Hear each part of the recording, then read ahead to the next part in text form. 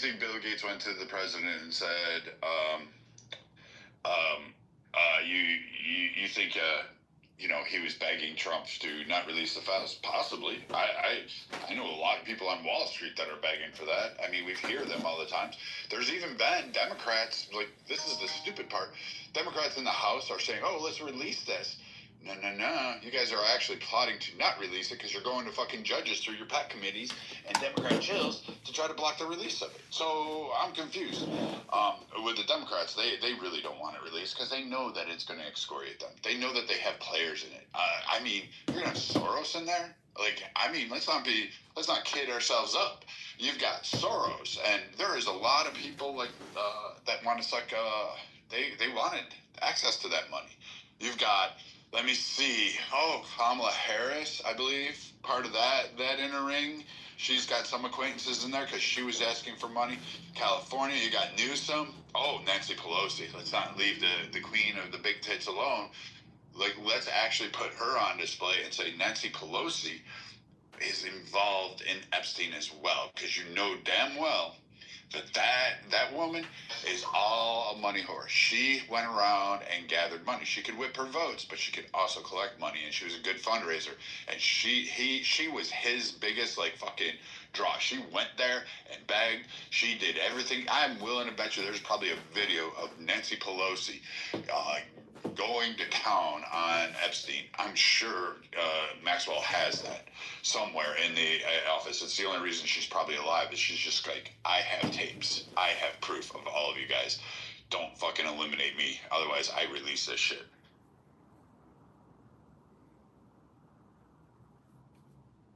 Can't they seize it from her? Can't they take it from her and kind of force her? I invited up the Simpson characters. I don't know who these guys are, so... Brad, you do know me. Oh, well, okay. Simpsons characters. Why are you guys Simpsons? Just go by your name. Are you kidding?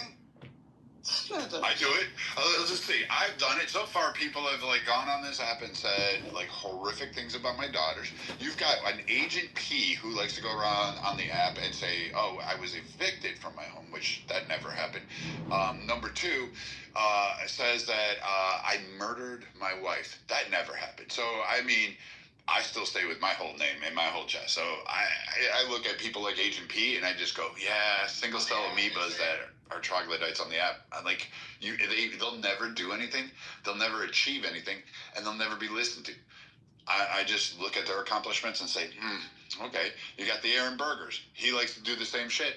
He's another piece of shit. He goes around by dark now, and he's trying to pretend he's an angel, but for the longest time, he was Jew, and he was, oh my God, anti-Israel. He was in every room trying to get, clip every conservative for being or anti-Semitic, including this room. He was known to do that to conservatives in this room.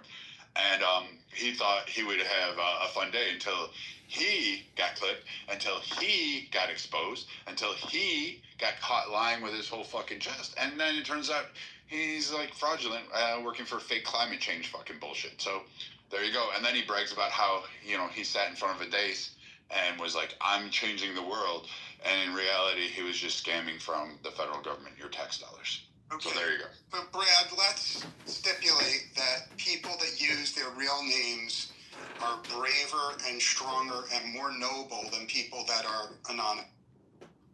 No, I don't say that. I just think that you should go through this world and stand with your name on it and be proud of who you are. You'll make mistakes. You'll fall. You'll have all families, all names rise and fall in this world. It's up to you to end it on a high note, and all of your mistakes are just badges of honor to carry with you.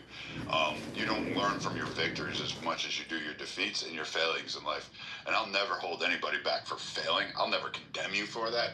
But I will sit there and slap that hypocrisy label on you, and I will smack you like the little bitch boy you are if you try to come up and go to somebody or myself and say how great you are in comparison, and then all of a sudden turn around and find out you're one of the fucking pieces of scum that we really don't try to be. We don't really want to emulate, but you turn out to be one of those freaking pieces of scum that I hate.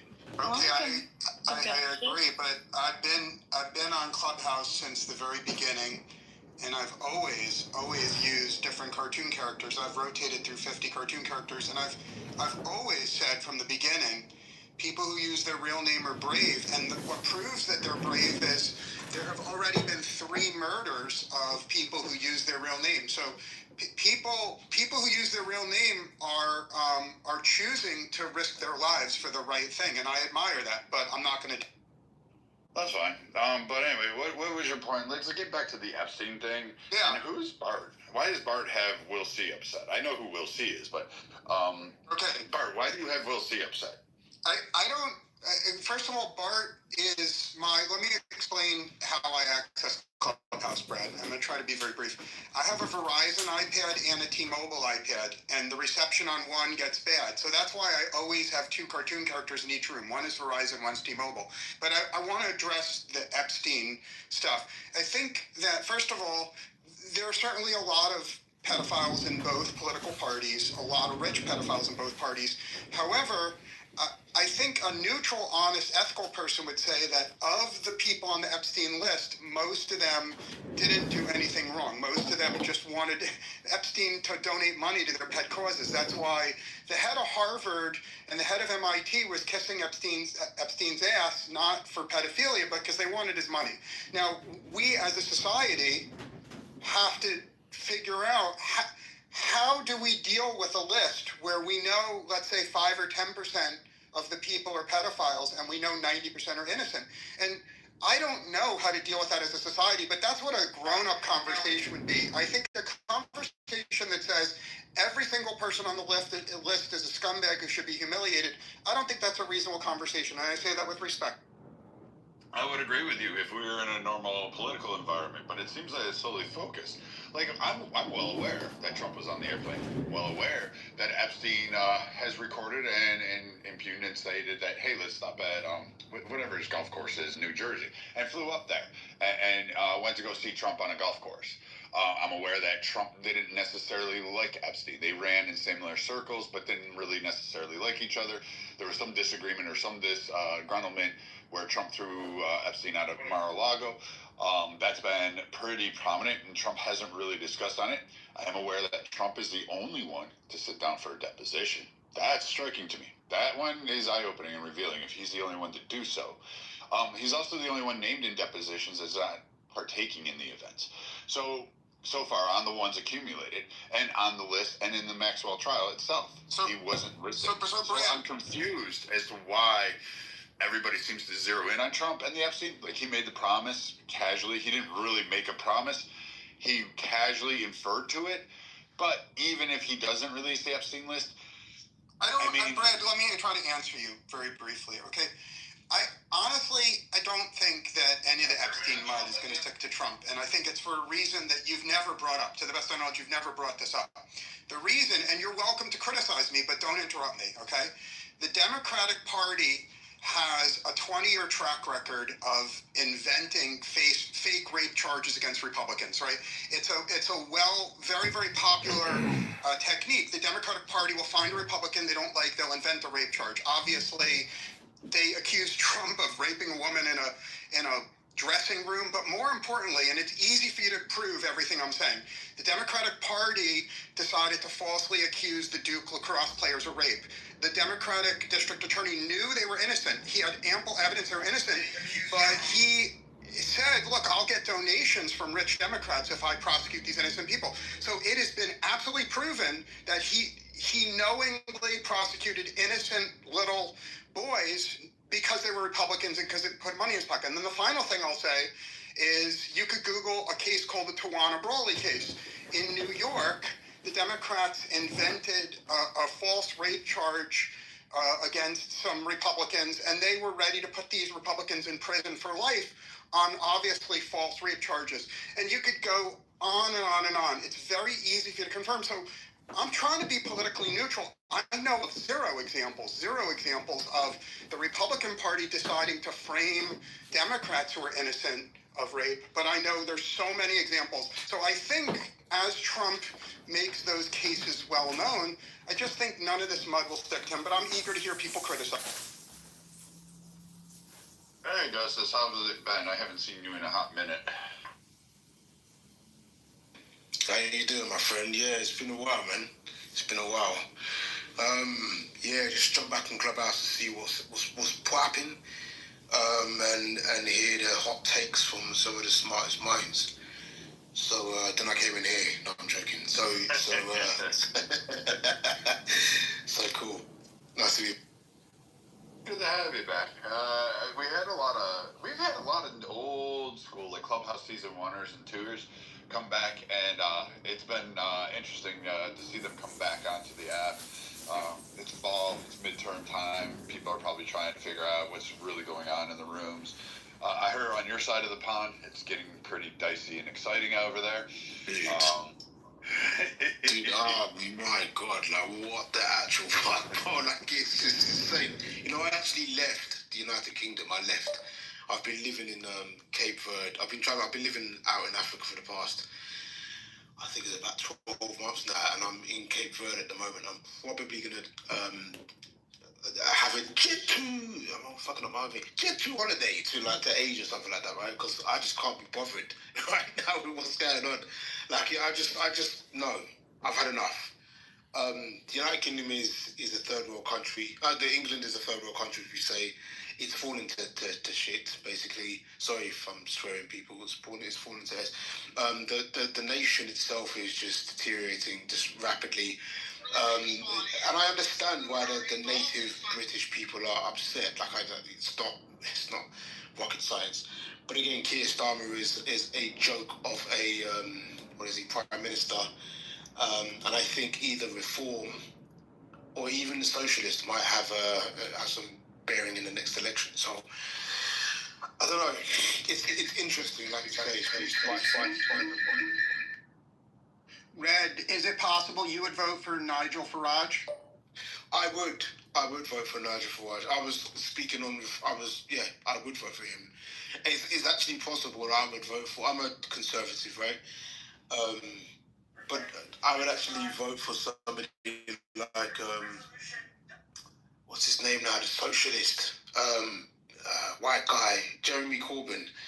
Do you know what I mean? Just as a fuck you to that. I mean, I know you're probably going to hate me for that. It is what it is. But, I mean, his policies do seem to be a lot more in line with actually helping the British people as opposed to just the corporate establishment or whoever, right? So, you know, and reform speaks for itself. I mean, reform are kind of like a British, they're like MAGA light. Do you know what I mean? It's like MAGA light, but I mean, it is what it is. So yeah, I would vote for either or at this point, because Keir Starmer, who we knew was and is one of these pedos, or at least associated with the whole pedo ring that happens, that has been around since the dawn of time, if you would. Mainly speaking about what's his name? Jim will fix it. You know what I'm talking about, guys. Do you know what I'm talking about? The guy who's close to the crown. Right. And his association with that whole thing. It's just giving the whole. I can go on and I can speak at length for some time. So I'm gonna cut it here. All I'm saying is, look, the country's gone to shit. I would vote for the Reform Party, because I think that they have the right idea. Back your nation, if anything. And I say that because that's how I would vote if I was, as a Nigerian man, if I was back in Nigeria, the country that wants to back, the party that wants to back its country, I'm going to vote for those people, especially when, you know, there's a shit ton of party. Anyway, I'm rambling, but yeah, you know what I'm going with that. I'm trying to temper myself. That's certain racist, but yeah, here's what it is. Well, sorry you guys are going through that. You know, we kind of have we're in the middle of ours, so you're at the beginning of yours, and we'll see how it goes. It looks like a lot of European nations are starting to go that way. Canada is in the midst. They're about to kick theirs off, so we'll see how that goes. Mexico is starting to realize that. So the U.S. is having a broader influence, and as more European countries start to get on board, it's going to start to spread a little bit more to a lot of other places that don't already have the similar kind of views that people are wanting, and that's their pride. But this is the thing, though, Brad, right? I think nationalism has been allowed to kind of resurface itself as a not as a tool to be weaponized by the left, as they like to employ it to kind of position people as racists. You're seeing the same kind of philosophy happening right now in Africa, right? So a lot of the European nations, I listen to some of the conservative speakers, and one of them a few years back, I forget his name now, he was saying that there's a kind of resurgence of conservatism, of conservative values, of nationalism, of national pride in one station, kind of sweeping through Europe. And I could see that, like, for crying out loud, we've just seen seven conservative politicians, they say, murdered, have been found dead in Germany. They're all right-wing. Like, what are we doing? We saw what was taking place in France again with the arrest of some of the, I think earlier on this year, maybe I'm getting it confused with another country. What I'm trying to say is there is this kind of right now to go back to war against Israel. They've been talking about it for days. Ooh. In Iran and Israel, they're about to go back out, and in Syria right now, they're about to go fight again. Come on, Iran have already, played out its hand. Oh, stop it. Stop living in a had the fantasy Houthis- world, they had the man. Houthis They in got the more ballistic missiles to give Israel Tel Aviv for. Okay, I'm gonna mute everybody for a second, guys. So AR's coming back up, but he was saying what I was trying to say is that I don't like Israel, but I'm originally from Lebanon. I live in America because my grandfather was killed by the PLO when they were in Lebanon. You got the mic, AR. Everybody be patient. He has been patient enough to speak. Please don't interrupt him. Go ahead. Thank you. Because I am an Arab nationalist, as I was raised to be, but don't. Prison time in another leaked call.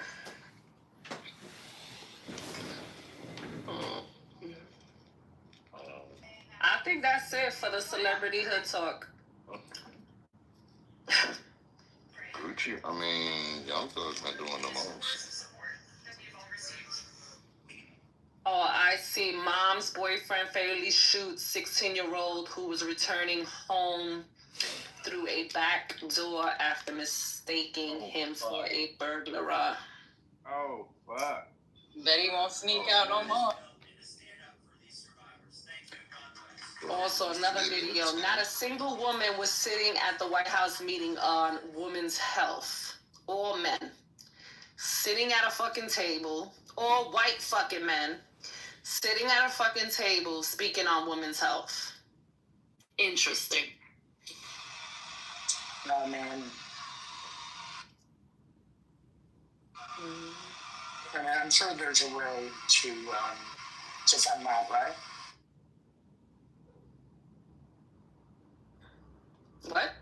I'm sure there's a way to defend it, right? Isn't there a MAGA explanation for that somewhere? Oh, we ran the magas off. You missed it. I pinged you in so you could see just dragging somebody, but you came too late. I just asked him a question. What was the question? If he was good.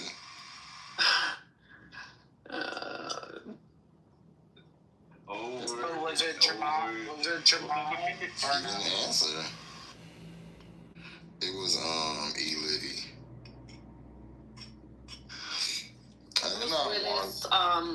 Bruce Willis, I guess, reacts to the trolls telling her why she no longer lives with Bruce Willis.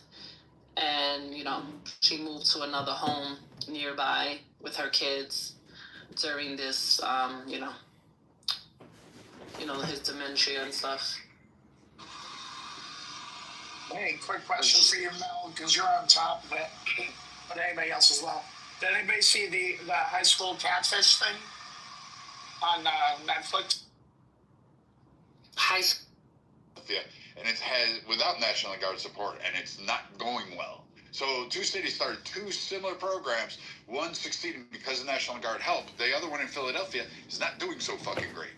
Now, granted, Philadelphia is a little bit bigger, but it's still not going great.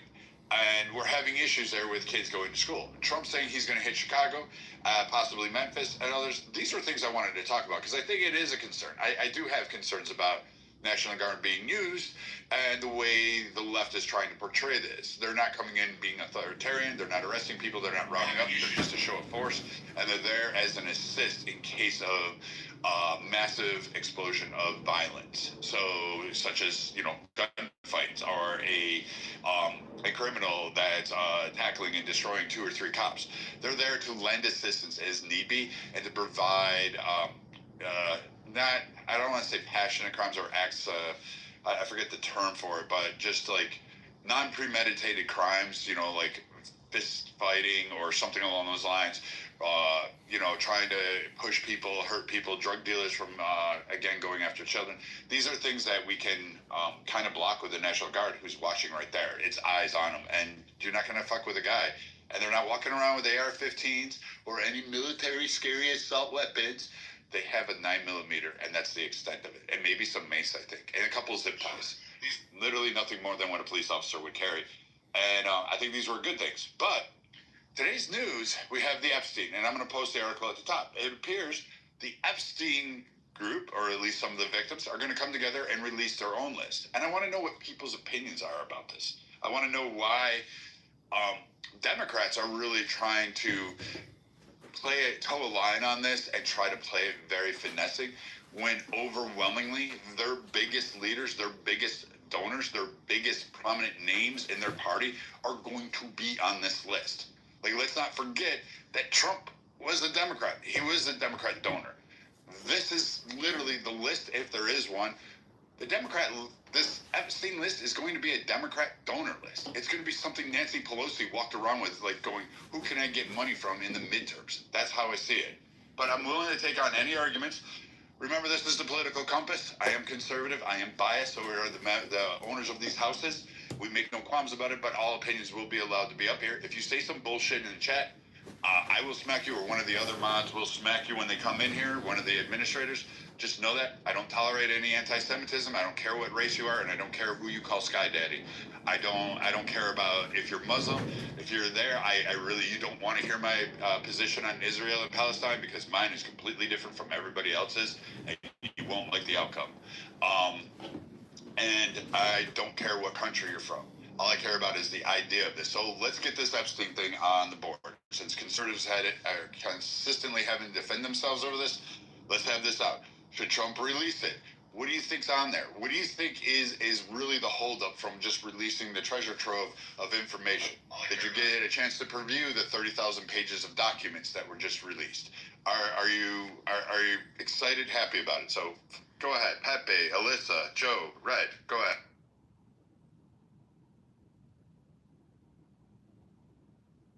Well, all I know is that it's so much more than they thought, that they have to go through many more. Was it Bush Moshe? I think.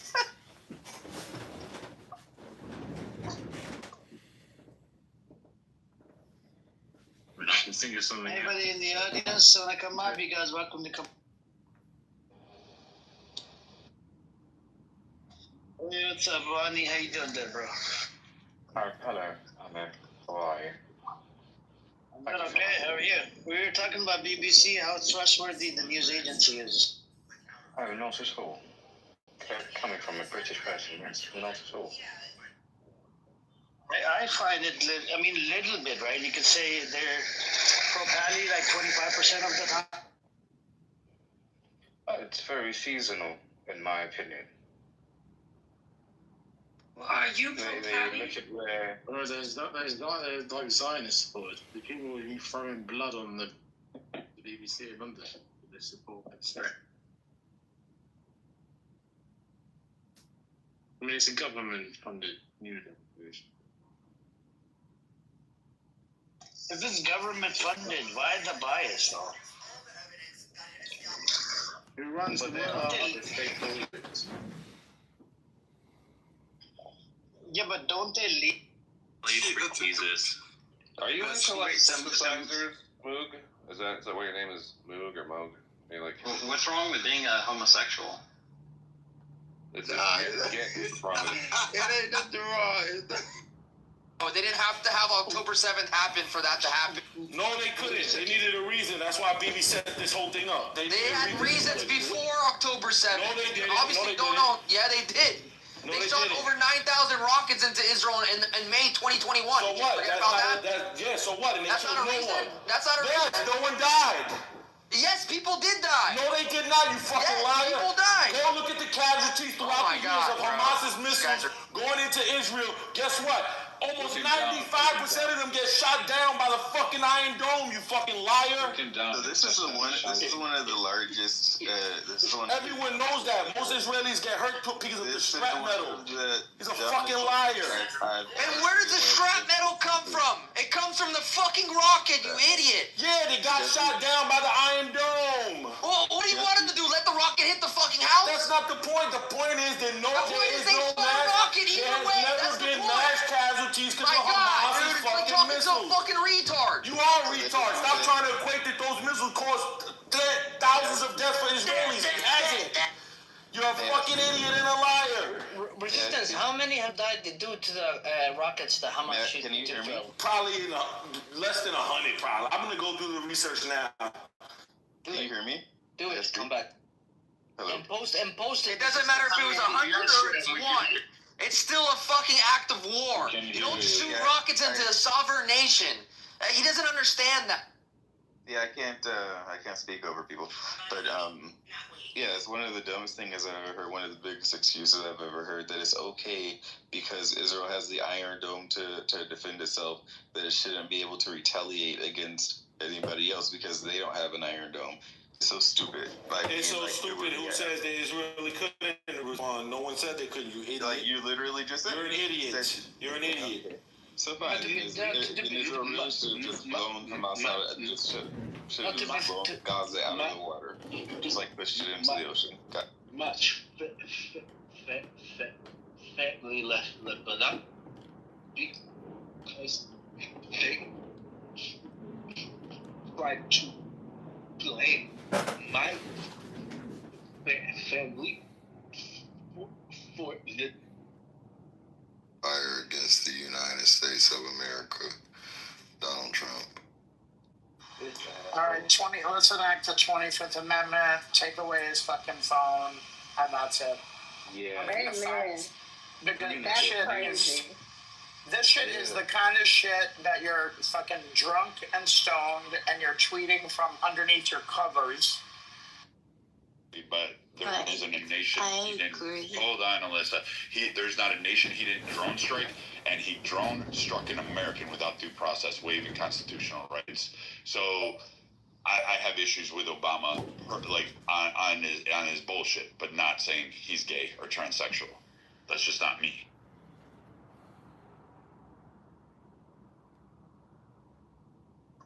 I think that's how Alyssa talks, just in her defense. He knows who I am. He's just coming out on the other side, revealing who he really is. And he played a different part. He played a different character when he came on. What different character? I'm the same guy. I call everybody a faggot till this day. Faggots, faggots, faggots. Yeah, you were pretty different when I met you 5 years ago. And What a different changed? stance, political. What changed? Why also focus on I don't want to change the subject. Okay, so let's do this. We're gonna stop this. Not on my stage. Guys can go have the backroom chat. I don't know, Ludwig. Maybe you forgot to bring home the groceries. Alyssa, maybe you just, I don't know, forgot to remember his birthday or fishing trip. I don't fucking know. But whatever the love quarrel is, go have it in another room, come back, and, No, I would rather slam my dick in between a door. Yeah, well, to each their own. But I don't want to have this kind of, like, crap on here, and I get bored with that stuff really easy. But let's go back to this Epstein thing. Is this what everybody wants to talk about? Because no one really wants to come on stage and really kind of add teeth to it. No one wants to have that deep dive discussion. So is that a negative, or, you can say you're concerned about pedophiles. You can say you're concerned about the kids. You can say a lot of things, but I'm just asking you to come up and offer your point of view, and I'll make sure everybody gets to hear it. Welcome, Durrett. Hey, Brad. How's everyone? Good. So this is just my wild supposition about how Trump did a 180 live in front of the press a few weeks ago about this issue, in the sense that he was promising it was going to be released, and so was his attorney general, and then when he was in front of the press, he tried to downplay it and redirect and all that, and then it became the big Democratic sticking point in the media for the next few weeks. And my wild supposition is this: they actually saw the meat of what was in there, and they realized that if this all truly saw the light of day in the fullest sense, that both parties are implicated, and it is such an existential threat to the existing order and all of the powers that be, that no Democrat or Republican would be ever elected again.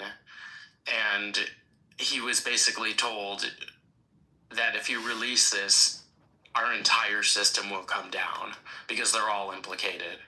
So I think he then had a choice. He could either do the misdirection and are you still talking about that loser kind of thing that Trump did in front of the press, or he could say, listen, it's a national security issue and we've made another decision not to release this information. I mean, the list. But the full meat of the list, and so I think he tried to do his little Trump shtick, and it sort of backfired at him for a couple weeks, but the public have short memories. The people will move on, and that's why I think they didn't release it. All right, welcome, First Lady, and thanks, Troy. So I do have a question, though. Here's my view. And for all those that don't know, First Lady does run the political correctness room. I encourage you to go in there. I'm going to give this caveat. It is not always political or the discussions. Sometimes it's just mind-numbingly you're banging your head against the wall. But she does try to keep it on point. She's probably one of the best mods in there next to Patty. So these two ladies, when they're teamed up together and they have a point they want to attack, it's going to be on that point. Everybody else, I would just take with a grain of salt. But listen to what these two ladies say. As far as your view on this, I look at it in the market sense. We are aware that Epstein played around in the markets significantly, particularly Wall Street, and particularly in foreign, like the Houston exchanges, the Japanese, the Asian markets. He was all over the place.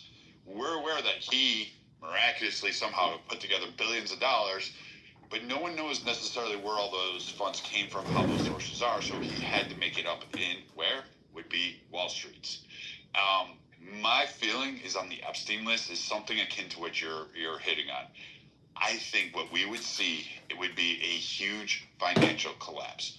Like, I think what we'd honestly find is that there's more money out there, probably hidden in accounts in Cayman or the Bermuda account papers and things along those lines. We'd find more of those. I think releasing this is an iceberg like that sunk the Titanic. And I think a lot of these hedge funders and financiers are sweating the most. And that's who's backing, like the Clintons. Clinton went to the island. He enjoyed having sex with underage kids. We're aware of that. Trump, so far, there hasn't been any indication. He's visited the island. He's been on the plane. Maybe, maybe not. I'm not saying that they didn't happen. It may have. Dershowitz, he visited the island. He was a lawyer. So, yeah, maybe there's some connection there. That should be concerning. The Prince Andrew of fucking England. We always knew about those, like, weak English princes. But, that's concerning as well. So, but I'm more concerned about the finance markets and the epic collapse it could unfold. Could you imagine Bank of America, Chase, Capital One, like all of those markets would just like gone right away without the leadership because those guys have been flown around. Could you imagine that? Brad, 2 days before this filth, Epstein got suicided, like I like to say it. It is like magically while he was locked up, like a trust was being put up, and to that trust, like 577 million was deposited. Right? How's it even fucking possible? Is that possible in the United States? While you're like locked up, you can put a trust up and deposit money. Not like $20 or something. $577 million. Yeah, I that is just. I mean. So I'll say this: like, the Epsteins of the world, they don't circulate with people like me or you or where is she? Even the most elegant first lady. We're not those people. We're not even on their list. You could think you're all that in a bag of chips. First lady's very attractive. Joe B's attractive. She may think she's prominent. She's not. She's not Epstein level prominent.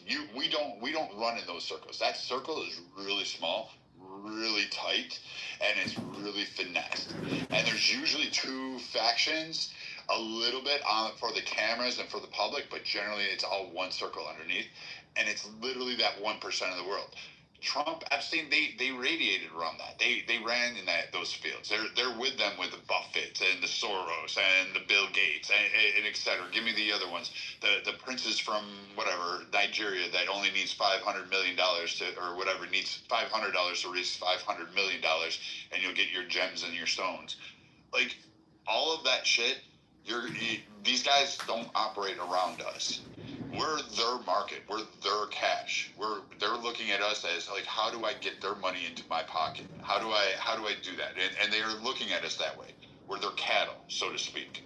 We fight their wars. We build their skyscrapers. We build their homes. We build the highways. We give them water. We fix their food. We clean their apartments, their homes. We make their cars. We do all that. They don't.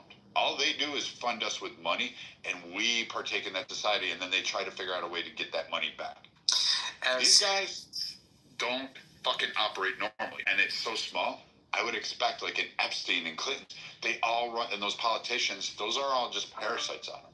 These guys are all the shakers and movers in the world. To be fair, I'm not throwing any conspiracy out there. They just are. Go ahead. I'm chomping at the bits to give two famous people quotes to illustrate your point that you just made.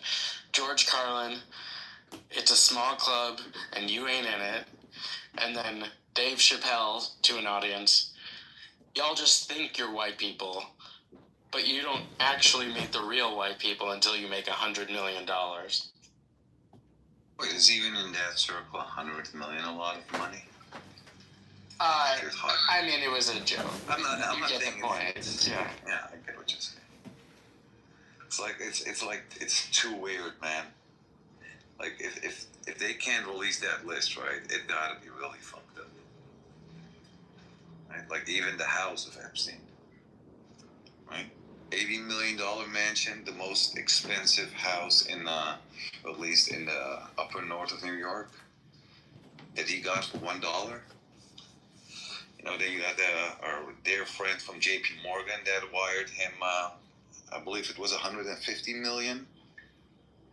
Like, what the fuck do you know that somebody's like, okay, here comes the money? Yeah, I mean, I don't understand. That is it's got to be super fucking dark, man. Darker than hell, if you ask me. If somebody's like, yeah, I'm gonna send you this money, right? And we're not talking about $50 or $100. I think it was $150 million.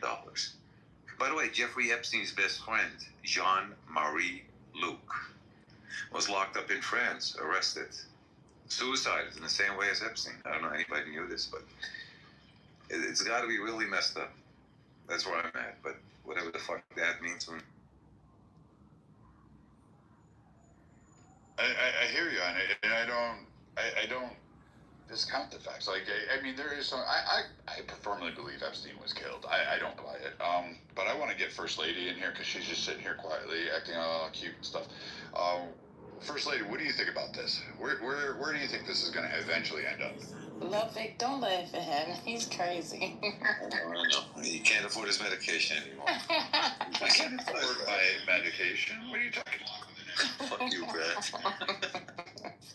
No, you know, Brad, I really and truly, I don't know. I just feel like, you know, I was listening to some of the ladies today and, you know, to hear that started when they were 14 and now they're this age. You know, I'm glad that they are getting the reprieve that they need. I'm just really afraid of what might come out. I don't know. I don't know. I just wish that maybe they could just pay the women. Like, did they ever get any payment from this, or like, is there a way to compensate them? I don't know. I don't. It's scary. It can go really bad. That's what I think. And you know me, I'm always trying to avoid conflict. So whatever leads us to peace is where I would like for us to be. I don't know that this is going to be that. I just wish they would never open this mess up. And what is the conversation about when they say Biden didn't do this and so on? I don't know, because I never really thought that it would ever come out, to be honest with you. So now that we're here and it's getting closer and closer and people keep pushing, I feel like they're just going to open up a can of worms that can't be closed. I agree with you. I think the more people that push this narrative and push, what you're not going to like this, and for the people on the left, and I know, lady, like primarily your room runs on the left, they should be very cautious about their Trump's the pedo, because it could come out. Trump may have like screwed an underage girl. Could have. He didn't do it in Epstein Island because he ain't been there. Like, at least that's so far. We learned that from the Maxwell files. We learned that later on, allegedly, or at least documented and under deposition and all these things. And Maxwell said under oath, in order to be transferred, and all of these things that she has in motion to be kept alive, she said that Trump's not partook in any of those events, and that wasn't at Epstein Island. So if Trump's not been there, and he's only been on the plane a couple of times, there's a possibility he could have done something. Probably, maybe, I don't know. But I'm saying there's a lot more likely when you have like Michael Jackson's name up in there, when you have Bill Clinton's name, and you have, the Juanita Broderick story that still won't go away because she still didn't get satisfaction. That's coming out. So I'm saying that Democrats should really be kind of like stopping the ants, because that's going to affect a lot of their donor base. Like Schiff's name's up in there, that circle. Like he was brought up in there. A lot of Californians, in the Pelosi, she's going to be thrown in there. Probably her husband. That name's going to probably drop. I mean, these are players. Like, that market's going to swirl around it, and that's going to be their lasting legacy. And the more you hope for it, which I'm all for, let's see it, but you may not like the results. That rubber band has a way of springing back on you. But you saying the Democrats, but the Republicans are the one that's pushing for it. Marjorie, she was right up front. Today, she was right at the press conference. She was smiling and everything. She had a cute little outfit on. So the Republicans are pushing just as hard as the Dems are pushing for this. Yeah, MAGA's been pushing for this for a while because they believe it pretty much destroys the DNC, which I would say it is an agreement. Like, even the photos with Trump and Epstein, you look at the dates, yeah, he's going to be around Epstein because, again, those were donor events, donor organizations, donor parties. You see a whole lot of people there that are donating money for the DNC. Those are fundraising dinners. So, yes, Trump's going to be in the vicinity of Epstein, and because those were donor lists. But what I'm saying is, like, Marjorie Taylor Greene, I really wish we could get rid of the AOCs and MGTs. Or MTGs, I don't know, whatever, bunch of bad built bodies they have. I wish we could just get past them and actually just prosecute who we need to.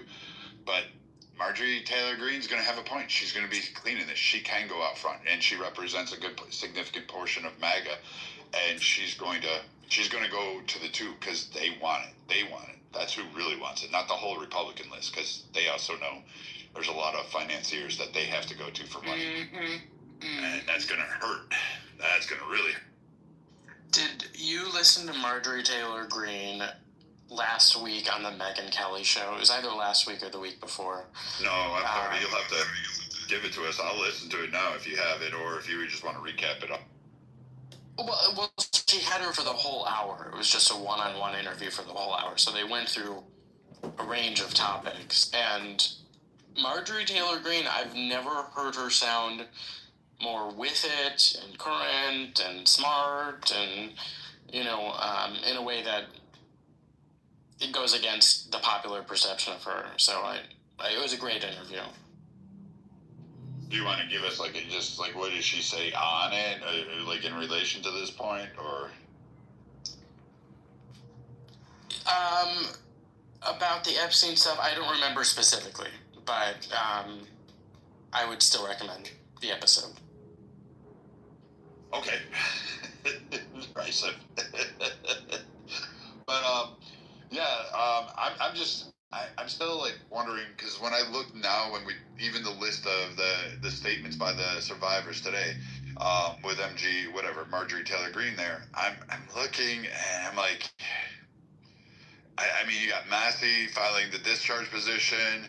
Rokana wants to vote to compel the Justice Department to release all of them. But when you go to look at some of the antics by Democrat PAC committees, you see, First Lady and Derisive, you see some actions that I don't know. Why are you going to judges to try to block releases? I don't. You're saying you want this, but then there seems to be dueling fights within both parties. And apparently one lower-tiered ranking side, I would say Marjorie Taylor Greene's and Massey's, who aren't normally at the leadership tables, they're fighting for something. And the upper tier is saying, shut the fuck up, sit down. You don't understand how much this will financially ruin or impact us directly, and how many people are actually going to be caught up in this. It's going to be the movers and shakers. It's going to be Hollywood, and it's going to be kings and queens of other countries and parliaments of other countries, that are going to be involved in this. And that's what I honestly think.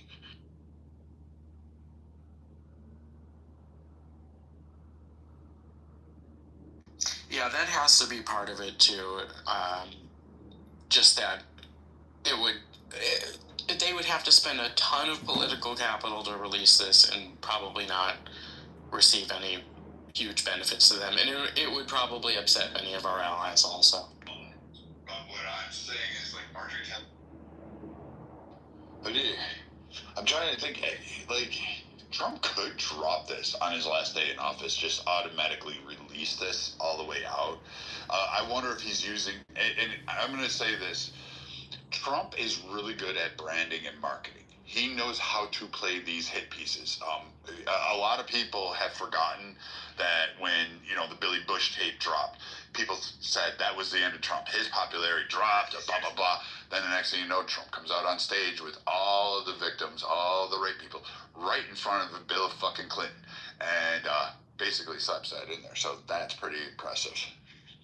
I mean, I don't know. I'm looking at this and going, is Trump using this to gain leverage over the midterms and to use it as a political capital tool and trying to draw it out so that he can hurt certain Democrats? Or is he trying to draw it out to hurt for the 2028 election to make sure that who he picks is the successor, and he drops that bombshell onto whoever? So someone like Newsom or somebody who may be involved could end up, in a lot of trouble. I don't know.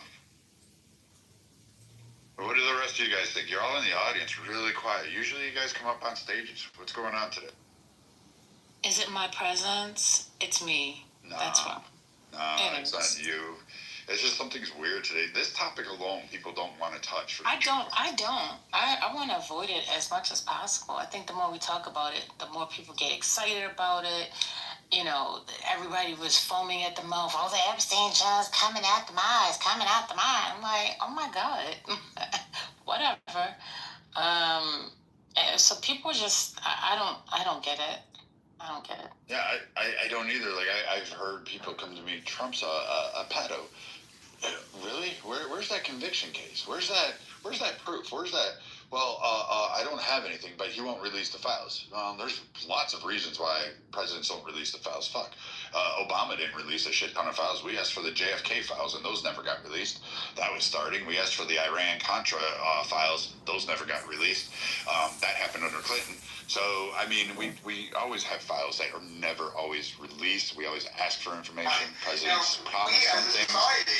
partially deliver, most of the time don't deliver, and we're stuck holding the bag, and then we just move on to the next big shiny thing. I don't know. This one seems to be plaguing Trump a little bit, but I think it's also due to his own action, and part of me really wants to think he's using it as a marketing tool. It just screams of that from his prior antics, lady. Oh, that's the scary part. I'm like, well, why would you even do this? Why would you play around like that? Now, I don't know. Do you think that the previous presidents actually saw the files? Like, they really know what's in it? Like, the names and everything? You think that? I think some of them know who's, like, here's what I think. I don't think there's an actual list. Well, there may be a list. There's at least incriminating evidence out there. There's something out there. Otherwise, Maxwell would be dead. Like, let's call it for what it is. She would have been killed. I don't believe Epstein hung himself with a sheet.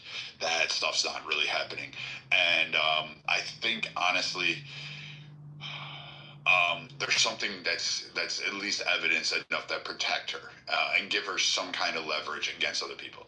I also think, in terms of it, I think some of the events and some of the parties are much like a P. Diddy party. A lot of people that were there, they got oiled up, they saw who was around, and just like when P. Diddy went to trial, a lot of people out in P. Diddy's orbit and network got fucking nervous, and they continued to get nervous, and they acted nervous, and they weren't necessarily, clean cut, and they're like, oh my God, I did this. And they started running. They deleted their social media. They did all sorts of weird things. I think the same thing. A lot of people know who was there at certain parties. I mean, who's not going to remember? Like, I'm going to be honest. Like, someone's going to remember having like some kind of orgy with Bill Clinton. I'm just saying, there's going to be people there. You know what I mean? There was a young lady today at a press conference saying that she went on a trip to Africa. I didn't hear you, hon. What was that? Sorry, I'm not with you today. There was a lady at a press conference today saying that she went to Africa on a trip to Africa with Bill Clinton. The lady, you mean one of the speakers? They're Yes. going to release. Yeah, they're going to release their list. Marjorie Taylor Greene's going to do it, and Massey is filing a right to petition. So there's a couple things going on in terms of the Epstein file. It's just, with all the shit in the world, I'm with First Lady on this. Wherever she went, she disappeared. I'm with her on this one. Like, it's not my big, like, it's an issue. I definitely would like the people prosecuted, but they're going to escape justice. Again, we don't hobnob with it, and we're asking the people who make the rules, who broke the rules, to somehow be accountable to the rules. Just doesn't seem to ever work out well for us. So I'm less than hopeful. So Epstein hasn't consumed me like it has others, but apparently there's going to be some headway. Marjorie Taylor Greene is taking up the fight, and she's got a vocal piece, and she'll be on every news network screaming about it. So my personal belief is that woman doesn't do anything without Donald Trump's say-so. I honestly believe Trump's using this as a marketing tool. That's where it comes down to. I don't think he's actually anything what the left is ascribing him to be and putting out in the narratives. I think he is quite basically playing bait and switch, and he's going to like reveal something, and he's going to be like, told you. Yeah, he flew to me. Yeah, I flew on his plane. He flew on mine a couple times, but nothing bad happened. Here are my witnesses. Here's the evidence. And oh, by the way, here's a list of all the people that were raping little kids. And he's going to just throw it out there, and it's all going to be Democrat financiers, and it's going to be that shit show. Brad, you're 100% correct, and I predict in probably 5 hours, maybe 24 hours, Adam Shifty Schiff and others will say, Donald Trump's administration violated a court order and released the files. They weren't supposed to release the files. This is breaking the law. And they'll say that. It's like, well, didn't you say you wanted the files released, and what was Trump hiding? And now that he released them to Congress, and Congress released them, now you're mad? Like, it's the most genius play because Congress released them, right? And DOJ just complied with what Congress asked. So I think more will come out, and it'll be like, oh shit, because Dems probably thought, Trump can't release it because DOJ is courts and the judiciary is stopping them from releasing it, so therefore we can keep tying it to him and we can win the midterms. And now Trump is like, hey, we're releasing it to Congress, they're going to release it, and they're like, oh shit. Yeah, I don't know. Like again, I've just seen Trump do stupid things like this. Well, it's not stupid because he's actually a genius. I've just seen him dangle like a lure in front of people, and people like bid on that really hard, and then he's marketing. Like the motherfucker got shot and still had the wherewithal to put his fist in the air. I mean, you can't, like, that's going to be iconic. Literally, there's going to be a statue. I promise you this. There is going to be a statue someday of Donald Trump, or there's going to be a coin, or there's going to be something. And it's going to be Donald Trump with the Secret Service grabbing at him and him holding his fist in the air. And there is going to be something said, because that image was super powerful. It cemented his legacy for all time. This, again, like the man is just, it just seems he does these things and he just lets them nibble, and then when they swallow the hook, he just like goes, let me show you how you got caught. And then he lays it out there. And he's done this too many times. I just don't get it. Like his immunity clause, no one would have thought he got that passed, but he did. So, what else you got?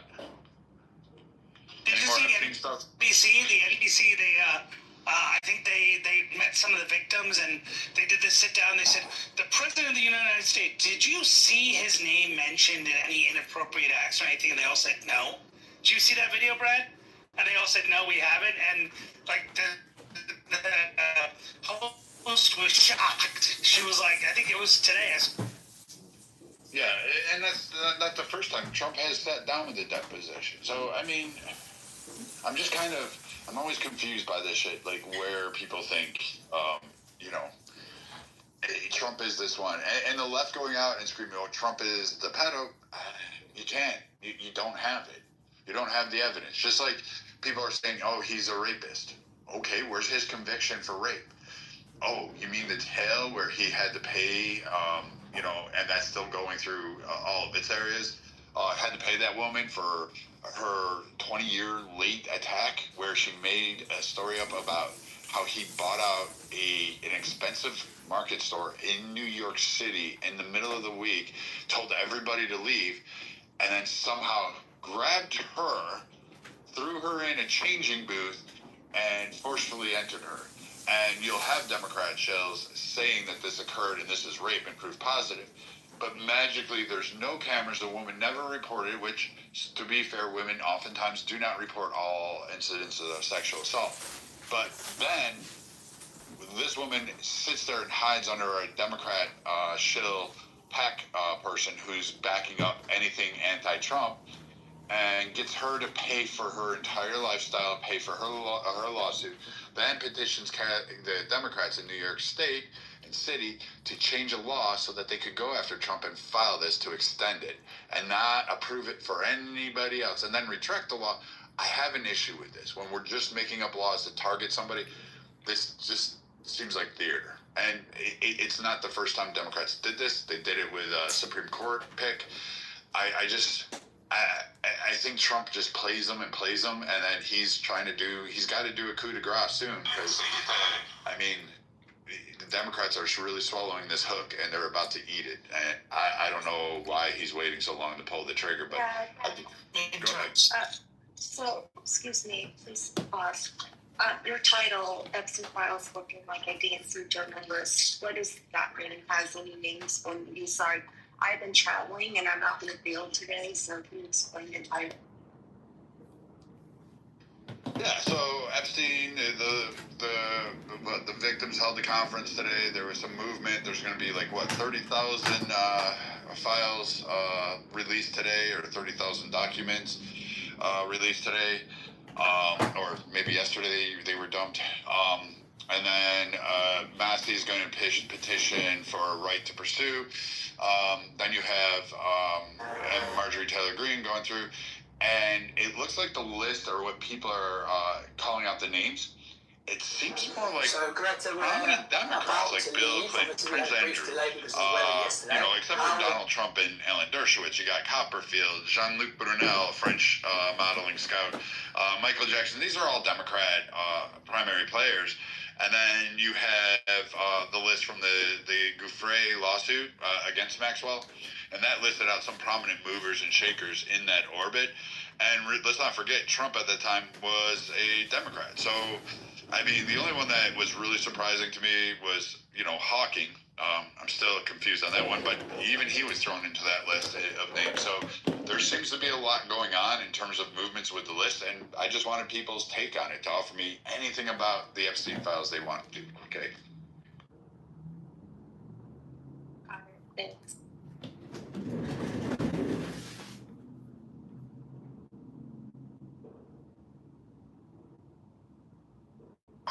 Now, we as a society. Do you think any sitting members of Congress are going to be named in those? I think Nadler's on it. Well, also you did have one that Nadler was going to become under scrutiny, and then us as a society and public is going to have to say what would be deemed okay to be associated with him or not, to include donations. Schumer received a lot of money from us, which I'm sure a lot of other sitting congressmen have as well. So are we going to then get the guilty by accepting donation Epstein to be an issue or not, so to speak? Medical misinformation, even if it's true. So. Oh, come on up, Moose. I know you have something to say. Who's A. Solomon? And S is back. Alyssa's back. Ludwig. Oh, Patricia's here too. It's all good. Everybody's coming out. This is about time. Hello, Mr. Broad. Hello. What do you think about all this? I think, forgive my English first, but I think it is not blue or red case. It's a whole nation case, and it's related to JFK assassination and what comes out after this assassination. The whole United States of America came under a gang rule from the White House, take its independence into a very, very, very bad passage. You are now just discussing the results of this, the status of, you can describe it at like a very long crisis. It's really hard to describe it by time, but you can take it by events. Year after year, the United States came under very tight control of a real gang, has its rule.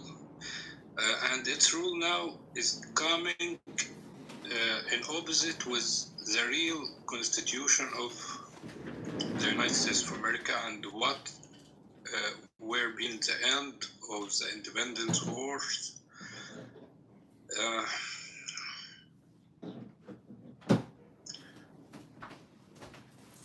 It's a very historical case because the United States of America, it's the states, many states were in a war for long years, and they has ended with a deal.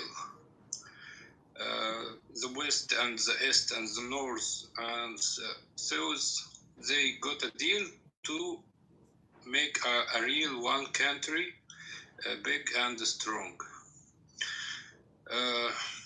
They got it. And so many presidents led this nation into a very, very good level of hegemony. They control themselves until they control the world. But in this very turning point in the history of America, after reaching a very high historical imperial,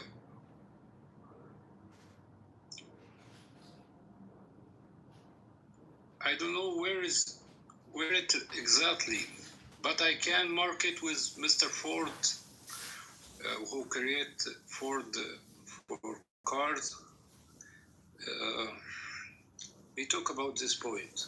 When they control the press, control the police, control the foreign affairs, control everything.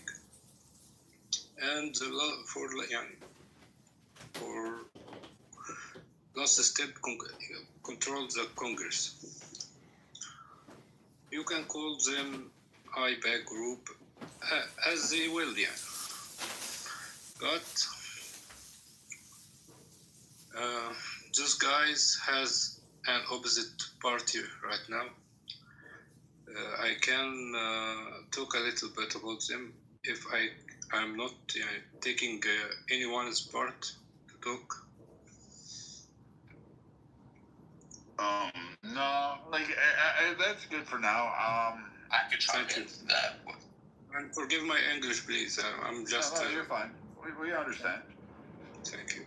No problem. Go ahead, mister.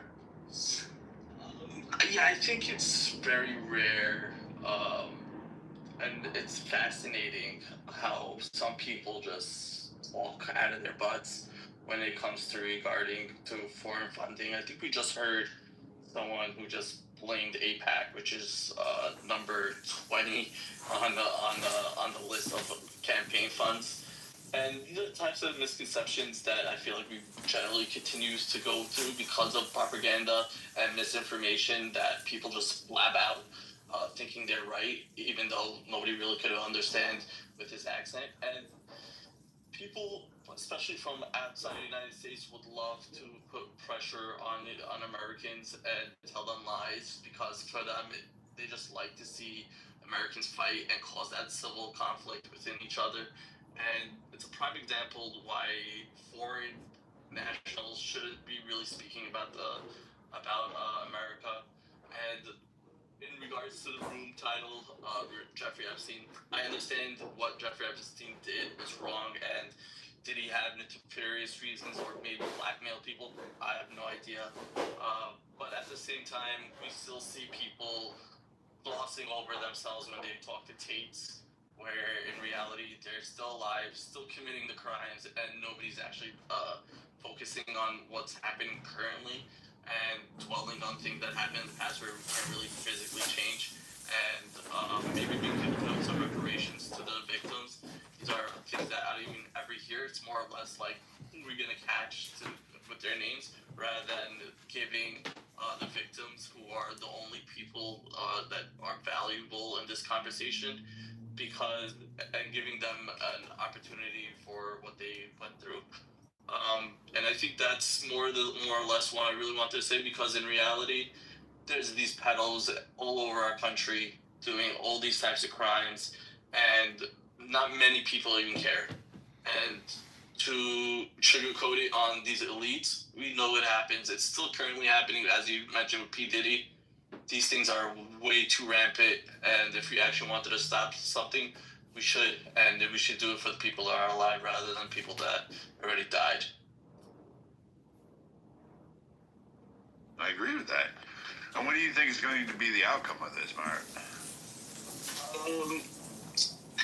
I think it's a witch hunt. I think both parties are going to weaponize it, even though all elites are going to be on this list.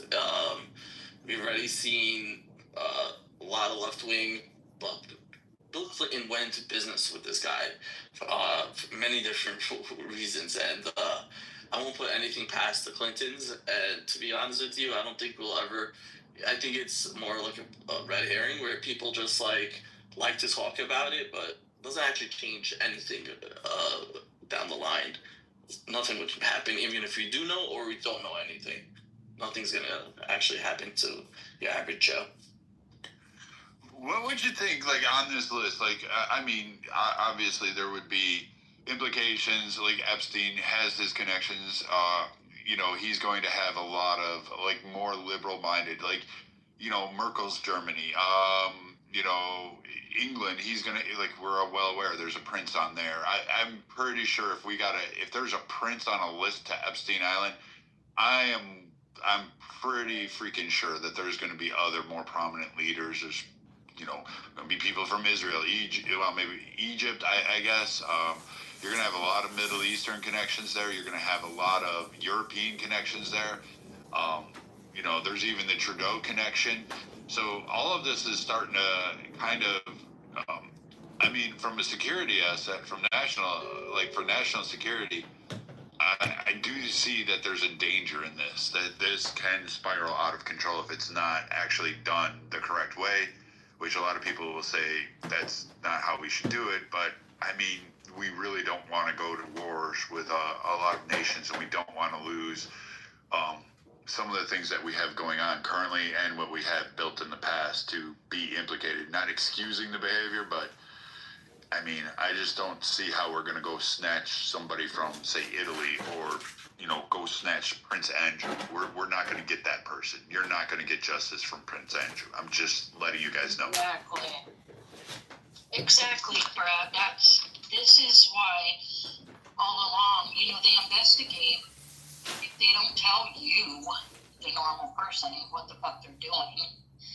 But, I mean, how far can they really go up to all of these high-profile individuals, right? And heads of states. I mean, it's just wild. It really is.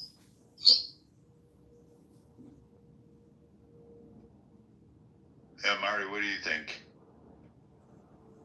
I wouldn't give up the intel. In reality, if I have something like Prince Andrew, I'll go to them and be like, I'll expose it, and I'll get something out of it if I'm in the United States and have that information. That's my personal. I'm more interested in who's not on that list. Who knew to stay the hell away, and not because they knew, because they're not sick like the people on the list, but more like, I know what's going on. That's more interesting to me than anything else, because yeah, there is Ehud Barak, Israeli Prime Minister, is on that list. Things like that, like especially when I hear, Israeli Mossad, it doesn't make sense. Israeli politicians and government wouldn't be openly with the person if they knew he was a spy that's collecting info and gonna eventually blackmail, which we all think end up happening with this list. So I'm more interested in who's not on the list, who knew what was going on and didn't say anything, because there's no way Russia's KGB isn't sensing that something's weird happening with all these world leaders with this one particular person. And that's more, I feel like more agencies knew what was going on and probably weaponized it for themselves too. So it could be used as a security asset going forward to leverage potential political partnerships or use of threat.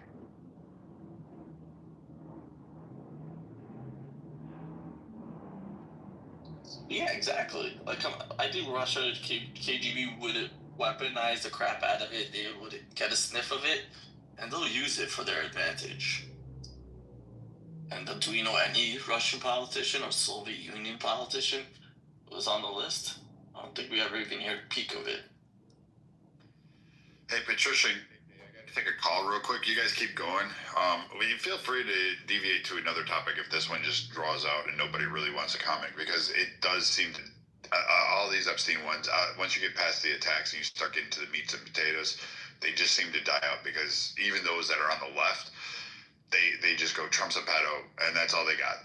He won't release the Epstein, so that automatically makes him a pedo, which when you start diving into the facts and start naming the people on it, then all of a sudden they don't want to talk about it, and that becomes an issue. Let me take this call real quick, and I'll be back in like 5. Okay. Anybody new on stage that wants to talk about this subject? that has not spoken yet? I believe that's Tacitus or Michael or DJ Fridays. I guess I could speak about it. I feel like there's a lot of assumptions where people just come to the conclusion that there was a giant ring. I mean, there were 3 people, I think, who Jeffrey Epstein abused, right? Who testified against him in Congress. I hear people say things like thousands of people. It's like the biggest ring ever. That's just a lie, you know? I would be interested if there's like real evidence of that, then I would be interested in it.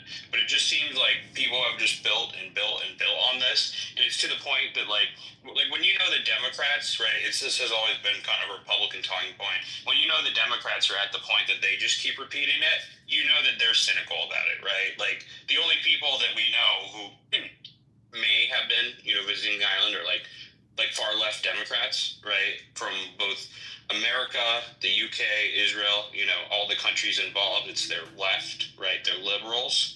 So if there's anybody that's involved, right, it would be the Democrat Party for sure, right? But they're out there saying release everything. Makes you think that, oh, okay, they're just calling us retarded, you know, like, and just like throwing it back at us, you know. That's what I think, but you know. Yeah. It's kind of like a cyclical pattern that doesn't make sense, and that's why it's confusing to the public. So, you know, we have the alleged Epstein survivors. They had a big press conference today, and they urged Trump to release the names. But even though they say they already know the names, but won't tell us what the names are. So how does that make sense? And it's, yeah, also, sorry, I'll let you go next. But again, Michael, so why did they not do this 1 year ago, 2 years ago, 3 years ago, 4 years ago, right? It doesn't make sense. Go. Yeah, I was just going to agree with you. I mean, of course, like, you know, just like you're saying, now, quote unquote, the Democrats pushing for it, right? The Democrats are saying release it. When they were in power, you know, couldn't release it. Or they didn't release it, right? They didn't talk about it, which again, you know, adds more of like, oh, okay, if the Democrats were the ones who had something to do with it and now they want you to release it, okay, you know, it happened under Obama, right? So like, it's like, how if there is a list, like, has it been messed with? You know, like what's going on now? You know, it just seems like so out of the world. You know what I mean?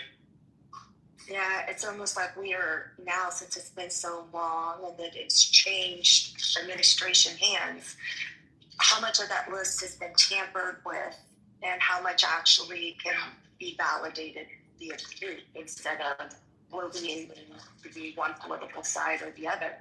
I think, it's just my personal opinion, I think they're on both sides of the aisle that will be attached in some way, shape, or form with this.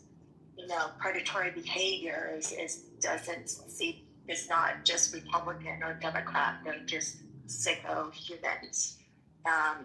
What I worry about is that there won't be two things. They'll be weaponized in a way that any just guilty by association related to being in the exact same room with that person will be used as a narrative to demean people or to minimize their actual character or that capacity. All right, so we have to be careful of that. And the flip side of it is that we actually minimize or also forget the potential national security assets that are attached to this, that if exposed would be a detriment to our overall agenda on our 3-letter agency side. For those thinking that a 3-letter agency is not attached or known to this past years would be silly to even think that. Of course they are.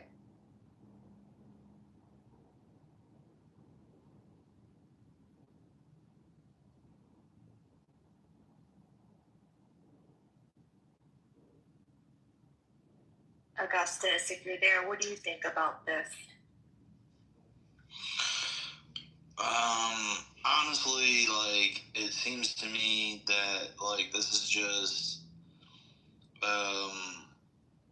basically like a way to undermine the administration and create like a firestorm in the media.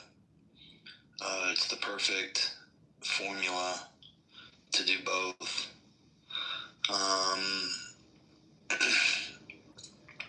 I really don't think that it's important to getting shit done, you know? If you want to go after sex rings, go after the cartels. You know?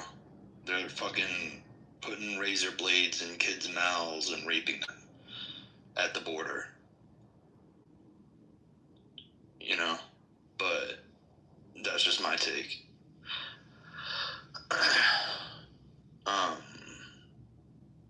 I think that like the administration pretty much has got themselves into quite a pickle with this. I think that a lot of it's bullshit, and that there's nothing really that we're gonna do or see that's gonna change anything. You know, it's like, how does this stop big pharma? How does this stop big food? How does this stop big ag? How does this stop big tech from slowly but surely and systematically stripping you of your rights, stripping you of your livelihood, stripping you of your health, stripping you of your dignity?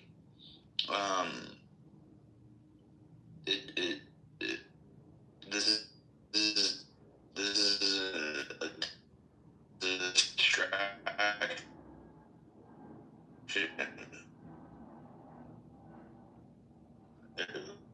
Big distraction, in my opinion. A lot. And there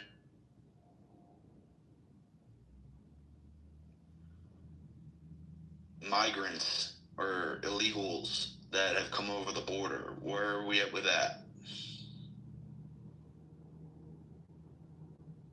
Well, I don't know the latest figure, but the last that I saw, they were able to, the current administration was able to locate, I think, close to 1,000 children that have been brought into the U.S., not separated from their biological families. So I think they are trying to make headway, but you make a very good point. Like, what good would this come out of it other than just the obvious per se?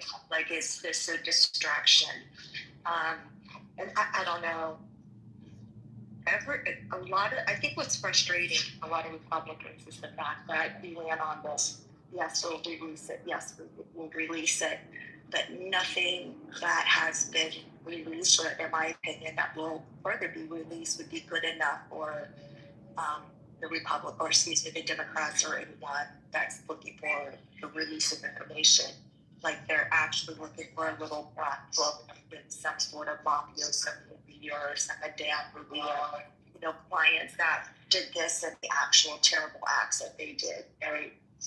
I don't know that it could exist. Maybe it could not exist, but I think that you make a. Go ahead, Michael. Sorry, I didn't mean to interrupt. I think you make a really good point. I also, though, I would just say that I didn't vote for Trump over the Epstein list. I voted for Trump because I wanted to close the border, and deport people and, fix things that Biden had done, right? And Trump's doing those things, right? He's doing all the things he promised. Think about the Epstein list. Yesterday they released the subpoena documents from the grand jury or whatever, from something, right? So they released all the court documents that they have, which normally they don't do that. But the reality is the court documents are not going to say what everybody is talking about right now. The court documents is just going to talk about whether or not these people who, it's focused on the victims, right, as all court documents are. I think that there are probably some public people named on planes, right, but it doesn't necessarily, unless I'm wrong, I doubt that the documents necessarily incriminate those people, right, and they're probably not out there, right, at least in like the court, right. What I'm trying to say is I don't see, like, from like, you know, the Republican perspective, if there is a list, you know, and it's hidden, we're not going to get it from the court documents, right? If there isn't a list, then we'll never get it, and nobody will be happy, right? So there's no way to win, right? Yeah. But what's most important is Trump is delivering on the things that he said he would deliver on, right? And people were saying, but the Epstein list, like, well, Trump ran on XYZ. He ran on closing the border, which he closed day one. You know, he ran on his big, beautiful bill, which he passed, right? And he ran on, like, you know, restoring freedom to Europe and other things, right? And, you know, getting out of wars, which he's already ended 7 wars, by the way, you know, so that's just my, I really like Trump, but that's my opinion. Well, also, Michael, if you think about what the Epstein list is like, okay, we put a label on what a lot of people actually voted for was just overall better transparency from our 3-letter agencies, right? I think the Epstein list kind of just holds that labeling to ensure, you know, the people are reminded that the government works for us and safety and protect us. It's not going to be weaponized and used against us or weaponized or used to protect other people. So when Trump was running on that, at least that's what we were saying, what we wanted to hear is like a just transparency. Again, why weren't these today 33,000 pages of that part of that file released? Well, why wasn't that released a year ago, 2 years ago, 3 years ago, 4 years ago? They could have. Obviously, they could have, but they didn't. And then someone added in the chat, did anyone mention the victims here? They'll release the names themselves. Yes, we said that. We talked about that early, Dottie. So this is the confusing part. Why would they have, why would the Epstein survivors do a press conference asking for the names to be released by the president when they already have the names of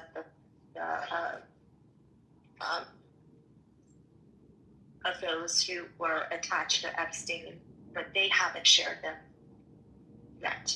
That doesn't make any sense to me. It's kind of like a cyclical pattern. So yeah, we did talk about that earlier. Let's go ahead, Anthony. I saw that you wanted to join the conversation. AKK, I hope all is well. Brad, I hope all is well. Thank you for inviting me to the stage. I'm gonna be honest with you guys. Like, I'm tired of the Epstein files. I'm tired of this Epstein nonsense. I think it's a useless conversation. I'm happy to have any conversation. I'm not above, any conversation, but it's like, I think it's a distraction. And, it's like Ghislaine, she could obviously shed a lot of light, but, she's already compromised. So it's like, to actually get to the honest to goodness truth, I don't see it happening. I think that a lot of the players, they're not as influential as they were. It is what it is. That's my take on this whole Epstein nonsense. Could you accept that the Epstein stuff is nonsense, but it's helpful for American politics to have all the idiots in America distracted for the next year on the Epstein stuff might actually be good? Well, it kind of depends, man. I think that, right now, Trump is using shorthand to get through his policies. It's unfortunate. He's got to use the executive order, sleight of hand, shorthand, whatever you want to call it, but if we could get some traction in the midterms and we could actually, really institute some stuff, that would be great. But I think that we're going to feel a period of pain on the way to things getting better. And I think people are going to equate that pain with Trump. And I think the Democrats are going to get a toehold in the midterm elections. I think you should consider the possibility that the discussion of the Epstein stuff is crowding out something that could be really destructive. So what I see is there's a bunch of idiots that want to be angry about something, that want to protest something, and it's almost like the Epstein stuff, it's a very safe distraction because let's put it this way, like, no matter how angry people are about Epstein, it's not going to cause the deportations to slow down, right? And no matter how angry they are about Epstein, it's not going to cause a slowdown in the things that really matter. So I could almost say that it's helpful. It's just helpful for our society to have something that doesn't mean anything. It doesn't matter, to distract the idiots. Well, what's really important in our society is able to happen without interruption. And I'm eager to hear Chris. I hope you're right, boy. Well, hold on just a second, and I'll let you guys have it. What's interesting is, like, okay, we're holding on to it. It's the fact that, and I think the fact that the Democrats are holding on to this so hard is because what else do they have, right? What else do they have? So they're like, oh, this is a salacious topic. They haven't done exactly what Trump said we would do. They've done a bit of it, but not all of it. So then they're able to go back, see, you didn't uphold the reason why we voted for him. But again, if you would have brought up the fact that, okay, he's released more than the last administration before, but the Democrats are so silly that they're not even taking a proactive measure or actions to be able to combat anything that Trump has done.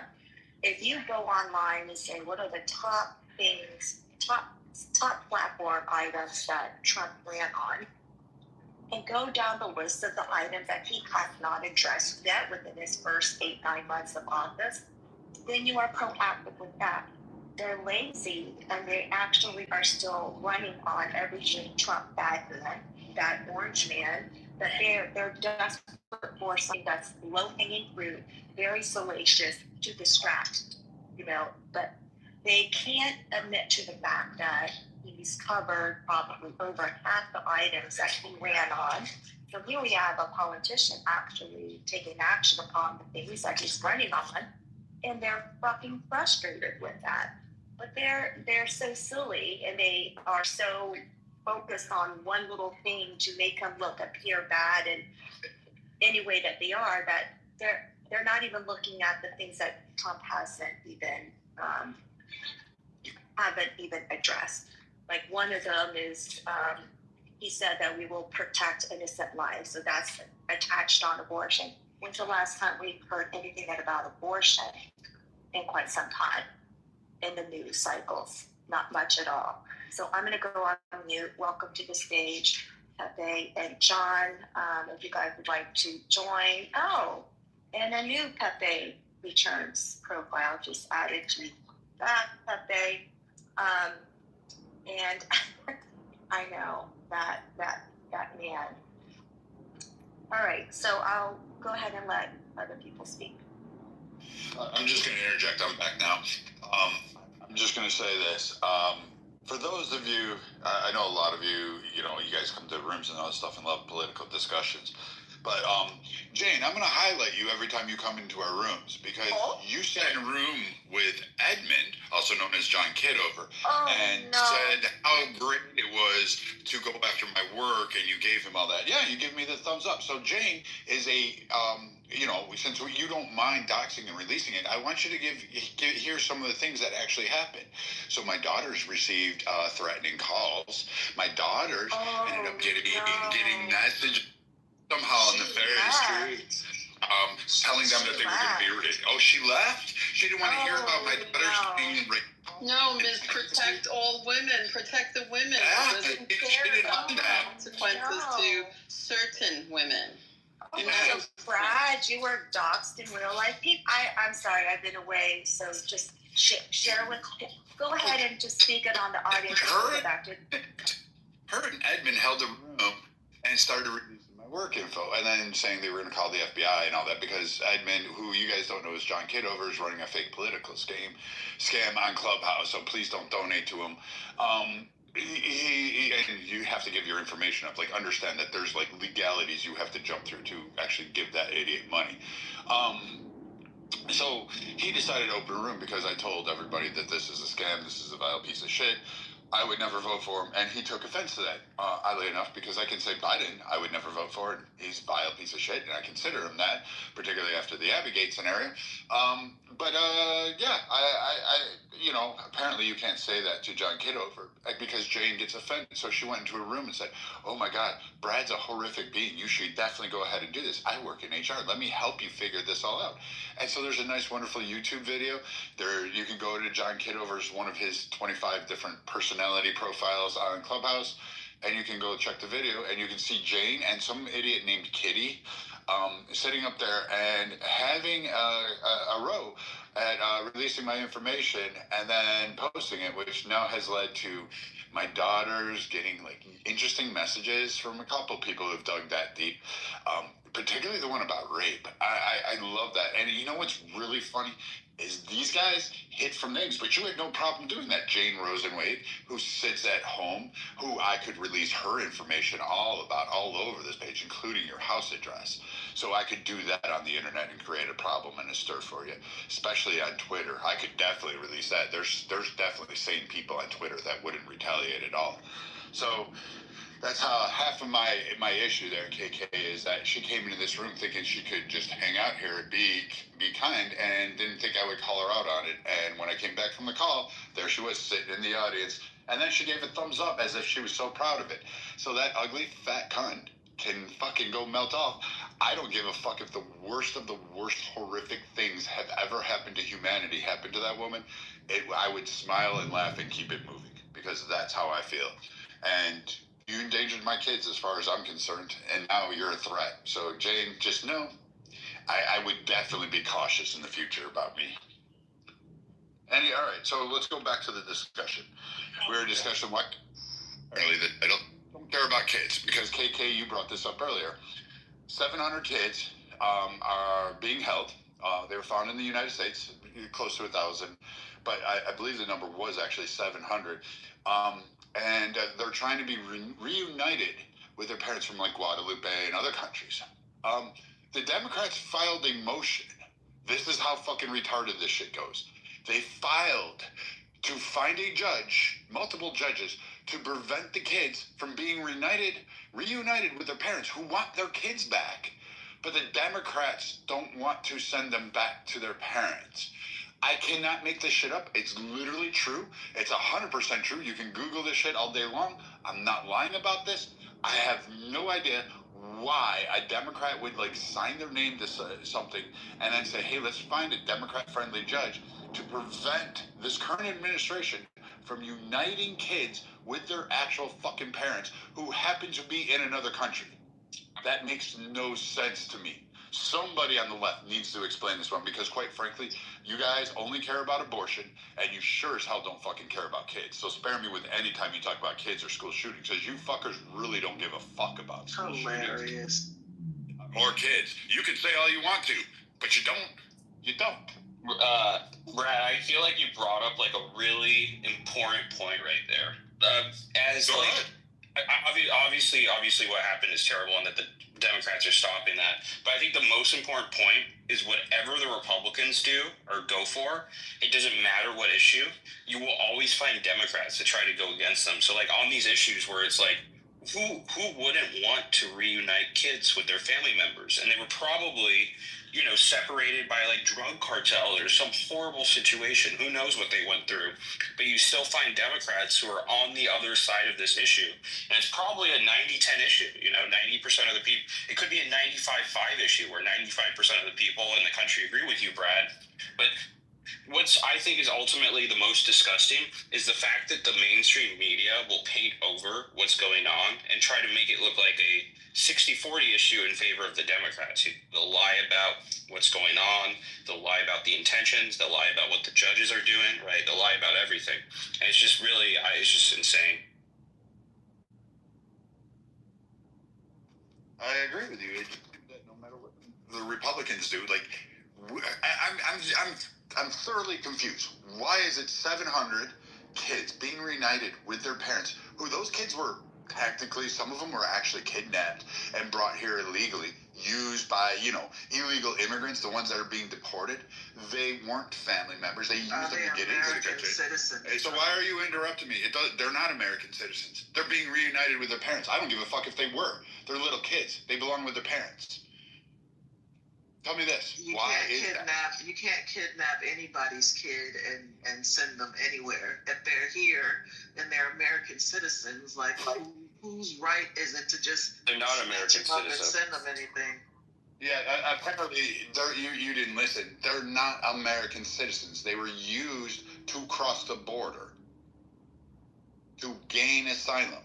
They were used in lies. They were used in sexual manipulation. They were used as trafficking. They were used as proxies. And they're trying to reunite them. And the DNC, which King is going to tell me about how parallel they are and how magnanimous they are trying to block the return of 700 kids to their parents. Which you fight.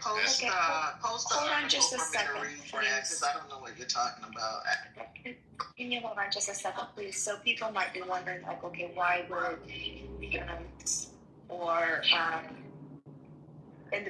in this case that Bryce talked about, a lot of the kids are Guatemalan. So why would these parents in Guatemala have their kids, drop them off, and give them to cartel members, get them across the border? It's because then they are then put into homes in sanctuary states that they know they'll be able to collect federal funding for underneath that actual roof. Now, why this became a prevalent problem that we have today is because under the Biden administration, they stopped taking the DNA tests to be able to connect a biological parent or family member to the actual child to reunify them together. So that was addressed. Tom Palmer talked about that. That was the old practice, and then they removed that. So Mr. Holman has worked for several different administrations in his current role today. So he can be the first person to be able to say, they did this during this administration, they took it away in this administration, they're doing this in this administration. These are the trickle-down effect of adverse effects for these children in particular, but it's a money game. It's some money game. These parents or the households where they stick these children in are actually receiving federal funding and money. That's all it is. It's a money grab. So we could say, oh, we have this person here. We have to take care of this person. Oh, we're applying for under this name for this child. That's exactly what it is. It's all for the money.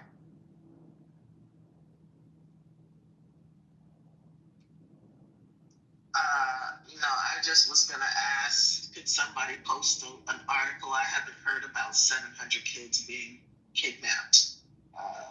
So let me read what you guys were talking about before I put it in. Maybe you could put it at the top or something. I don't know. Did you say kidnapped? Yeah, she said kidnapped, bro. Like, are you not listening to what they're saying? How many times do they have to say it? Do they need to say it in another language for you to understand? Like, I just don't understand where you're getting these. What is the proper word? Like, where did you get the word kidnapped from? Holman is who said kidnapped? Right? Coleman is handling this, right? So are they being deported? Like, what is the proper word? The word kidnap. You made that up? I guess we'll just use the appropriate DNC language. Unaccompanied minors.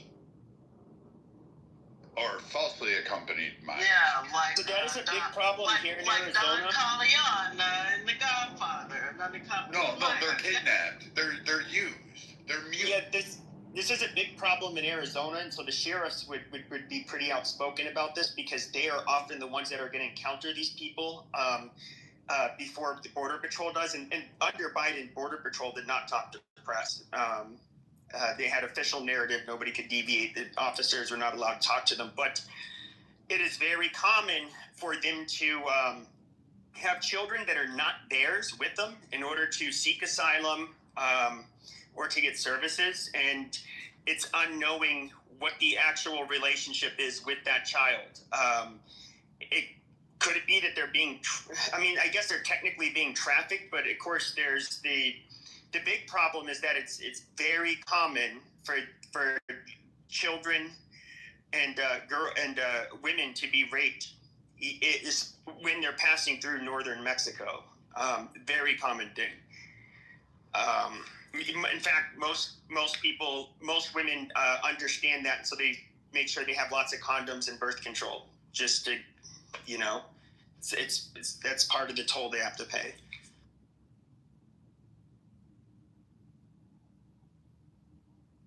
What is the Office of Refugee Resettlement? What agency is that? Because it's what the article is saying is that removing the kids breaks one of the mandates of the refugee resettlement, whatever. What agency is that? Is that an international thing, or is that...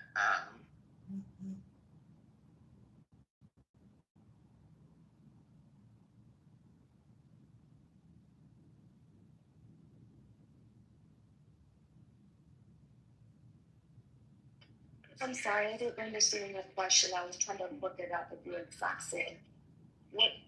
What were you speaking on, Queen? What were you talking about? The Office of Office of Refugee Resettlement, ORR. Shall we refer to the office specifically? It says transfer to OR within 72 hours of being apprehended. Children from non-contiguous countries must be transferred from CBP to ORR, an agency within the Department of Health and Human Services. This was to establish to move away from the adult detention mode to ensure the children's welfare. So it's under it's under the HHS, Department of Health and Human Services, which, when I was speaking earlier, would then be, and that child would then be in their system to receive absolute benefits. So that is the cyclical money pattern that I was talking about. Did you want me to continue on, or did you have a comment about that? Okay, and so this agency takes over the care of the unaccompanied minor. Yeah, what they have to within 72 hours. And so what are they saying about this? The agency. I don't know. So the administration has set targets to actually restore these children with their biological parents. And they have the ability to do so for at least, I think, the majority of these kids, and returning them to them. This is not for asylum. A 14-year-old can't just cross our border and with a coyote or whoever else and say, I want asylum. They don't get that provision. That's a minor, and we handle things a little bit differently. We'll protect and shield that minor, but we're not going to grant them application for that because they're a minor and they're without their parents. Now, if it was a wholesale, we find out their parents were slaughtered, they're an orphan, and blah, blah, blah, and they're escaping, persecution from, Mexican government where they're saying they're just hanging this family, then we'll probably take the children in. Similar situations have happened in the past. However, that's not these kids. Their parents have been located. Their parents are wanting their kids back. For some reason, though, I posted it in the chat. Even a judge the Democrats went shopping and they found a friendly judge to try to block this administration from returning them. I want 700 kids back with their parents. I don't know why Democrats are like, well, they're American. They're not Americans. They're not fuck all. I don't need 700 more welfare cases, orphanage cases, fucking juvenile detention center cases. I don't need any more of them. I don't. I've got enough fucking problems with American kids. You want me now to import 700? Absolutely. We don't need any more dead American kids in schools. Yeah, I agree. Yeah. You guys don't really care, and you interrupted me to go on your phone call. That's really retarded. We don't need any more. I have enough problems with our own kids that I don't need to import more problems. And I think we need to look at this. And again, the Democrats went ahead and blocked this. They really don't care about kids. The only thing they care about is whether or not someone like King can go out and have 410 abortions and be able to say, I'm a proud, independent woman, and then cry about, hey, everybody should be EBT warriors. No, we should be able to manifest our destinies. We should be able to manifest our own points of view. And we shouldn't be importing the children of the world and saying, hey, here we go. Let's rip them from their parents. And then let's create all these other cases to overload our own system. We have enough problems with our adoption programs across the country anyway. Our foster home system is on the verge of fucking breaking. But yeah, let's definitely import fucking 700, 1,000 more. Why not 10,000? Why not 1 million? Let's just import all the kids from the world into the U.S. because we don't have like psychos in the Democrat Party that go up and have their own fucking island, absconding young little girls so they can get booty raped by Bill Clinton and their president. You know, Mr. Squirts a lot over Monica Lewinsky's dress. So Brad, I can't see the stage right now because I want to read this. If people are asking, all right, so they're underneath the ORR. Within 72 hours, the minors are. But then what they do is ORR has to provide shelter and care. The children are placed in a network of state licensed shelters, group homes, or foster care. So think about the state license means state federally funded shelters, group homes, and foster care that takes away from the actual American kids that need those actual services, right? The ORRs then also required to provide food, medical care, and other services in the least restrictive possible setting. Now, this is where it gets, it becomes political. Under the sponsor reunification, ORR works to identify and vet sponsors who are typically family members living in the U.S. Potential sponsors must undergo background checks before the child can be released into care. Under the Biden administration, they stopped doing the DNA test, so that way they can actually reassert them with a biological member of the family that is in the U.S. The problem is many of these children, they don't have any biological parents or biological family members that it can actually, quote, be their sponsor to reunify them because their parents and biological family members are living in another country. So they're flooding the system, taking away from actual homes and state-funded homes and care for actual U.S. citizens to include our foster program that is already flooded. So that's an important factor to understand, like the whole chain of custody for these children.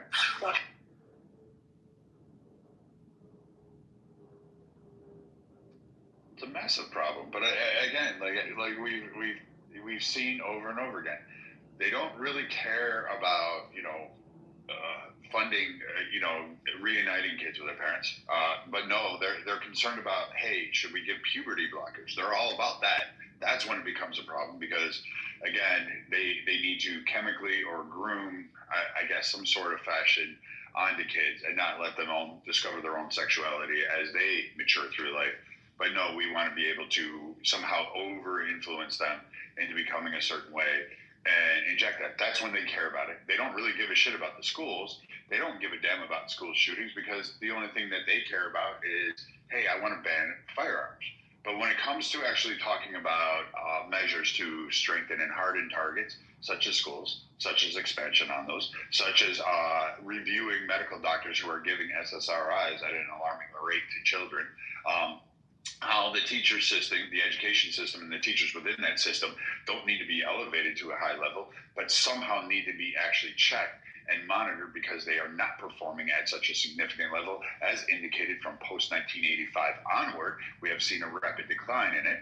And the fact that teachers say we're overworked or overwhelmed, go ahead and look at the studies. 1950s, 1960s, 1940s, they had more kids per capita in classroom than our teachers do today. So if they had more kids in the classrooms and kids were excelling and we didn't have school shootings back in the day, I'm kind of confused as to why teachers are complaining when they actually have less kids per capita in their classrooms and they have more technology available to them, how the kids are ending up screwed up. And the argument has always been from the left, we just need to get rid of guns because that's what's scary. The legal gun owner is what's scary. Not that we put up all these laws and we somehow believe that that's going to protect us when literally the case that just happened in Minnesota had all the wet dream laws that all these vibrating Democrats could ever dream of. They had them in place. And this person was able to just go right through all of them and commit an egregious act. So much for the Democrats' playbook of checks, special licenses, background checks, all of that shit, all passed, all flying colors. Immediately went through and did it. But you know what they didn't trigger was the kids' psychological reports, which now are getting unveiled, of saying, hey, this kid was known to have psychological problems. No, they were being pushed by transgender. They were being groomed by an education system and parents and others that were influencing them. And what was in his note? I regret accepting being trans to shoot everybody.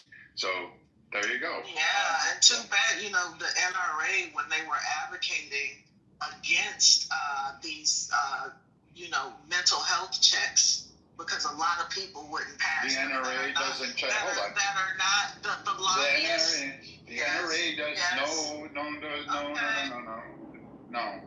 The NRA has no control. In fact, its membership is often significant with trial memberships, and it isn't even the biggest understanding of where people are. So when you guys use the NRA, it isn't even pro-friendly for gunmen. Like, I'm not a member, and the majority of gun owners are not a member. Yeah, but you know, yeah, we look at them as selling out. They sell out gun owners. They're like the last 5 years, they've gotten nothing but shit, and people have migrated to other Second Amendment advocacy groups because of that. And they basically, for well over a decade, has been just seen as a lobbying group for the fucking firearms manufacturing industry, not fucking Second Amendment. Protections. Yeah, and your opinion piece, they're not the lobbying group that does it, because you do this every time there's a shooting or something involving a gun with a police officer even. First, we're aware you don't know what firearms are because of your stance right there. The fact that you're saying the NRA is a lobbying group. There's lots of lobbying groups. There's lobbying groups for expansive oil. There's lobbying groups that are sugar. There's lobbying groups to make sure you yourself can buy produce or food that is loaded with sugars on EBT food stamps. They are literally doing it. It is Kraft. They are fucking going Kraft. In fact, it just split today. Start your investments early because you got to pick one, and that one's going to be an interesting investment opportunity.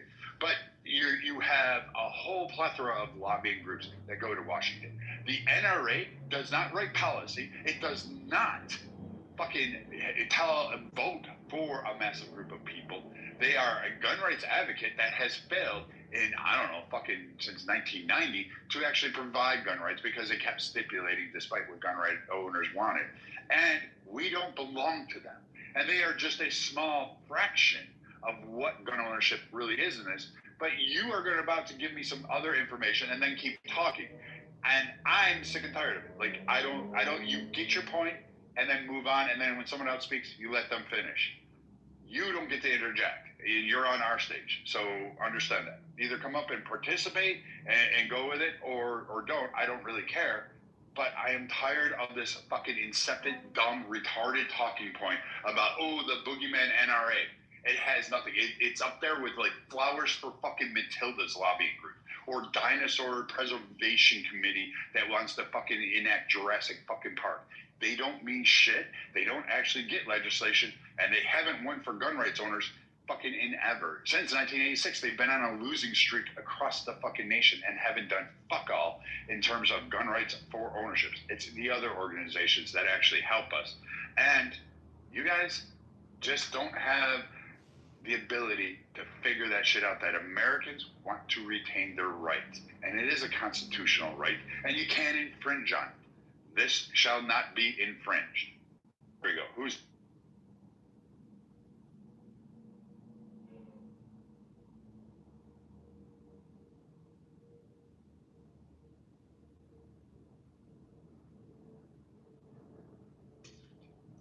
To address Queen's article, an important part of that article was, I wrote it in the chat, it was done to undo some of the previous administration. It was just, the ruling covered too fast, and it included people with disabilities that was not able to capable of purchasing a firearm. So when you get into the minutia, what's the labeling of disabilities, not disabilities, it just kind of was too blanket in general. That is one of the reasons why it was no. So think about, I'm just veteran friendly. Think about our veterans, if they have what would be deemed a disability on that list, then they would not be able to own the firearm. How do we even get on that subject? Because Democrats like to distract and just kind of move the goalposts. Yeah, they just like doing that. Like again, it started. The room started out with Epstein. Like I really wanted to talk about the National Guard being in City. I thought it was a big piece. I think it's really. I think it's something to watch. I think it's a good thing. I think the results are in D.C. that. I hate to tell all the Democrat shills down there in the audience, especially like King, who are all like, "Oh, this is authoritarian." It actually has positive impacts. Crime is actually dropping rapidly, and carjackings are dropping, and muggings, and sexual assaults. They seem to be dropping at a rapid rate since the National Guard came in. Had nothing to do with Muriel Bowser's plan, because that didn't work, and the only impact they've done has been positive throughout. Even the homeless people are glad to see the National Guard out there, and they've said that the National Guard has been so assistive in preventing attacks on them. You're having trouble with CNN trying to go find somebody on the streets that's negative about this impact. They're saying they're great. They're bringing out hot coffee. They're picking up trash. They're helping people be safe. Amazing. Kids are able to get back and forth to school, and they enhanced Muriel Bowser's Back to School Safe program. They've been doing a great job. Chicago, on the other hand, said, what was it, authoritarian, and we don't need any problem. Our crime rates are going down. We're doing a fantastic job. But magically, you have 8 motherfuckers killed, and what is it, 50 freaking wounded in one weekend? Like, no, crime, I don't give a shit. If that's your Labor Day weekend, if that's like crime being down and that's a good weekend for you, I mean, I encourage all of you guys, like, get rid of the Dems. They clearly don't have an idea what it's like to have a city where you get to go out and enjoy it, where you can go out to have events. Like, we used to do that. We used to go to churches. We used to go to parades. Like, we should be able to do that without people getting freaking killed and shot all the time.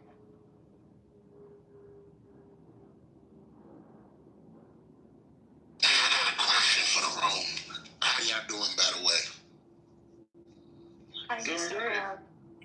Good. I myself, to be quite honest, I don't have faith in either party anymore. I don't, I know it's called the United States, but it ain't anything united going on right now, which is a problem, right?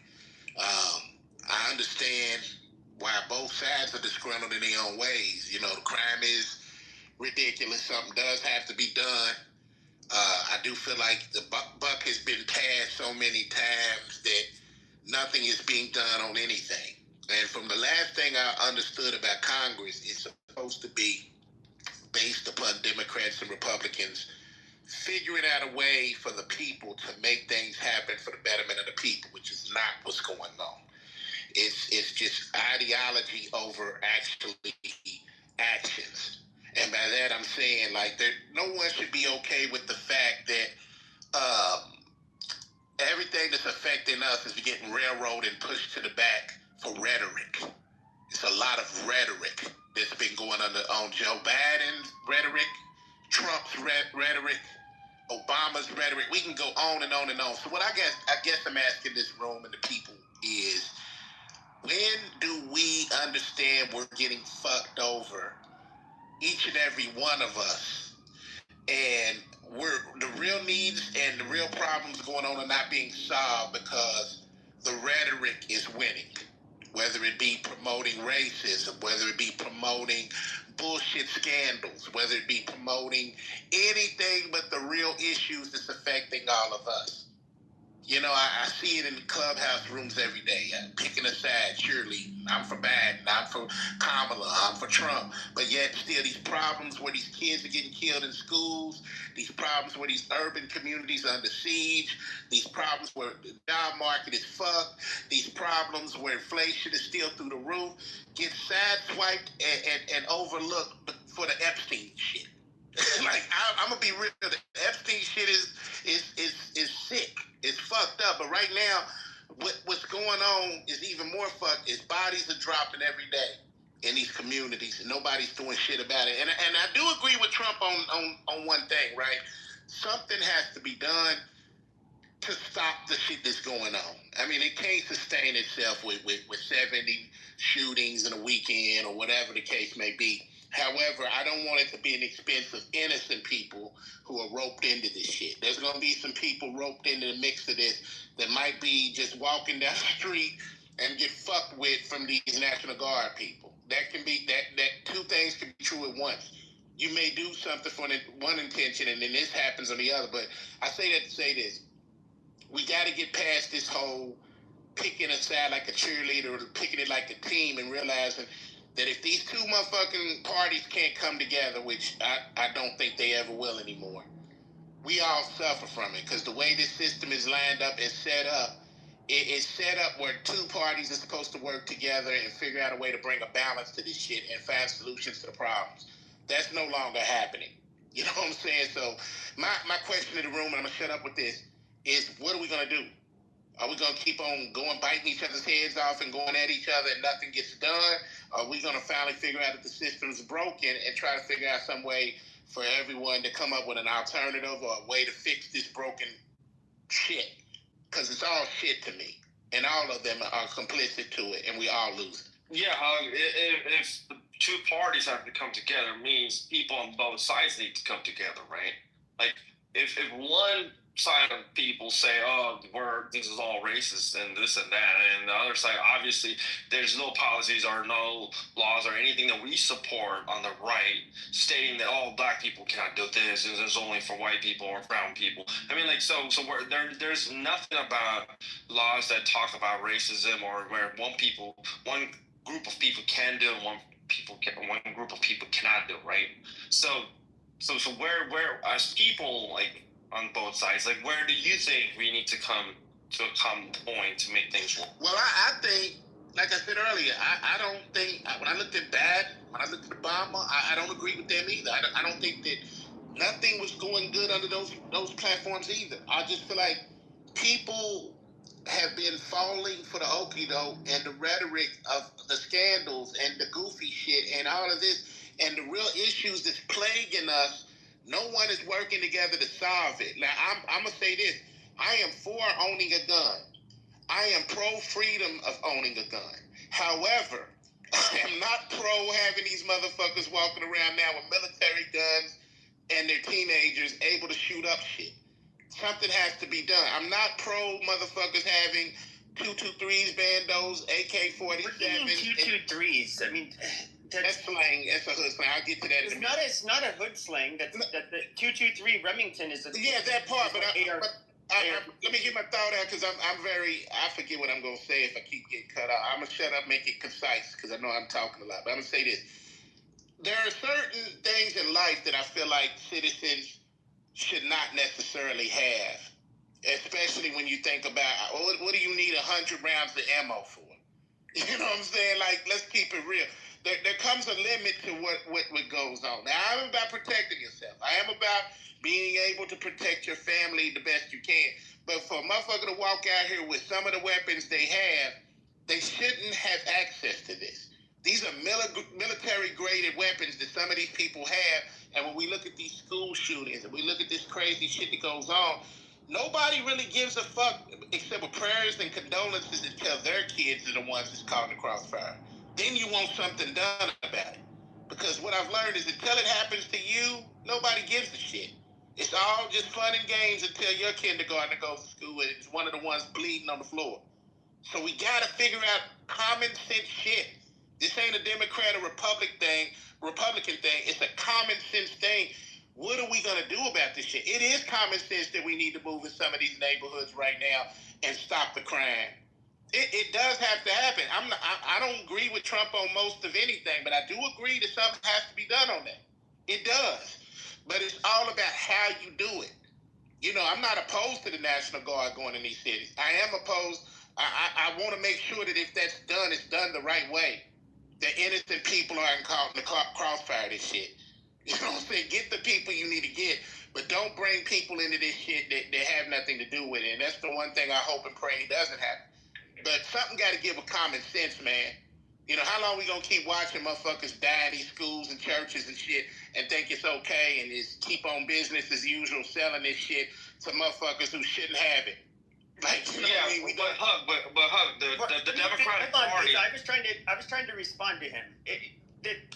So first of all, you said something about the 223, which it's very similar to the 5.56 NATO, which is what's the M4, so it's the cartridge that the M4 shoots, or the M16.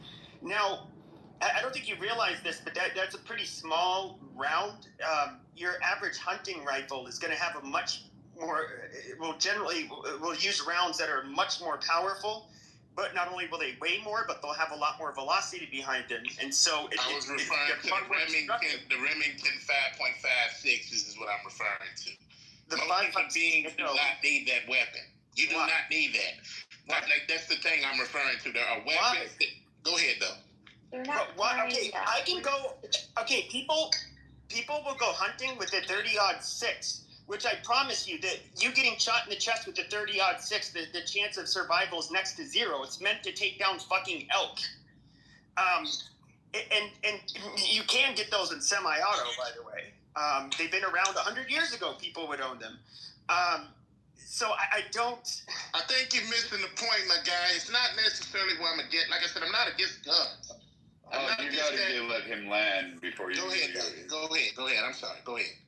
So the fact of the matter is that any weapon, including a 9mm, they're all lethal. There's no friendly round to fire and hit somebody with.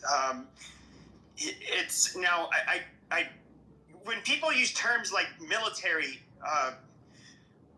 weapons, I've always found it quite annoying. I mean, a 9mm handgun that the police carry, that's the standard firearm of the United States military. Does that mean we should outlaw 9mm handguns? And when it comes to rifles, the cops also use rifles that are chambered in 5.56 generally, and they have them in their squad car. But those are the cops. Not just everyday people walking around with AK-47s. That's the difference. A cop is a cop. They're there to protect the serve. That's a different thing. What is the difference between what the tool? Okay, when it comes to a weapon, what is the difference between a civilian application and a police officer's application of when you point your weapon at somebody? Okay, you have them in your sights and you pull the trigger. It does the exact same thing. If you're protecting yourself, you end up using it to protect yourself. It's a lethal weapon. I don't understand why you're saying that. I never said you don't protect yourself. See, you're spinning it. I am all about protecting. I'm all about protecting yourself. What I'm saying is the average citizen does not need rounds of AK-47 ammunition. That's what I'm saying. Sure. The fuck do you mean they don't need it? What do you need it for? You obviously don't have any. You obviously don't have any experience. You obviously don't. When was the last time you needed an AK-47?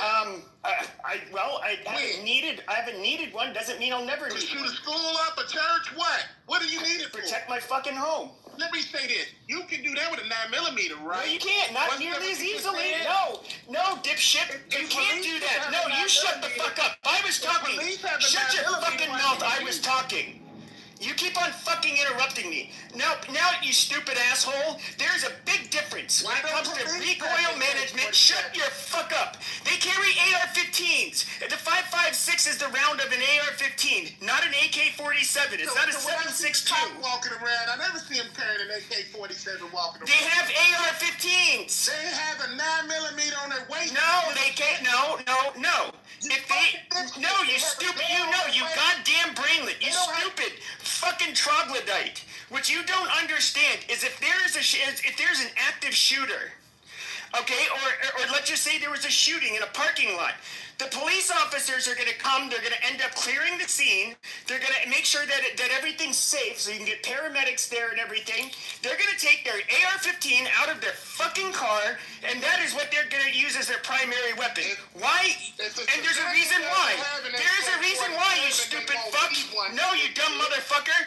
You're going to let me finish. I let you finish, you fucking ape. Now let me finish. All right. Can we just please do one at a time? You knew the racist was about to Yeah, well, no, I can't even finish. I let this motherfucker monologue for how long? And he has to fucking interrupt me every fucking second. Dude, see, you fucking idiot, you can't even keep your mouth shut. Finish up. Now, I let this motherfucker do it. oh, there he goes. Yeah, he can't control himself. Anybody who has experience shooting handguns versus an AR-15, you can put multiple rounds on target quickly, okay, with a small grouping.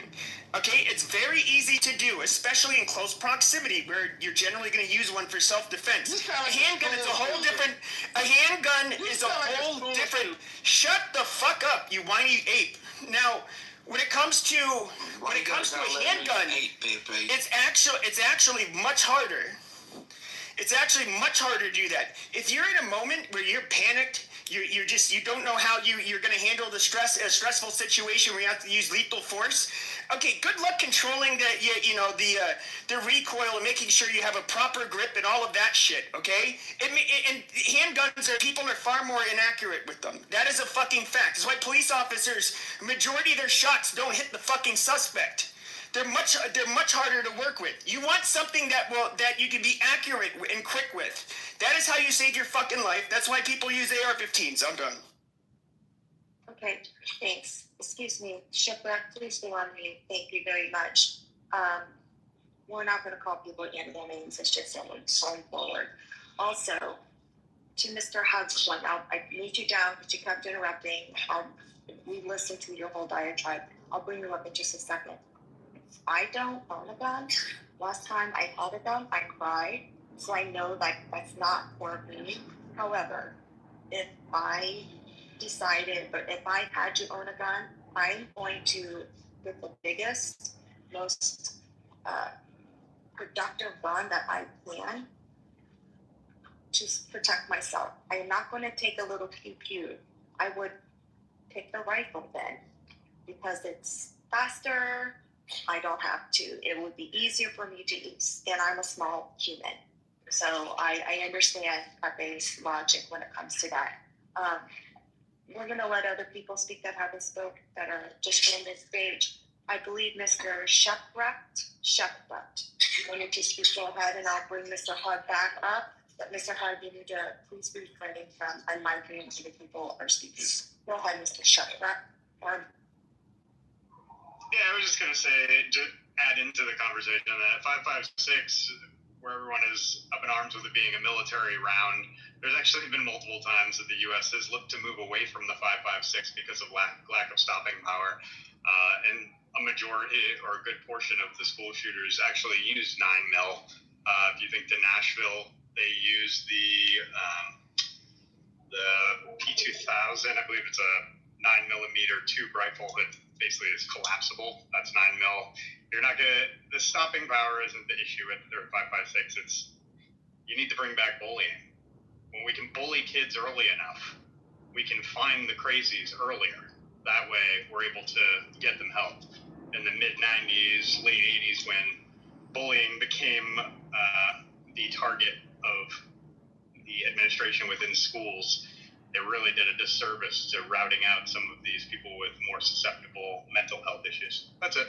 So when we look at Dylan Roof, when we look at Cal Rittenhouse, Excuse Michael me, Carter. Mr. Hub. Okay, hold on just a second. I'll let you go in just a moment. Just to clear up how we kind of got into this conversation is talking about the National Guard carrying arms. So I wrote in the chat exactly what the National Guards is carrying in DC, and also I want to conclude, not all National Guard members in DC are carrying firearms. Only certain ones that have certain missions are carrying firearms, not all. And I'm going to think that this is definitely going to be a test run for other cities, and they'll deviate the plan going forward, the mission going forward. So it's not all, and the information that you were sharing, what they were carrying is not correct. I wrote it in the chat. No, floor is open. Go ahead. And Mr. Hug, would you please give an opportunity for Mr. Marquise and Mr. Rob to speak since they have not spoken on the stage yet? You got it. Okay, thank you so much. Thank you, I appreciate that. Go ahead, Marquise or Rob. Thank you. I'll make mine quick. I just want to say that it feels like every event that takes place with a firearm, whether it's a rifle, a shotgun, a pistol, something in high caliber, something in a lower caliber, it's a reason for sensitive extremists to try to poke at to try to figure out a reason to add more gun control. When the reality is, if you really look at each case of whether it's a school shooting or a mosque shooting or any type of mass shooting, there is a reason behind it. There's a reason behind why there's somebody either carrying explosives or carrying firearms to commit these acts, and they're not looking at the motive. People look at the tools that are used and they think, oh, well, not everybody needs that. But everybody does need the idealism. Everybody does need the idealism as to why people do this type of shit. We need more hate in politics. We need more hate in the news. We need more shock value. You ever notice that you never fucking see anything good on the news? It's always like, oh, we have something shocking today. We have some shocking news. This is horrifying news, horrifying stuff. You never hear like, hey, somebody actually donated $1 million to a fucking fundraiser. You don't really hear much about that. You have to go to YouTube for it. So my point being is that it's not about the firearms. It's about the idealisms, all the politics, and the reasonings and motives behind why these things take place with the tools. You cannot blame a tool for why people commit vile acts, and I'll end. Hey, I want to say this. I'm a gun owner. I'm from Houston, Texas. I will use that hoe if necessary. I think guns are the single worst invention humans ever created. One can say that the nuclear weapon is worse. I do understand that it's a far more massive weapon, more powerful weapon. But the idea that we could carry around a weapon of mass destruction, because that's what a gun is. Don't get it twisted. It's a weapon of mass destruction. Any way you flip it, if I could take multiple lives with it, it's a weapon of mass destruction. We're a violent nation. Our government is violent. We enjoy violent TV. We enjoy violent movies. We enjoy violent music. We enjoy violence. Whether we want to accept that or not, like, this is America. It's built on violent principles. We've been in a state of war. I think we've been a country since, 1776 officially. I think last time they said, I looked it up, we had been in war like at least 60, 70% of the time we've been a nation. So why don't you think that the top of our nation, which is violent, wouldn't trickle down to the basics of America?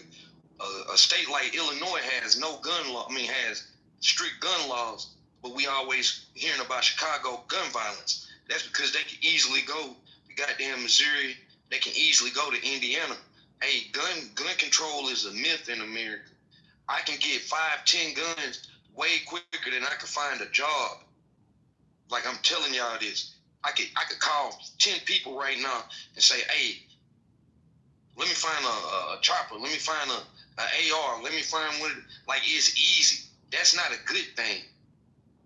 So it's like, I'm torn with it because I done been dealing with murder since I was in sixth grade. The first time somebody that I was close to got killed. by gun violence, and it ain't stopped since 6th grade, and I'm 41 years old. Like, the shit is tough. It is. Like, I'm not gonna front. We about to start a murder trial September 8th for my best friend. Like, he got killed in January 2022, and the murder trial just started.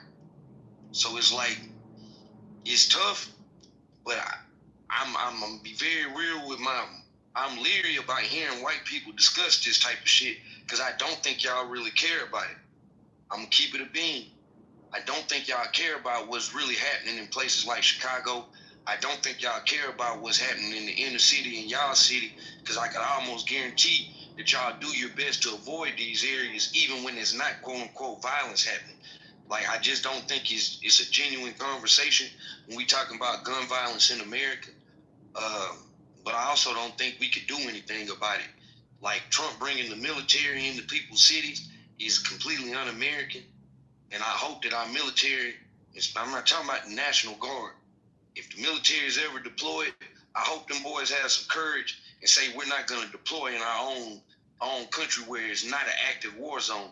No matter what the numbers may look like, Chicago is not a war zone. Detroit is not a war zone. St. Louis, which has the highest crime rate in America, is not a war zone. It's some segments of these neighborhoods that are fucked up. It's some people that are doing some fucked up shit, but we're not in a war zone. And if y'all think that keeping the military prolonged in a situation is good for business, is good for growth in the neighborhood, we'll see if people want to come and invest in these neighborhoods, or if they just become glorified military occupational zones. I don't think it's good for us. I'll land. Not good for us. Yeah. Hold on just a second, Marcus. So, Rob, there's a definite distinction in what the National Guard can do and what active duty can do on even soil. So it's going to be very rare if active duty are going to be called, because I'll write it in the chat, everything, so I don't forget to worry about that. But the National Guard serves under the actual governor of state. However, the president can also act and have them called in for special missions. I'll put it in the chat for you though, Rob, okay? Go ahead, Mark.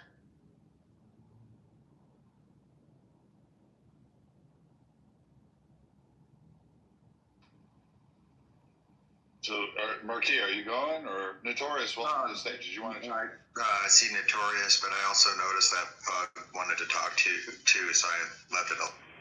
No, I think my man was very succinct in how he put his statement together that spoke before me. He's absolutely right. I think a lot of people minimize what these guns can do until it happens to someone close to them. And we tend to make this seem as if it's an urban thing that started in the hood when the Hatfield and McCoys were killing each other way before this. This has been a problem in America for as long as this country has damn near been a country. Is that we do promote violence. We do promote killing each other. We promote all of that shit, and we look at a gun, which is used to kill, as a toy. It's not a toy. Now, I am for protecting yourself. I do believe in the right to bear arms. I do believe in that. But in that same sentence that I just said, I do not believe citizens should be out here walking around with AK-47s or have access to them, or any other military. I'm sorry, Hug. If one human has access to an AK, any human should have access to an AK. I get what you're saying, fam. Because like you said, I got my gun under the seat right now. I'm riding. I keep it with me. I have to. I got an AR at my crib. I got a shotgun in my crib. I got a Glock 40 at my crib. I got a 38 at my crib. You feel me? Do I walk around? What it is, fam, is when we they legal. Kids, I ain't no felon. Kids that are 13 and 14 with shit, you gotta ask the question, first of all, besides getting it from their parents, with this couple of You're not getting AR-15s from your parents if you talking about inner city. I can't speak for no school shooting ass shit. You feel me? Like, I have not wrapped my mind around that. I went to school during the age of Columbine. I remember the Pearl Mississippi shooting. That was like the first one I vividly remember. I remember that shit happening in where's Arkansas State at? Jonesboro, Arkansas. Absolutely. These things happen. When you look at I went to school. When you look at Dylan Roof, when you look at Michael Carneal, when you look at the Virginia Tech shootings, when you look at all these shootings, these are white people doing it. So it's not an exclusively black thing. Like we always get told Chicago, Baltimore. What about Dylan Roof going in here and shooting all these motherfuckers? And he's white. The flip side to that, as fucked up as that was, I don't even want to make it seem like I'm trying to get this man some kind of like pass. The flip side is that man got arrested. He's in prison for the rest of his life. And with all due respect, you sound like a man that come from church, just like myself. That's an anomaly. The school shootings, those aren't anomalies. Those have become a real thing that we have to answer for. The reality is, the way a church works, churches are never gonna operate the way we secure our schools or our airports. Like, you can't operate a church like that. It would go against everything that the church stands for. So, like, yeah, that was a tragedy. That was evil. And that fucker knew going into that place, of all places, was you're most vulnerable in a church. Nobody would feel like they should be a threat in the church house. So, like, I ain't gonna, like, that's a separate incident to me from school shootings, because they happen every year, bro. They happen, like, I'm 41. Like I'm saying, that's 96, the first one I remember. And it's been happening multiple times every year. It's like, with our schools, I'm gonna say this. I went to more, a quote-unquote urban school. Wasn't predominantly black, but it was majority black and Hispanic. We had fucking metal detectors every day. You had hall sweeps. If you was caught in your class outside of when the bell and caught in the hallways, they sweeping you. They bringing drug sniffing dogs. I'm gonna tell you that these schools don't ever have school shootings. They do have a lot of issues though, but they never have school shootings. It's something about the profile of school shooters. Like I heard old buddy say, bring bullying back. I don't know if that's the answer, because like prior to like 95, 96, you're not hearing about school shootings. So I don't know if bringing back bullying is the answer. I don't know if it's let's secure our schools like we secure airports. But something does need to be done. But in terms of like this inner city violence, I'm gonna land on this. I'm not sure what could be done about it, y'all. Like, y'all talking about the gun violence. Man, yeah, young niggas is getting access to some guns they shouldn't be getting access to, but it's these switches that's the real issue. I can make my 40. I could turn that hoe into a goddamn AR-15 if I got a switch on it, and I put a 30 clip in there. I could let off 30 rounds in under 5 seconds with a handgun. That's what's happening. I think it's under a second. It takes out the 30 rounds. Yeah, that's what I'm saying. Look, 5 seconds, a second, whatever it is, Pepe, you get my point. I can't do that with my 40 as I regularly shoot that hoe. So it's like these things are real, but if you're not gonna address the underlying issues that in these communities, man, they are underserved. Like there's nothing in these communities by and large. In addition to having fucked up homes, broken homes, I'm not even just talking about single family homes. I'm talking about dysfunctional, broken homes. Like you put those in a condition where outside there's nothing for people to do. In a country where guns are readily available, in a time period where people are seeing people like First 48, video games we play. I throw the music in there, the environmental conditions, gangs. Man, it's a perfect storm for shit to be happening. So you think that the fucking military coming in gonna just change everything? Man, I'm gonna land on this. How you think we got all these fucking terrorists in the Middle East and all of these other places we done occupied? Because those kids that lived through that grew up to become adults. And you think that shit ain't gonna happen in our own country? You got your motherfucking mind.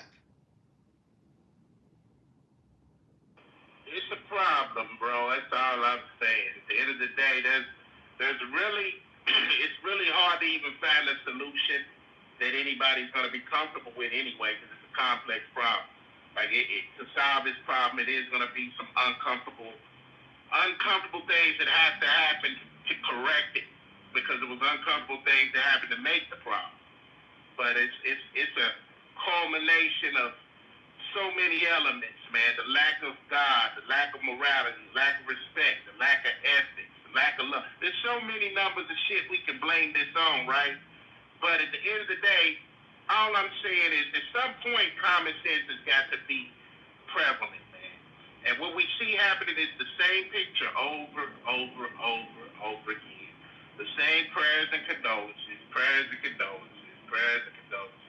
with no real initiative or even effort to stop shit. So I don't know what the best answer is for this, but I do know at some point we can't keep sustaining this shit as it is right now. We can't keep on having the same shootings in schools and churches and act like this shit ain't happening. And like I said, people getting offended when it happens to their family, but don't give a damn when it happens to someone else. You know, that's what we have going on in society right now. I don't care until it hits my kindergarten. I don't care until it hits my grandma. I don't care until it hits me. That's where we are with this shit. This is a real problem when you see 14 and 15-year-olds having access to switches and semi-automatic guns. They didn't bring this shit here. You don't get those type of weapons without it being brought to you. You can't go and get that as a urban 13-year-old. This shit it's a contrived, set-up thing, man. And it's not exclusively just a black thing. It's a problem for a lot of different people, whites, blacks, everybody. But it is predominantly affecting my community the most, because the guns are being brought into these communities with the sheer intent of us using it to kill each other with. That's the plan. Let them wipe themselves out. Let's create poverty conditions. Let's put them guns and drugs there and let them motherfuckers take each other out. That's what it is. And what I agree with my man on what he said is some of y'all don't care. Some of y'all don't care.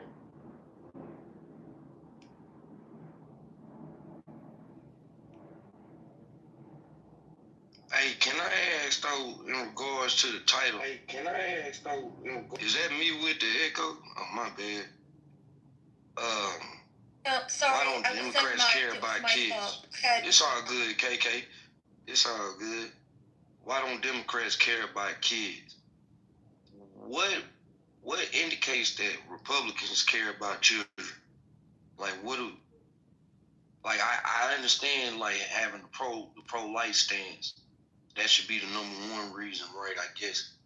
But like outside of that, what would I go by that shows that Republicans care about children in the United States any more than the Democrats do?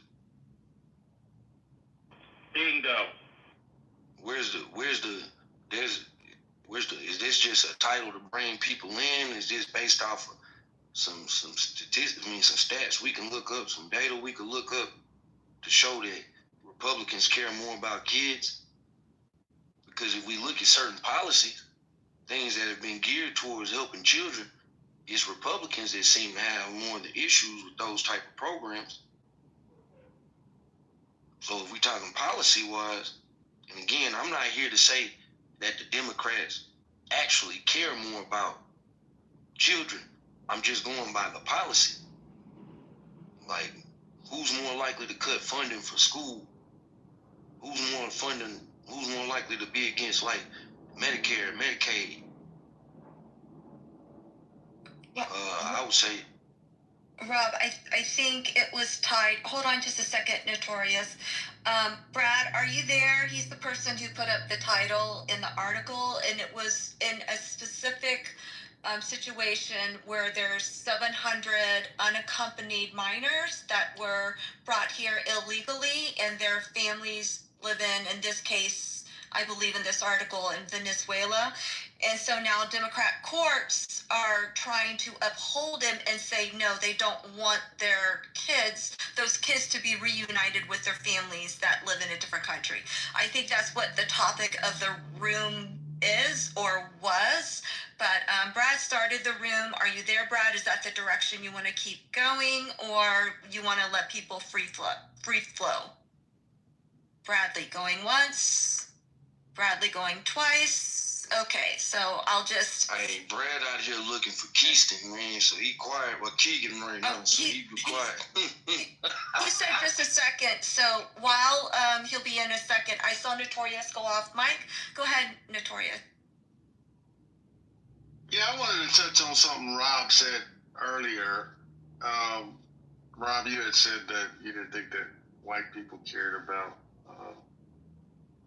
the crime or the murder, right? And then when I talk about murder, I'm talking about the senseless murder. I'm not talking about the typical murder that happens between all groups, right?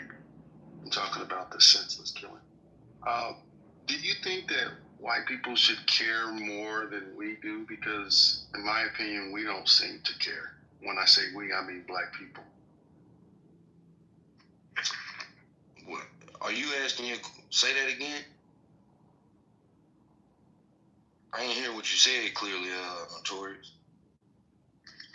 I said, you said that you didn't think that they should really be talking about it because they don't really care about the subject. And so I'm asking you is, should they care more than we care? I don't think they care more than we care. I don't think they should care more than we care. I don't think we should care about their issues more than they care about their issues. I'm simply talking about in the scope of the conversation. I don't think white people really care about those things because, like, the evidence shows that it's happened so much. You feel me? Like, and I'm not saying that they should care, but I don't see where's the care at? Like, what do you have to care about? Like, you purposely avoid these communities as is, even when it's not those things happening. Like, you don't come into these communities. You won't shop there. You sure as hell won't live there. You won't send your kids anywhere over there. But we're supposed to believe you care about these areas when headline news comes out about the murder stats that's going on. Like, that's my point.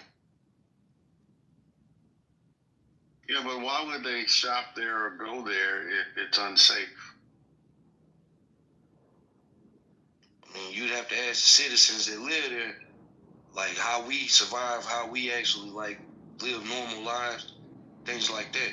Hey, Rob, I'll be honest with you. Most of what's sold on inner cities, and I'll say this for urban areas, I wouldn't buy. Most of the shit that I buy is literally at a Bass Pro, a Cabela's. You know, I'm going out further. I have to find stores that cater to me. My clothing attire, KK can tell you this. She's probably able to pick out what I'm freaking wearing right now. I can tell you is probably select. Either it's coming from like Orvis, over from Ireland. It's going to contain a mixture of outdoor gear that's built to, withstand the Oregon Trail. Like, I would not be the one dying of dysentery. What's sold in the cities would maybe be a restaurant, and I'll go there. But if there's nothing like really in those areas, you're right. I'm not going to really particularly care. It's not my focal point, but I wouldn't want anything negative because my pursuits are vastly different from somebody who loves that urban life. I can pick on KK. She's all about the glamour, glitz, and Gucci way of life. She's going to stroll down there and she's going to be shopping. She's going to enjoy those. That's her forte, not mine. And so white people are not a monolith. We're all not kinfolk. KK's not white, by the way.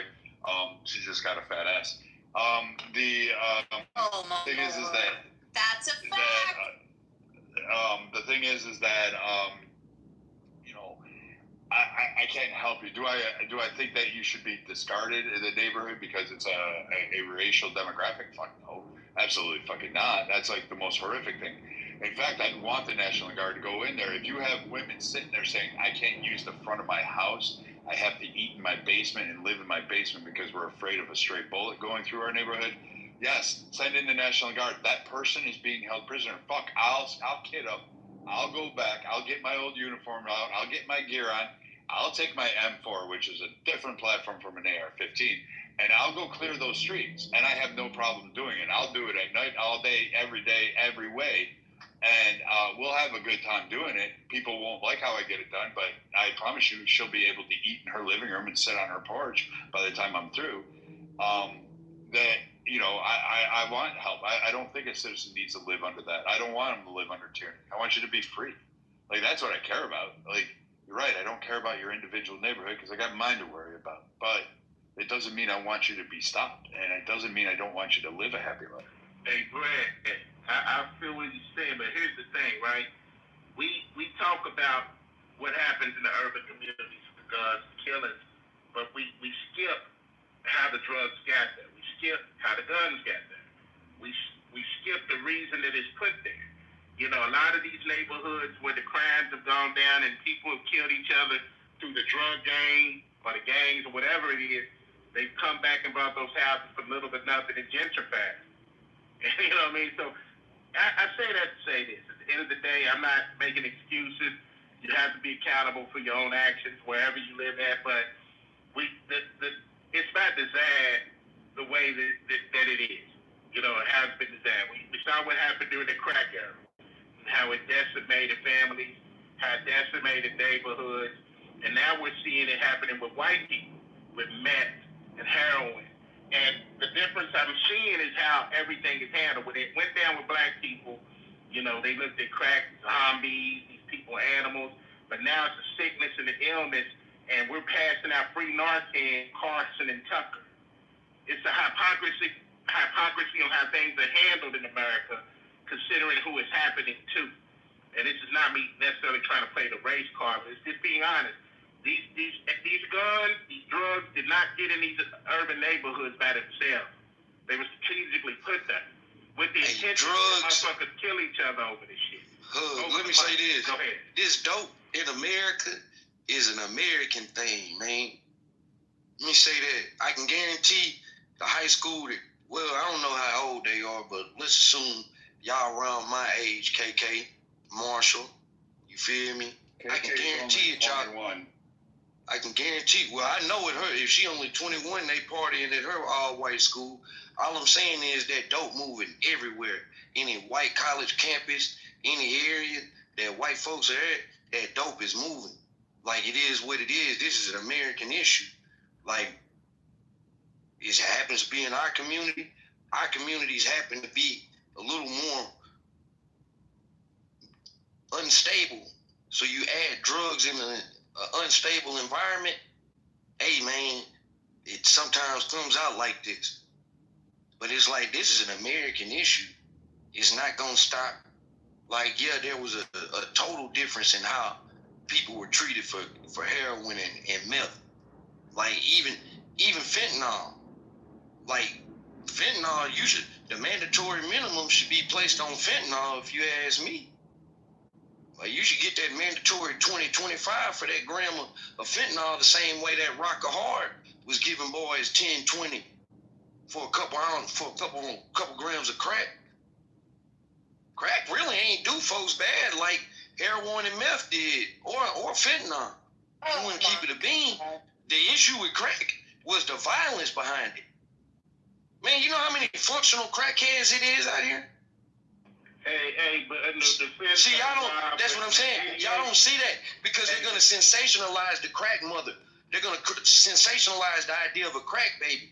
They're gonna sensationalize that man on the corner that do tap dancing and shit with no teeth. They're gonna sensationalize that to make that the face of the crackhead. When I'm telling y'all, this is somebody that sold crack for a good portion of my life. I'm telling y'all, it's far more people that go to work in suits and ties. You feel me? Restaurant workers, debt collectors, insurance agents, they're doing crack far more than that guy that's on the street. Crack, bro. Coca crack. No, I'm talking about no. I know that. Rob, who's the face when I say that person's a meth head? Does it not drum up pictures of a white man in a white undershirt, ripped jeans, with a mullet on his fucking head, and some fucking shaggy fucking... Will you say he's demonized the same way that crackhead was? Fuck yeah, we are, because we don't have those people in our communities. Nobody. I would not say that they demonized. I'm sitting here watching where I just moved from. You're like cozy up to No, heads? I don't think white people cozy up to meth heads. I know that white people are classes. So I know that white people don't give a shit. White people don't give a shit about the Appalachians. Let me help Rob's point. Mitch McConnell did a whole Congress policy to help the meth head. Hey, police officers, when you interact with these people, you need to be empathetic. So no, it's a different marketing. Absolutely. And let me give y'all one example I'm looking at right now. And it's funny you said Mitch McConnell, because I'm in Louisville, Kentucky right now. That's where I'm at. And I'm watching where there's a drug and treatment facility that is put in the hood, and it's called the Healing Place. And in this drug and treatment facility, most of the people in this drug and treatment facility here, believe it or not, are white. They're here for heroin, now whatever they're doing, right? Here's the thing that I noticed that I kind of agree with both of you on, right? Even when you're looking at white people on their own, right? They don't want the trash in their backyard. Most of these people who are in this treatment center right now come from suburban homes that had parents that had decent money, and they just got caught into the drug life, whether it be through college or just experimenting or whatever it may be. But they don't want that treatment facility in their neighborhood. They want to put it in an already fucked up neighborhood. It's no different than when you see a person littering it, like they're littering in a neighborhood in a hood, but if they went into a suburban area, they're not going to drop that piece of paper or that popsicle stick down on the ground because they feel like either a cop might ride up on me or it just ain't no other trash out here, so I ain't going to drop it. So we got a philosophy right now. I do believe there's a hypocrisy on how things are dealt with. Even white people on their own, like my man made a good valid point. They don't care if you from Appalachian, you drink Mountain Dew, and you do method and got a mullet and teeth missing. Them white people ain't gonna claim you that ain't in their life. They're gonna look at your ass like, get this motherfucker out of here. Yeah, but build that treatment center for him down in the hood with them other niggas. Put him with the niggas. I think if we just limited it to the ancillary anecdotal thing of claiming, they're always going to win that argument because claiming is something that is spontaneous. It ain't nothing you can see nationwide. The thing is, nationwide, we put out these little tropes, these little fantasy comments about one community, and then the other community does the exact same thing or worse, and all of a sudden, let's not talk about that. As an example, I use the words black commit crimes. Well, when you look at it, the word commit doesn't even show in FBI statistics. And then FBI statistics are really tracking 911 calls and what people are charged for. Well, this is why blacks have the third highest conviction rate, but nobody wants to talk about that. That would be more symbolic of commit, the fact that they have the conviction rate. But we don't like to talk about the conviction rate because certain people want the identity politics to only go off of speculation and what could be happening, which they'll say, you commit these crimes. Okay, show me the connection tissue. Oh, laugh, joke. It's never serious. So blacks are convicted the third most behind Latin people. White people are done the most because mathematically they're the most here.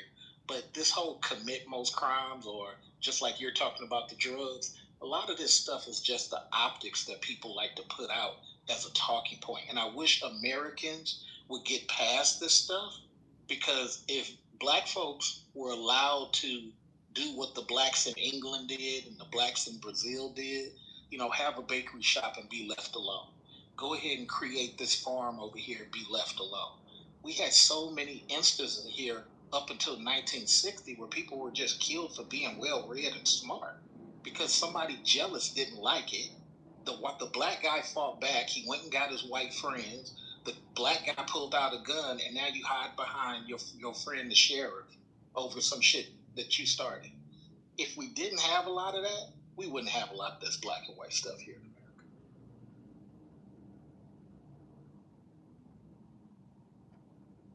Hey, Hug, if you're in Louisville, just make sure they don't put that treatment center near Mama's Mustard.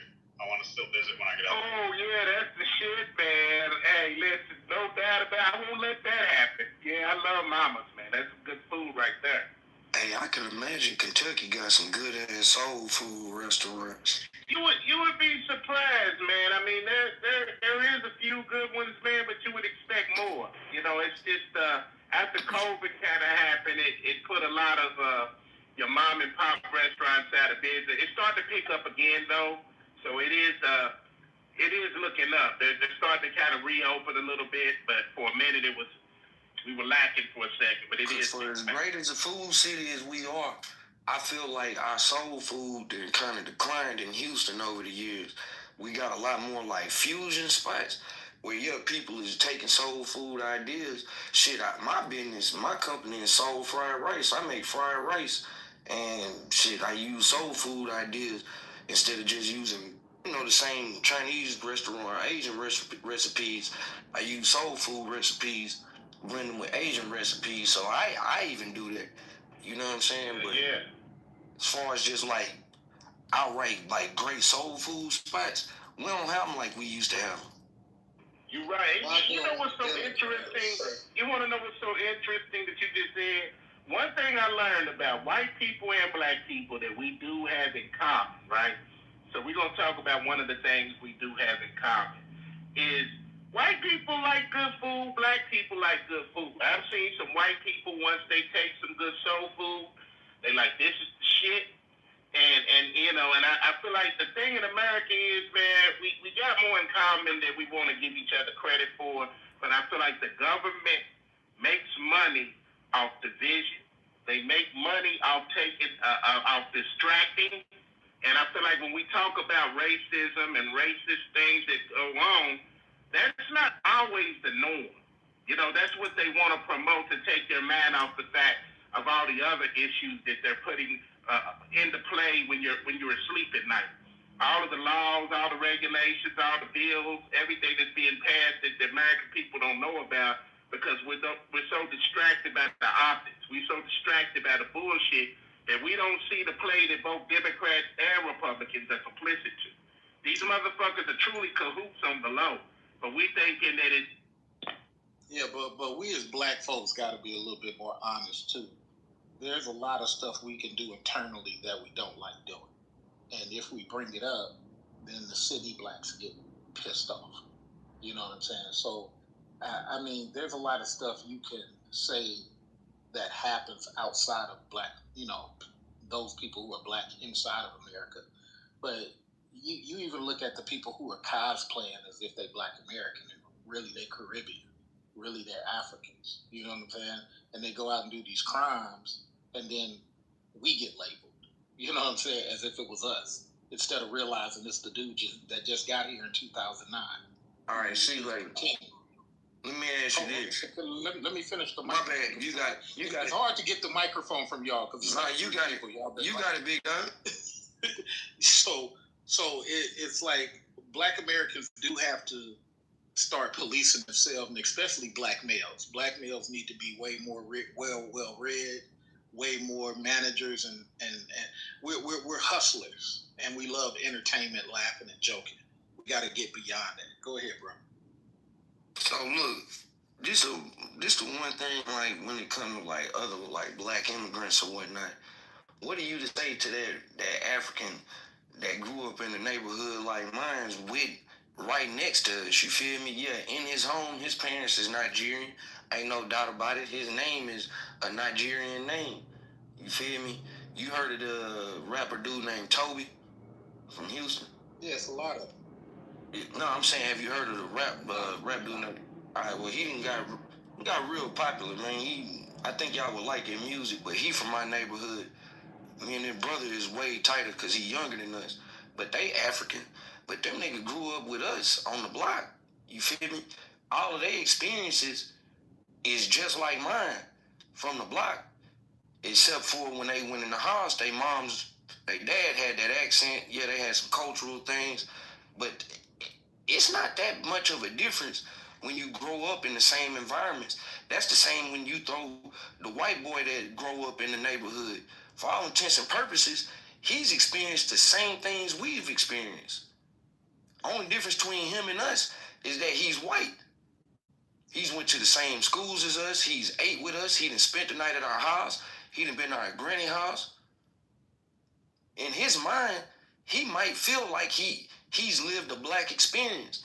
The same way that there's a black kid that's placed in, I'm going to just say because I'm from Houston, that's placed in Cy-Fair District and around 90% white kids his whole life. His experience are going to be vastly different. I'll say this. I think black Americans and white Americans are the same people. It just our experiences in the country are different.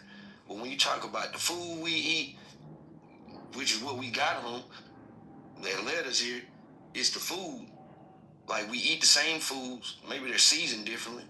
But we're basically all Christian in some when it comes to religion. We speak the same language. We got the same narrow-minded view of the world. Because I hear it in this application, when we have rooms with people from outside of America, we all got an American exceptionalism idea, even black folks. But it's like, yeah, man, because of the treatment and because of the ignorance of that treatment, yeah, man, that creates a divide amongst us that's hard to overcome. So I disagree, and here's why I disagree. I think the way you present it, and I used to think like that because I'm from the block. As people get older, new groups start to appear to them. So let's use your African example. That person who grows up with you, let's call them Eritrean for this example. Now he starts getting older, maybe college, maybe after college. He's interacting with other Eritreans. Now the pull of that culture takes him away from that symbiotic relationship of growing up right next to you. It's just something that happens. While you and I may continue to stay stuck because our only cultural example is that hood. Let's take the white guy. The white guy grew up around us. Okay, a couple of white guys stay true to it. Hey, this is how I grew up. This is what it is, Cool. But then other guys start feeling the pull of that Russian influence because guess what? Their grandmother's Russian. And they grew up out here with us. DJ Vlad out here in Berkeley. But the minute you start interacting with other Ukrainians, now all of a sudden, hey, Ukraine. Not so much Rob. Not so much. Rob is like fifth now, maybe fourth.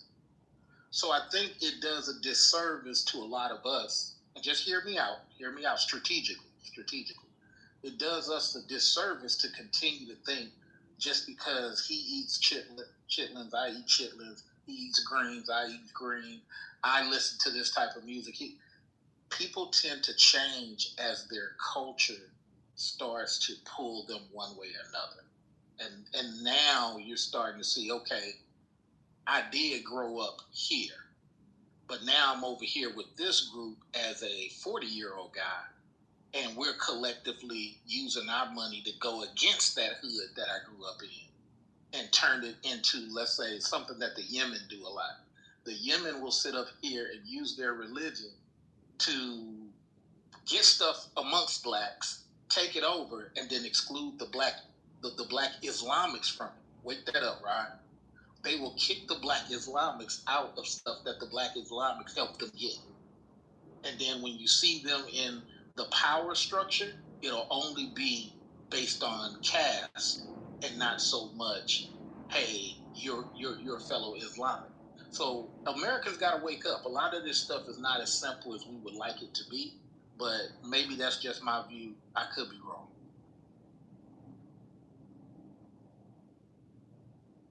I don't think it's a wrong, right thing in this particular phase of the convo because we all talking about our perspective as Americans. And I do hope at some point, I ain't saying we gotta be on some kumbaya shit saying black and white men and white women and white and black women are sisters and all that shit. I do hope we could realize that we got far more to gain by not being on some of the silly shit. Rooms like this is good in my opinion, because we could share ideas, we could disagree, and then we could figure out maybe something that might work better for us as individuals. Hopefully we could figure it out on a massive level so that we don't need government intervention. Because if we're for small government and less government intervention, we shouldn't want to see the military occupy our cities. Yeah, but if we don't want that, we should have never passed NAFTA.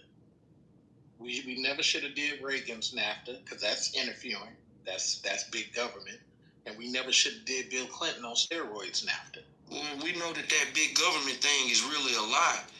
But the problem is, you say we want smaller government. We can't pass policies that force bigger government to happen. Right to work is a big government policy. It says you, the small man, can't do small man stuff. It restrains you. So I don't follow I read these policies, bro. I go on Congress.gov and I read this stuff. I think that what's unfortunate is we got so many Americans that use the talking points of whatever, and that's cool. That's cool. But then when you dig into the detail, why are we stopping black farmers today, but allowing white farmers to do what they want to do? What the hell is that? Why is we got a bill that got passed for black farmers got rescinded? Why is that happening? I thought we wanted just what you said, Rob. But when we play these games in politics, where we push the narrative of, hey man, look, let's just get along. Cool, I'm with that. And then here comes a WTO policy. Whoa, what are we doing? Whoa. So you're going to help people outside the country make a company, and you're going to restrict the people inside of the company? I mean, inside of the country from competing? That's big government like a mug. But see, like, when I think the benefit of us being able to kind of find common ground is that, like, a conversation where you just dropped can now be articulated in a way that they not gonna get outside of actually being around certain black folks. You're not gonna hear these perspectives for them to see that maybe we've been off and why we have the issues with our politics like we do. Like, so that's why I say it's important for people to have these conversations. Seriously, because, like, I don't deal with a lot of white people outside of maybe going to work. You know what I'm saying? I don't talk to them about their perspective on America. So it would be easy for me to just shit on their perspective because they are the majority and we've done shit historically from America and white Americans, excuse me. But nah, we need C-Lay to drop that type of knowledge on them boys because that shit is relevant. Super relevant. Yeah, I just want more brothers to be well read on this. So I'm going to drop a book from you by Barbara Honegger. It'll teach you everything you know about to know about politics. I promise you. Go read October Surprise. Go ahead and read that book. $3, $5. All right. And it will teach you everything, Rob, that you want to know about politics in and out. So this conversation has derailed my room. I've been kind of busy right now. I'm packing up for the weekend. I got an expedition to take forth, and I have some other things for work going on. And I had to step away, but I've been listening a little bit. And I appreciate some of the insights and the takes between Rob and Celie, but that wasn't the intent of my room. You can go have a room on some of the topics. I don't really include racial topics in my rooms because I'm going to be honest with you, I don't give a damn. It's up there with religion. I don't care about religion. I don't care who your sky daddy is, and I don't care what race you are. It doesn't make a difference to me. A lot of the race rooms I find, platform themselves on antiquity and need. There's a lot of hypocrisy when it comes to minority empowerment rooms and where the grift and pull is going to be. Where, for instance, in this conversation, there'll be a pushback against Caribbean or African immigrants coming in and collectivizing and saying, hey, there's a stigma when it comes to America and there's oppression, but I don't want them with us. But then I want assistance from it. And so I think honestly, a lot of people, when they try to desegregate races in this country, they really aren't the ones that we should be listening at the table. And I think segregation is fine if you want to do it. Do your own thing. I fucking don't care. If you want to go live in the Ozarks and be in an all-white community, hats off to you. You want to go in northern Georgia and be in an all-black community, go ahead. Hats off to you. Go build it. I'm all about it. Have fucking fun. See if you can do it. Have power to you. I wish you the best. Hopefully everything works out for you. You can grow your vegetables, get your water, and everything will be peace. But really, the country does need to not recognize two races. It just needs to recognize American and non-American. That's basically where we need to go. And until people are ready to accept that, then all the rest of it is just twaddle. Every group's been oppressed here, except for the waspy fucking Protestant ones that came from England and the Germans. Outside of them, every other culture group has been demonified, killed, hung, enslaved in some fashion or facet, and been punished and cruelly abused by the United States government and the American citizens that are here, and ideally by Americans that generally at large have their own perspective on what is and what isn't allowed in America. So I'm going to drift this back to the kids today. And Marshall, welcome to the room. Patricia and others. I wanted to talk about the fact that 700 kids were found to have their parents overseas in Guatemala primarily. And the Democrat Party blocked them from reunification with their parents. They want them to stand. So they're not born here. They're not American citizens. They were used to get across the border. They were unaccompanied minors. And I'm confused as to why the Democrat Party would prevent children from being with their parents, despite the fact that the parents overwhelmingly are asking for their kids back, because it makes no sense. So if somebody has an answer to that, I'd like that. The other thing I was talking about was Epstein's Island, and the fact that it revolved around kids. Like, why isn't it, everybody's all Trump's a pedo, but when the whole list starts to get pushed out and people start, hey, let's release this, I've got Democrat shills trying to find friendly judges to block release of information about the kid who was involved in gang raping kids in Epstein's Island. It seems really weird that the Democrat Party itself is Trump's a pedo, but you don't want to release any of the information. You just want people to take your word for it. And I thought we fell for that shit under Shifty Shift before. So I'm not sure. So, Marshall, what do you think? Or anybody else? What do you guys think on this one? I mean, I think if the Democrats are standing in the way, that's not a good thing. I would be curious why they're standing in the way, if they've given a reason. But just if the parents want their kids back from Guatemala and we're not giving the kids back, I'm not sure why. The American foster system is broken. Well, the Texas foster system is broken. The American foster system that I understand is subpar. So I'm not entirely sure why we would do that, other than maybe protecting these kids from becoming sex slaves or like being pressed into a gang. But even then, if the parents are contacting the United States going, we want our kids back, and they're actually the parents, then we should probably give them their kids back. So that's about the long and short of it for me. So I totally believe that the Clintons run the Democrats. There's nobody, not even Obama, nobody's more important than the Clintons. If Bill Clinton is defamed for a second time for any reason, these Democrats will never recover for another 50 years. Because in the black community, Obama is no longer liked by the black men because of some of the stuff he said. And there's the Democrats literally have nobody. And I truly, honestly believe that Knucklehead Bill has some stuff that we're going to find out after his death. And they're doing everything they can to fight that image coming up. The thing about the Guatemala is a lot of these judges are out of control.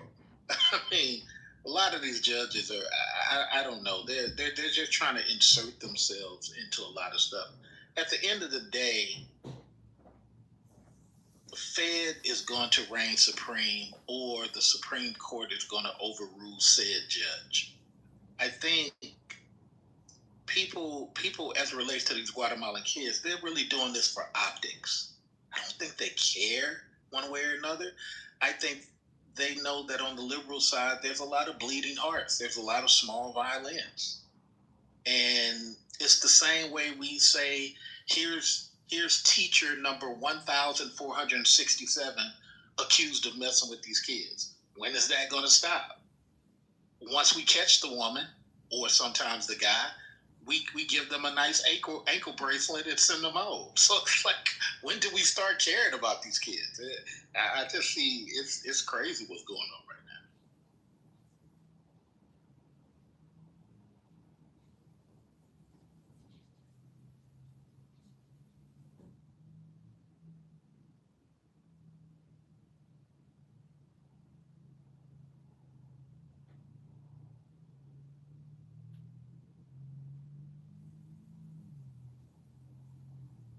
Sorry, I have bad service. I'm driving. What I think is problematic. Excuse me. Hold on. Sorry. I think what is problematic are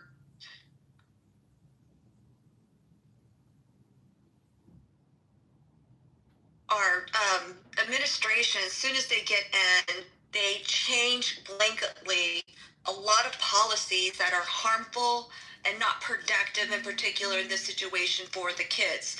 So I don't know, for those that were in the room earlier, we had talked about ORR. That's basically when a child crosses the border, they have to get in, they have to be passed over into possession within 72 hours, and then they place them into like a foster home or a state-run home to protect them until they can be reunited with the sponsor, let's say a family member in the United States. So underneath the Biden administration, what they did is they actually stopped doing the DNA testing when they're doing reunification to identify. So when you heard stories about when they were looking for these kids, they would find them all at different odd addresses to include businesses. And they would have like 20 or 30 kids claiming one certain address. That itself is a big red flag. And since we have Homan in his role, he has worked with several different administrations, and he's able to determine like what works, what doesn't work. And that's the reason why we have the problem that we have right now. I get tired of every president, and to include Trump on things as well, even though I'm Republican, is the wide blanket of changes, and then the bad guys, and then in this particular, the sex traffickers of young children, benefit off of that. And I don't think the administration always does things to the betterment of society. They just do it to the betterment to an actual party. So that's how Brad kind of got onto this subject in the room. Notorious or Shipwrecked, did you guys want to, or Othello that just came up on stage, would you like to speak on the title?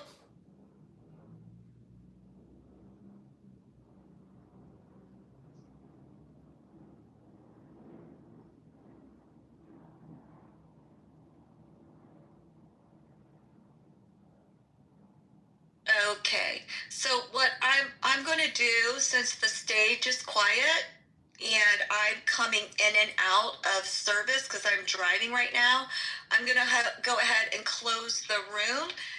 It's been going for a couple hours, if I understand, unless there's a new person that would like to come up on stage. Anyone new that would like to come up on stage to speak on the topic? No. Okay, so I'm going to go ahead and close the room. Thank you all for joining.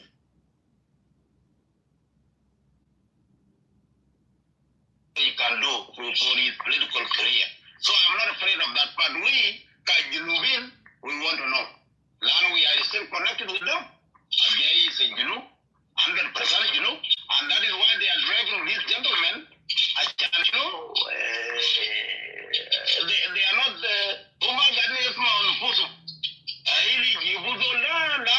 maybe I'm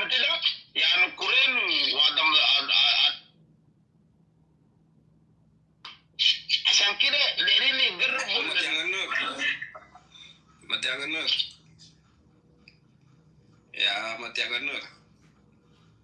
Yeah. Sorry. That's my go, but Francis, but they call up the give okay, just speak without you just start talking now. Oh. Play it again. Did you share it or what is the Same same thing? room. Let's get running. Okay. All right. Yeah, whenever you guys are okay with it, then you can. No, go ahead. Just listen to Francis, but No, whenever you guys have enough, just mute me because I'm doing something here. Okay.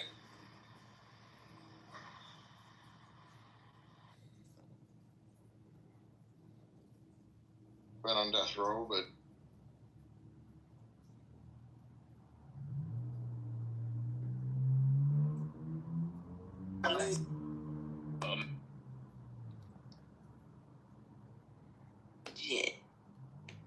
No, they're legitimate contractors with the United States government. yeah, The Federal Reserve is legitimate contractors with the United States government to manage the economy of the United States. They're essentially a cabal at the end of the day. They're a cartel. Facts. I didn't hear him. What did he say? They're basically a cartel. Okay, thank you. That's okay. Maybe that's what I was trying to say. Okay, gotcha. When the cartel became legitimate. When they bailed the United States out and banking 2 or 3 times. But when they bailed the United States out and banking, see, it's funky how the money is gone. Since when they took the money off of actual gold and silver, tangible things, yes, and people started using these fiat notes. See, when you start using the fiat notes, they can print them out of thin air. They don't have to be leveraged or weighted against anything.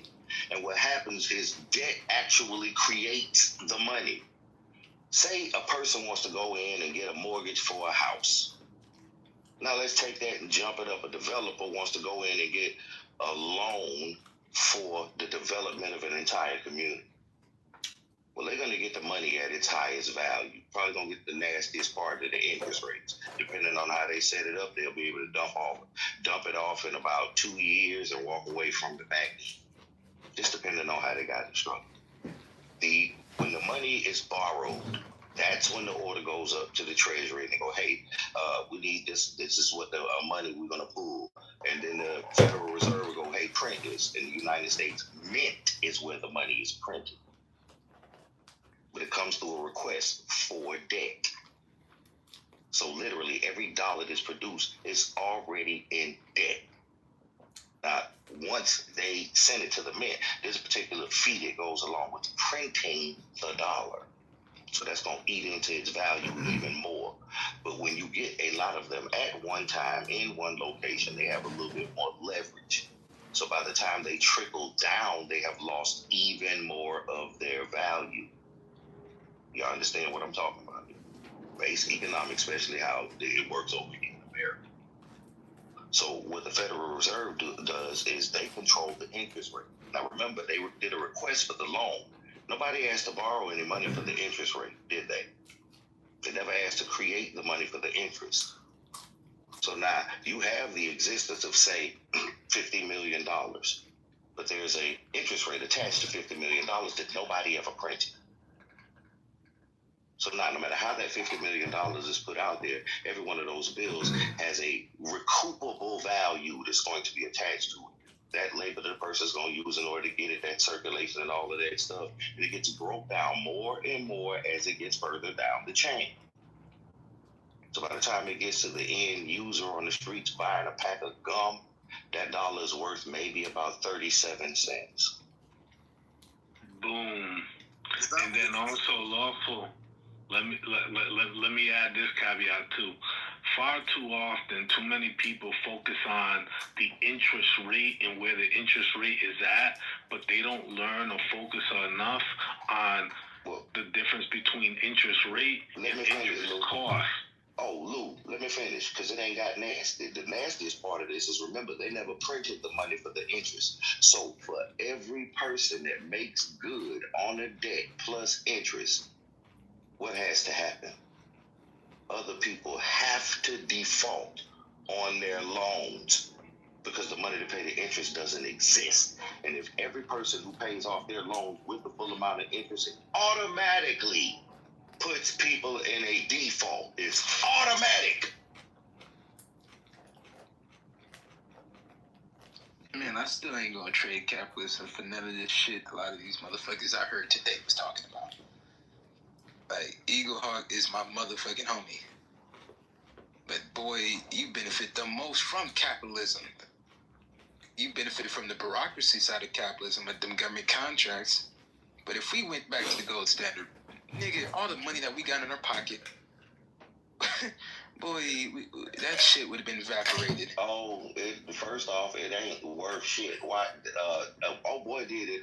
What you call it? D1 sat on stage and did an experiment, dude. He said, "Look, man, I'm gonna take this money. I'm gonna take this bill. I took a $20 bill, and he tore it up into little bitty pieces. Right? He said, man, it just went from worth $20 to now worthless." Now, you can't do that same thing with gold or silver, because when you melt either one of them down, they still got value, don't they? You can hammer them out flat, and they still got value, don't they? It's intrinsic value. Land, that always gonna have value, period. I don't care what you say, it's gonna have value. It may be a low one, it may be a high one, based on estimated on the development and its ability to provide certain things. However, it will always have value, even if it's a swamp, as Walt did. Now, this paper money, which is now digital currency, because you don't even have to have the paper money no more. So if you master the stock market, you make enough money to where you can pay your taxes and pay off your house to where you don't have a mortgage. Then how valuable is this fake paper money now?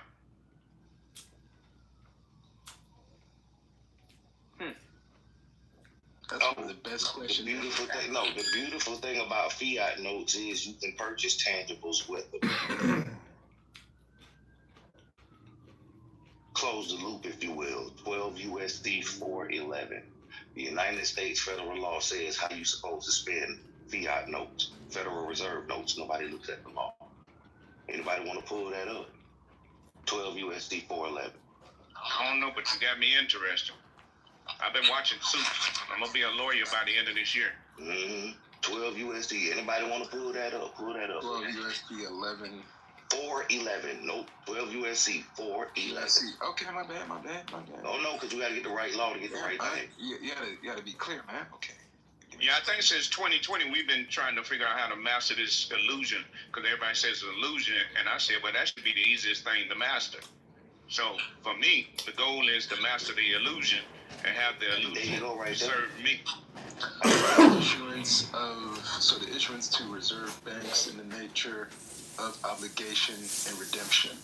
Yes, that's it. Please read what that says. Federal Reserve notes to be issued at discretion of the Board of Governors of the Federal Reserve System for the purpose of making advances to the Federal Reserve banks through the Federal Reserve agents as hereinafter set forth, and for no other purpose are authorized. Hold on, stop right there. Stop right there. Are you a Federal Reserve agent?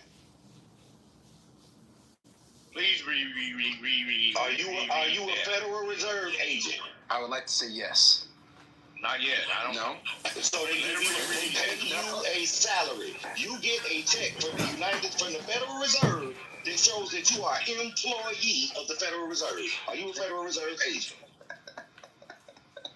Damn, Alpha Barkley asked James, had he ever been swallowed? God, now that's... Oh, Lord, not the swallow up. The swallow up. Why you do that? Why you do that, sis? Look, I didn't it say what it say, though. This the law. The law literally says. Look, the law says what it says. No, the law says exactly what it says, though, for real. It says for Federal Reserve agents as it hereinafter set forth and for no other purposes are authorized. The said note shall be the obligations of the United States and shall be receivable by all national and member banks of the Federal Reserve Banks and for all taxes, customs, and other public dues. Why are you paying taxes and customs? Says here, and what we say? Man, we don't know shit. That shit ain't what y'all do. The law just told you. They Erica. Okay, hold on. Let me finish reading the law and then we can just go all the way through. They shall be redeemed in lawful money on demand. They shall be redeemed in lawful money on demand at the Treasury Department of the United States and in the city of Washington, District of Columbia, or at any Federal Reserve Bank. So if they shall be redeemed in lawful money, are they lawful money?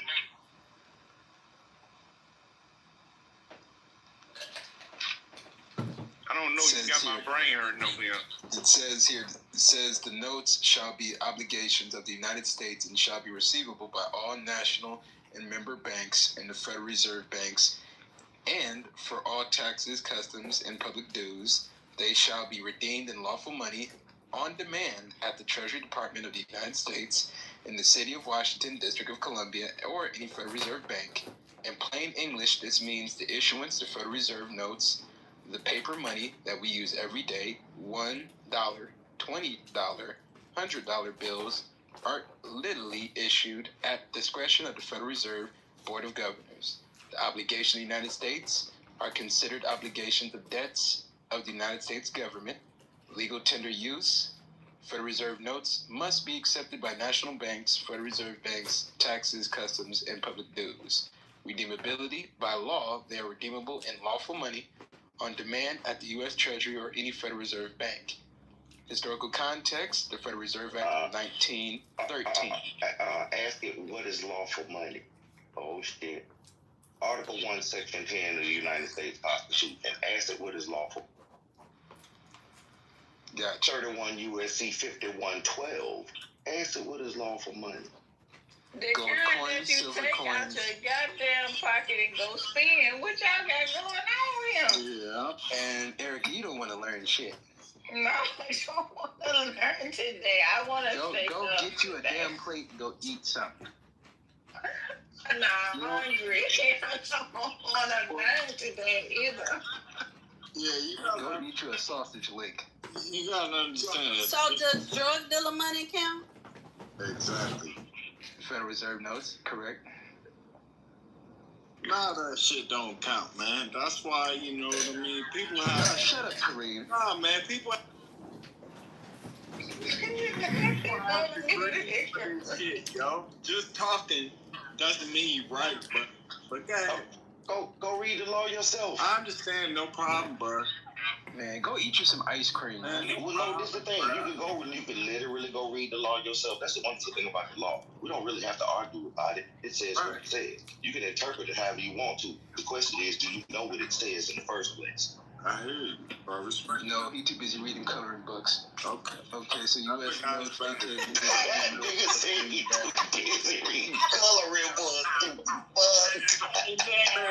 Hell no.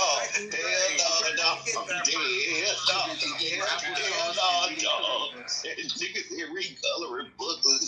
When you said coloring books, oh my gosh, that's so Shut up, Kareem. You get your disability check yet? Did you get your disability check yet?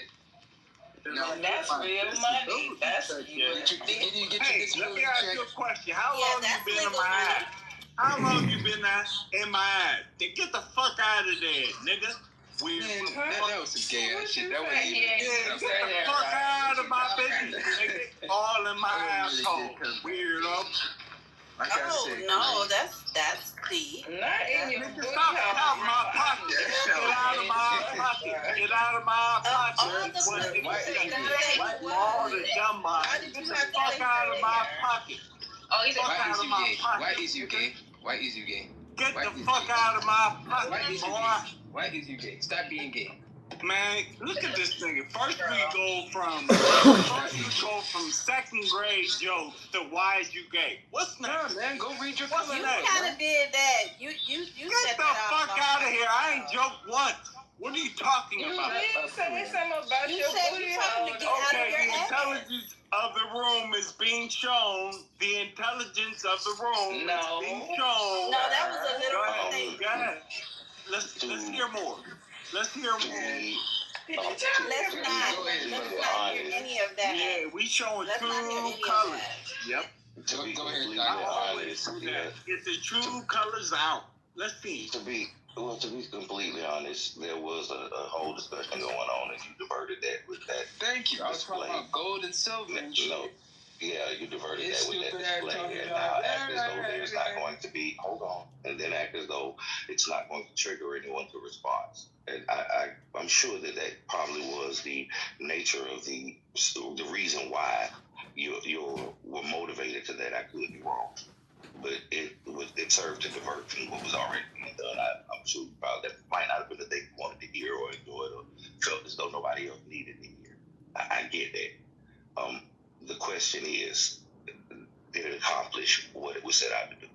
Hey, I accomplished everything I set out to do anytime I do it. Now I'm waiting for the interruption because it's months away. But all I was saying is getting on an app and talking as if you know something is different from fucking knowing it. That's all the fuck I'm saying. Kareem. So deal with it, man. Let me finish, Kareem. Like I said, go get you some applesauce and go collect this Philly shit. It's the third. It's the third. So your this Philly check should be on the way.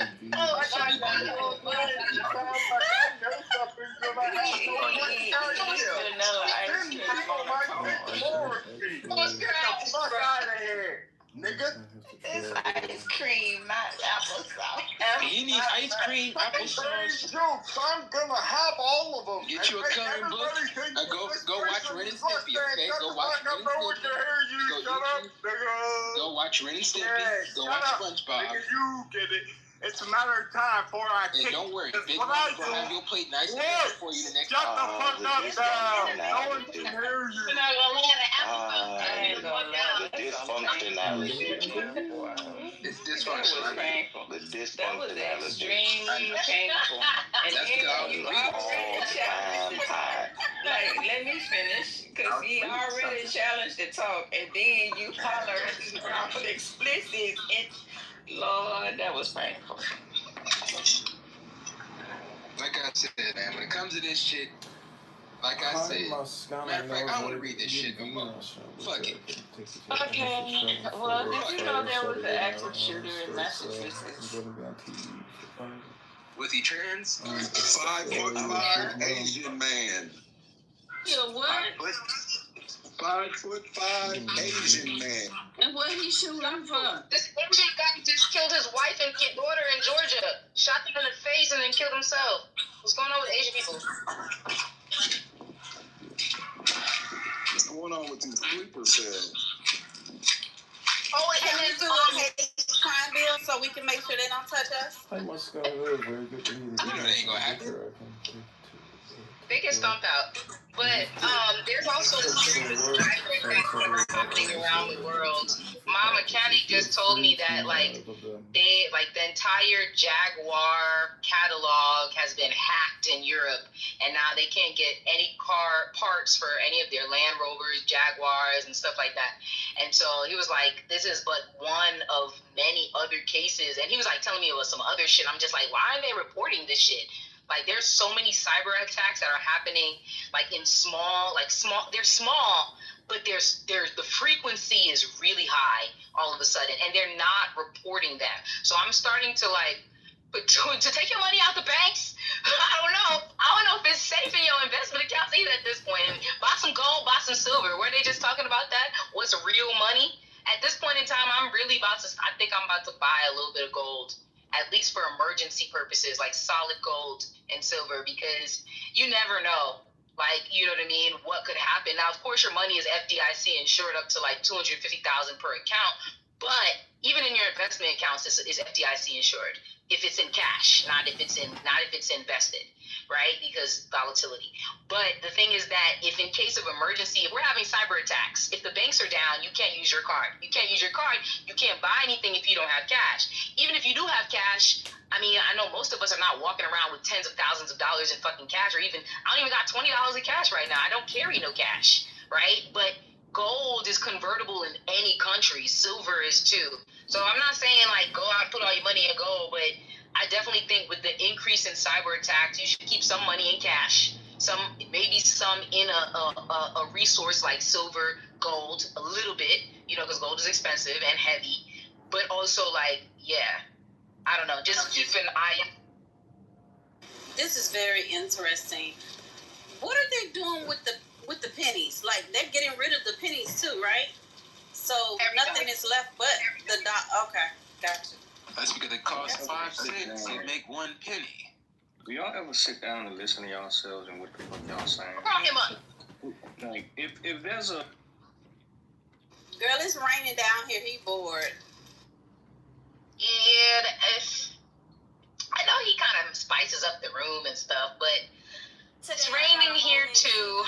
The energy is so copacetic right now. why y'all moving me I down? deported his ass.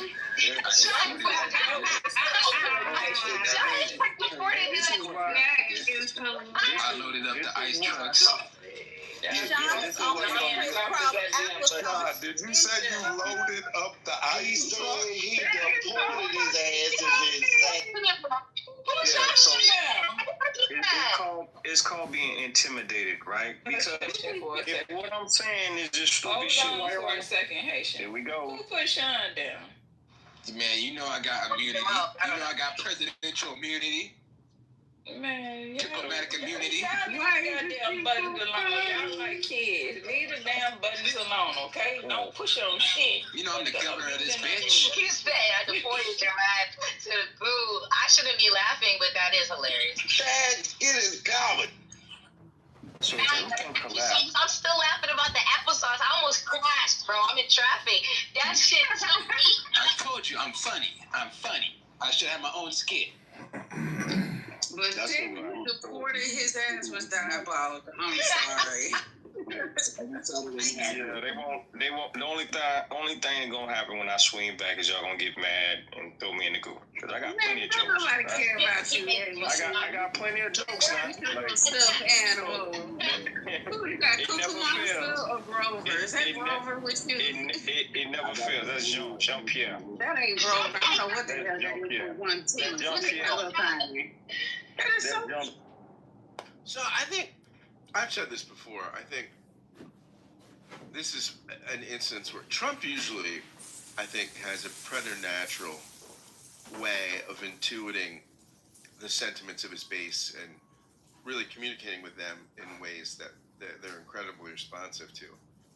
And this is just an instance where I think it's fascinating to me because I've said this before, but this is like your rabbi just getting up there and saying, well, the Jews were never really slaves in Egypt, or your priest getting up there and say Jesus never really rose from the dead. And this is part of, I mean, the fact that, as you're saying, Gary, if you said he's been convicted of things, right? This is not a conspiracy theory, but the conspiratorial intuitions of what of exactly who's connected to this and how high it goes plays into this kind of perception of the base that this is, the powerful elite that are running around and running the child molesting pizza shops and all this stuff like Hillary Clinton, and that this is the world they live in, right? And so, and this Epstein sex exploitation is part of that world, and the elites just protect themselves and sort of run all over all of us. And Trump was viewed as somebody who was going to battle against those elites on behalf of his base. He's the true populist. And so for him to suppress things and then say it's a hoax, I mean, not only is it a travesty to the victims, it's like burning your Bible. I mean, this is like saying that the miracle stories, this is the Jeffersonian Bible, man. This is the Bible without the miracle stories and the supernatural. I mean, this is Trump trying to demythologize and sort of stick it to his base. And it's I think kind of insulting to his base. And I don't know why he's playing it. So unless there's something he's really embarrassed about, right? Or unless there's donors or something or somebody or parties that have really strong vested interests in this not being released and Trump's protecting them or doing some kind of quid pro quo. I mean, why do you want it, and why as a party do you want to be viewed as the cover-up party on this issue? I mean, I don't know what the political upside is for the Republicans. I can imagine the upside for Trump might be that there's some embarrassing material I'm guessing it's not anything criminal, but maybe something just really embarrassing about him in these files. I don't know. But I just think this is a really stupid play politically. And I don't know why Republicans aren't lining up, again, other than Trump's decided it's a bad idea and they just do Trump's bidding. But yeah, I mean, I think this is not the smart political play to go against transparency here. You know, I was trying to remember, and I looked this up to help refresh my memory, whether the president ever joined in on this course of condemnation of this Epstein pedophilia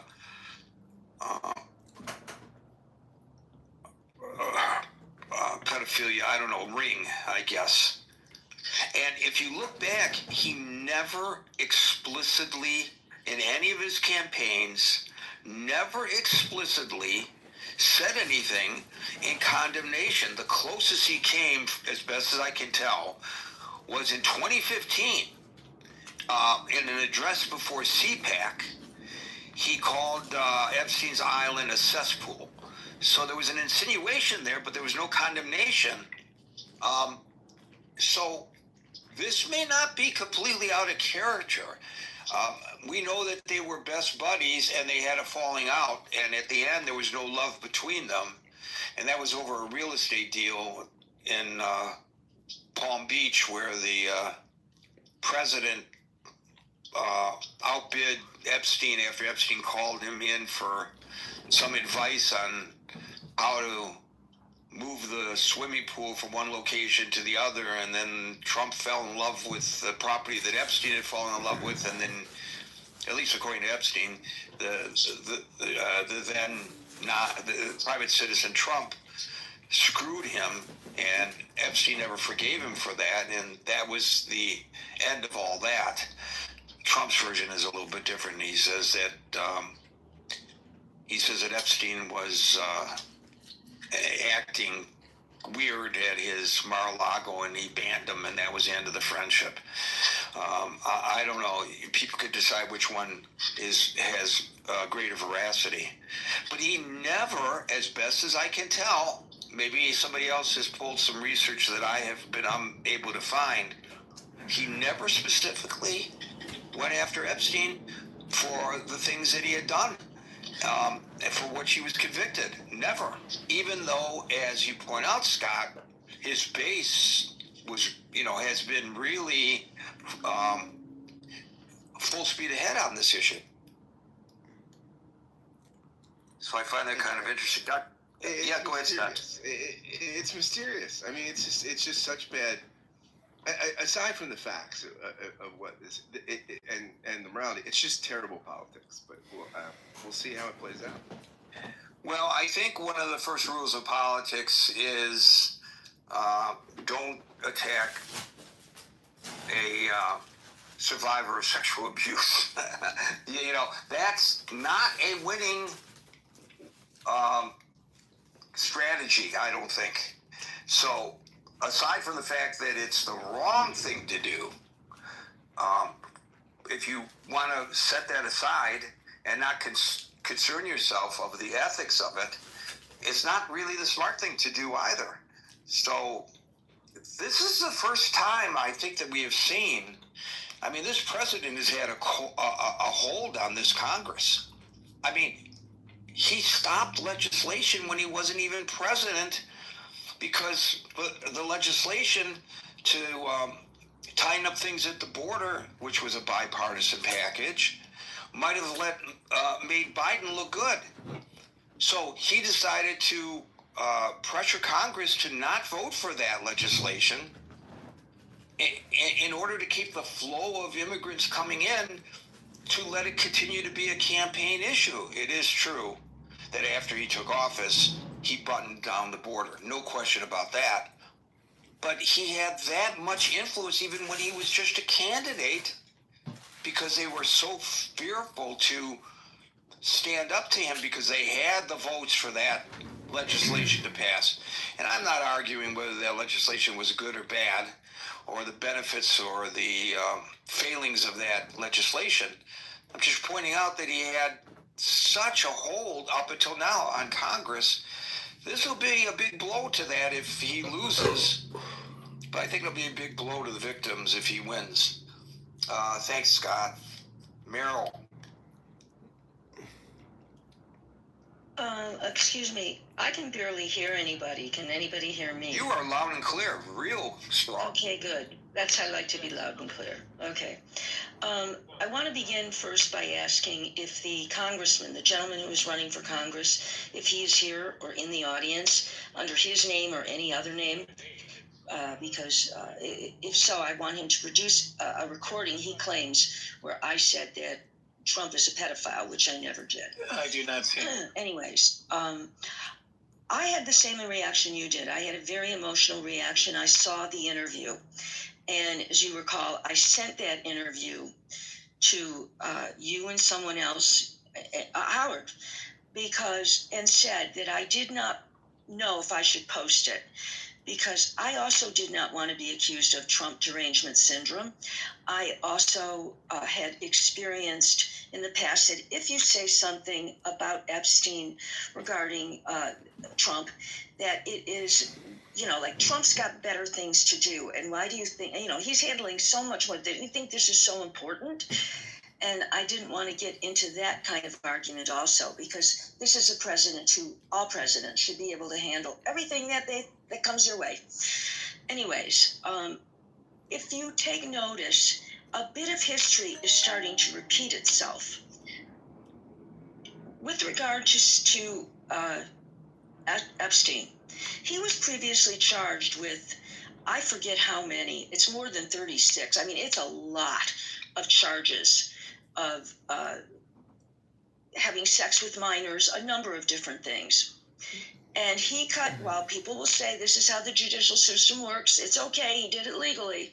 He cut himself the most sweetheart deal anybody could ever imagine. He wound up, and I thank Alan Dershowitz and some other attorneys, they got him a deal that is just so incredible. And Oops, your audio just really degraded. All of a sudden there was like a click and we could hardly... Sorry. Am I still there? Now you suddenly pop back in. Okay. No, somebody was calling. Okay. He got this deal and no victims were notified. And the deal was that he would not have to stay in prison. He would get 12 hours, 7 days a week to go to his office, quote, home, anywhere he wanted. But he had to come and spend night times there. He would have had years, possibly a lifetime of time in prison had they not pled him down to something that I think it was only going to be 13 months. And he didn't even serve 13 months. So he was going to wherever it was, he was going all day long and just spending the evenings there. That's incredible. That is incredible for a pedophile. Then no accountability. And now he gets busted again. And there will be no accountability for him because he committed suicide. Because he knew he was never going to get a deal like he had before. And I'm not going to get involved in the conspiracy theories of whether it was murder or suicide. I will accept that it was suicide. What I really am upset about is the only other person who could be held accountable and that was Maxwell. And she was a partner in every way. She procured the girls for him. She had sex with the victims, minors, with him and alone. And several victims testified at her trial. And she was found guilty by a jury and sentenced to 20 years. And that was not going to be at a cupcake prison. That wasn't going to be the kind of prison where Epstein, what he was going to be doing. She wasn't going to get that kind of a deal until Donald Trump And Donald Trump, when she was convicted, by the way, he claimed not to know she was convicted, but he wished her luck. We know all the history. He wished her luck. Pardon? I'm just letting you know we I'm know sorry, the history, what? honey. We know the history. Let's not interrupt, please. That's not how we roll here. Go ahead, Meryl. Okay, if you don't want the history, Gary, I won't. But if that person does, I don't care. Doesn't want it. He did not want these. He wanted to make sure that she said he had nothing to do with anything. And she did. She met in the most bizarre kind of interview with a friend of his who was an attorney. It never happens. It never, ever happens. And the interview was not conducted. If anybody reads the interview questions, they were not conducted, no follow-up. It was strictly her. Donald Trump was always polite, always a gentleman, and I really like him as our president. He's a wonderful president. And 2 days or 3 days later, she got Camp Cupcake. She was moved to a prison that does not take pedophiles, does not take convicted people convicted of sex crimes. And she not only was moved there, we, the taxpayers, pay for security for her because it was not a prison that is supposed to. And the next step would be for her in a prison like that is work release or out. And I would predict that she will never serve even a portion, even 1/4 of her sentence. And I'm sorry if somebody objects to my having given the history. Thank you. I think it was rude for you to be interrupted, and I think it was rude for that guy to call you honey. Thank you. You're welcome. I wonder if he's somebody I know. Well, must be if he called you honey. So,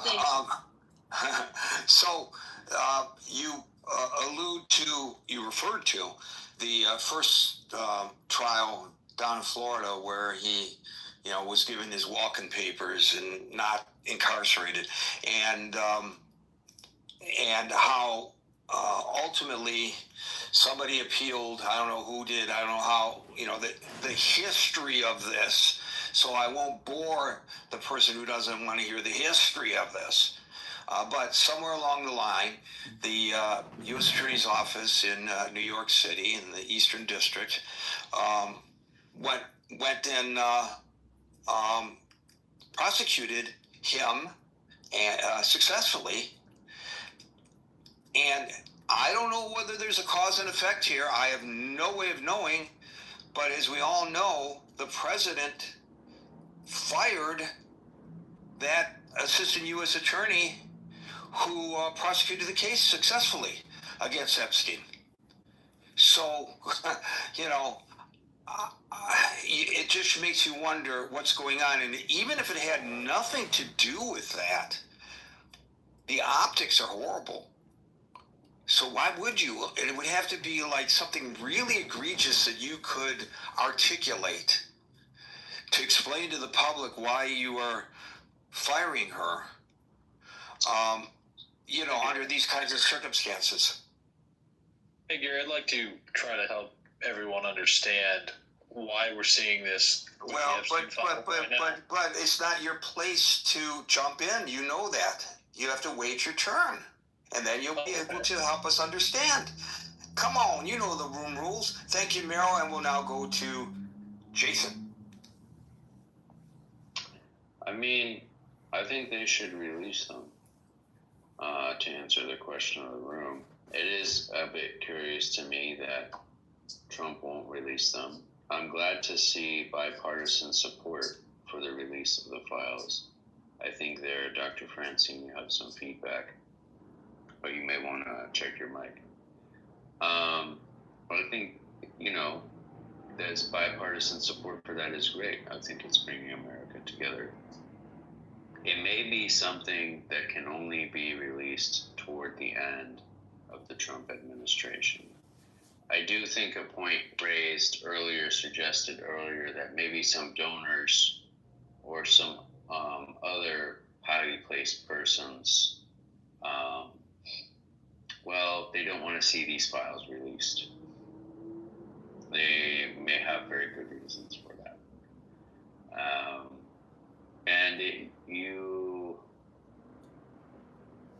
can see how someone in Trump's position may, well, it may give him pause. Let me put it that way. There's a lot here clearly that's under the surface. Anyone involved with Epstein, I mean, given what Epstein got away with, I mean, the amount of pull that guy had, the amount of support or whatever, it's kind of an indicator of how much more power, pull, and support the people who were affiliated with him had. And it may be that these files are not releasable till a lot of people have passed away, you know, as a practical matter. And that's a grave, it's a grave disappointment. But it may be how it is. Well, if it's people who passed away, you're correct. It's a grave disappointment. I know you didn't mean to be punny there. Thank you, Jason. Why did you suggest that they might have cause to withhold the release of the files until near the end of the Trump administration? Well, Trump has some things he needs to get done. And he needs the support. He needs all the support he can get. And, you know, he's got to pick his battles, right? And that is one reason to delay. I mean, I get a thumbs down from somebody. I mean, what an idiotic response there. It's the time to do this kind of thing is when he doesn't need the support anymore, if there's a time. So you're suggesting then, and correct me if my interpretation is wrong, that the release of the files could contain information that will make it harder for him to proceed with his agenda? At least you're speculating that that's the case? Well, I think it would make some of his more high-profile supporters unhappy with him if this information were released, yes. They don't want embarrassing information about themselves to be released.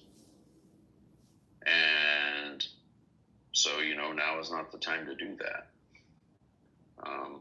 I think that, I mean, obviously, if the files are released, they will show that virtuous Trump opposed Epstein at every step and was not involved in any way.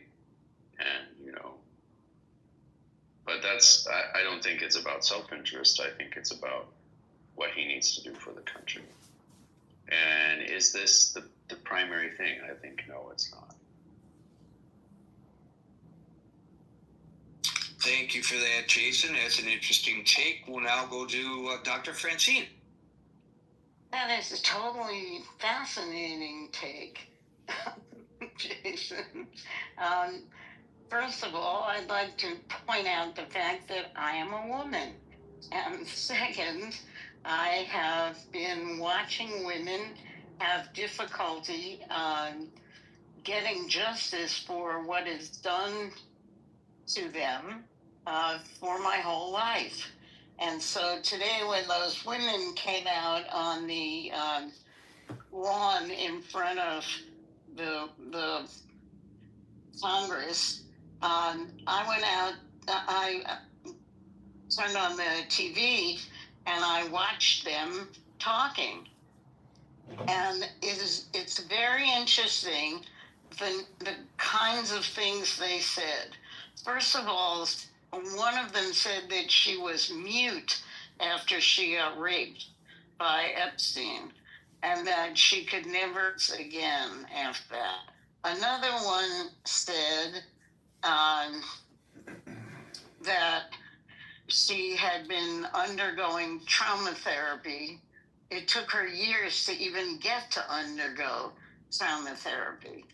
And Others of them who were more removed from the situation by now said, if you don't want to release a list, we have a list, and we will release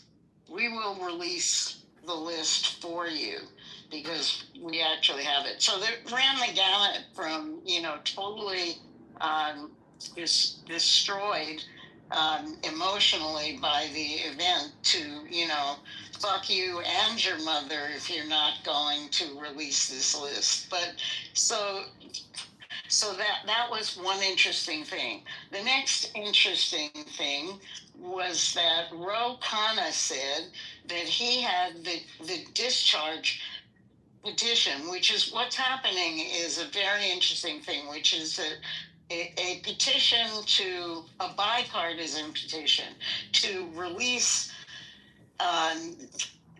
the Epstein files out of committee and for a vote on the floor had already been scuttled once by Mike Johnson sending Congress home early. But now there's no way for him to send it home again.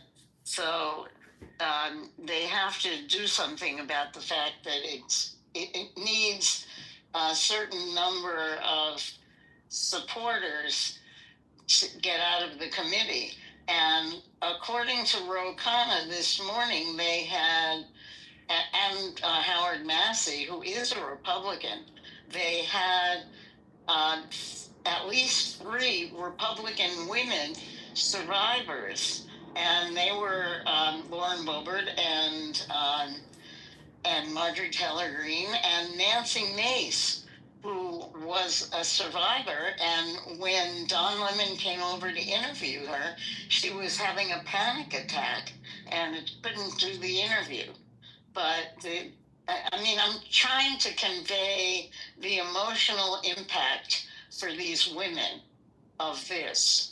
And then as a contrast, the White House has been saying, the first thing they said was that it was a hoax.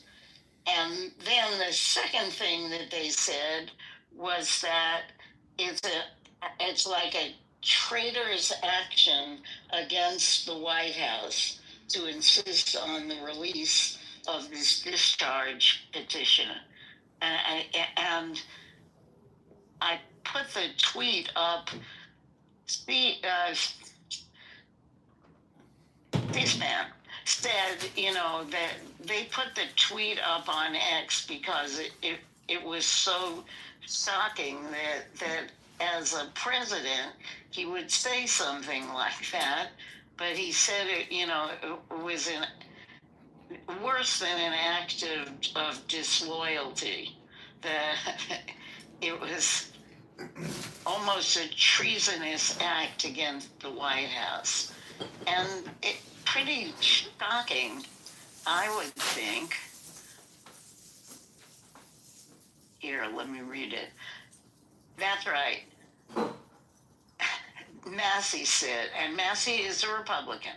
I don't know if that's precedented in this country to have a president call legislators to say that they are engaged in a hostile act, particularly when the so-called hostile act is trying to get justice for people who've been victims of sex crimes. So I guess what I'm trying to say to shorten it a little bit is that there's something really rotten in the state of Denmark or in the state of DC, if Trump is feeling that way. And we have really never had somebody in the Oval Office trying to cover up sex crimes, and working so hard to do it. So I don't know, Jason. I guess that would be known as I respectfully disagree with your take. So we've been very cautious in this forum, and we will continue to be cautious in this forum. Not me. Well, no, yes, even you, when it comes to we're being very cautious to not accuse any specific individual of any involvement in the pedophilia other than the two individuals who have thus far been convicted. And this is why Meryl was so correct in correcting the record. Because, first of all, I never heard her accuse the president of being a pedophile, nor would I, as your moderator, allow that to be said by anyone on this stage or in the chat without immediate confrontation and correction, because you are slandering in speech and libeling in text when you do so. So I am holding to the fact that there is no even accusation,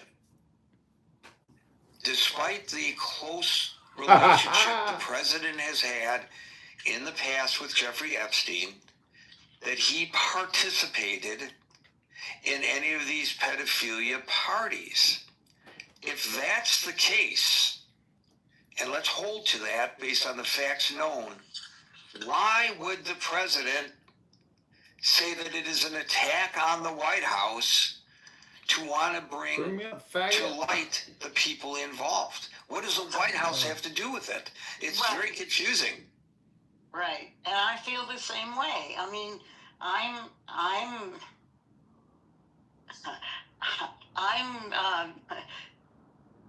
stunned by the vociferousness of Donald Trump's response to something that he called a Democratic hoax just half a day ago.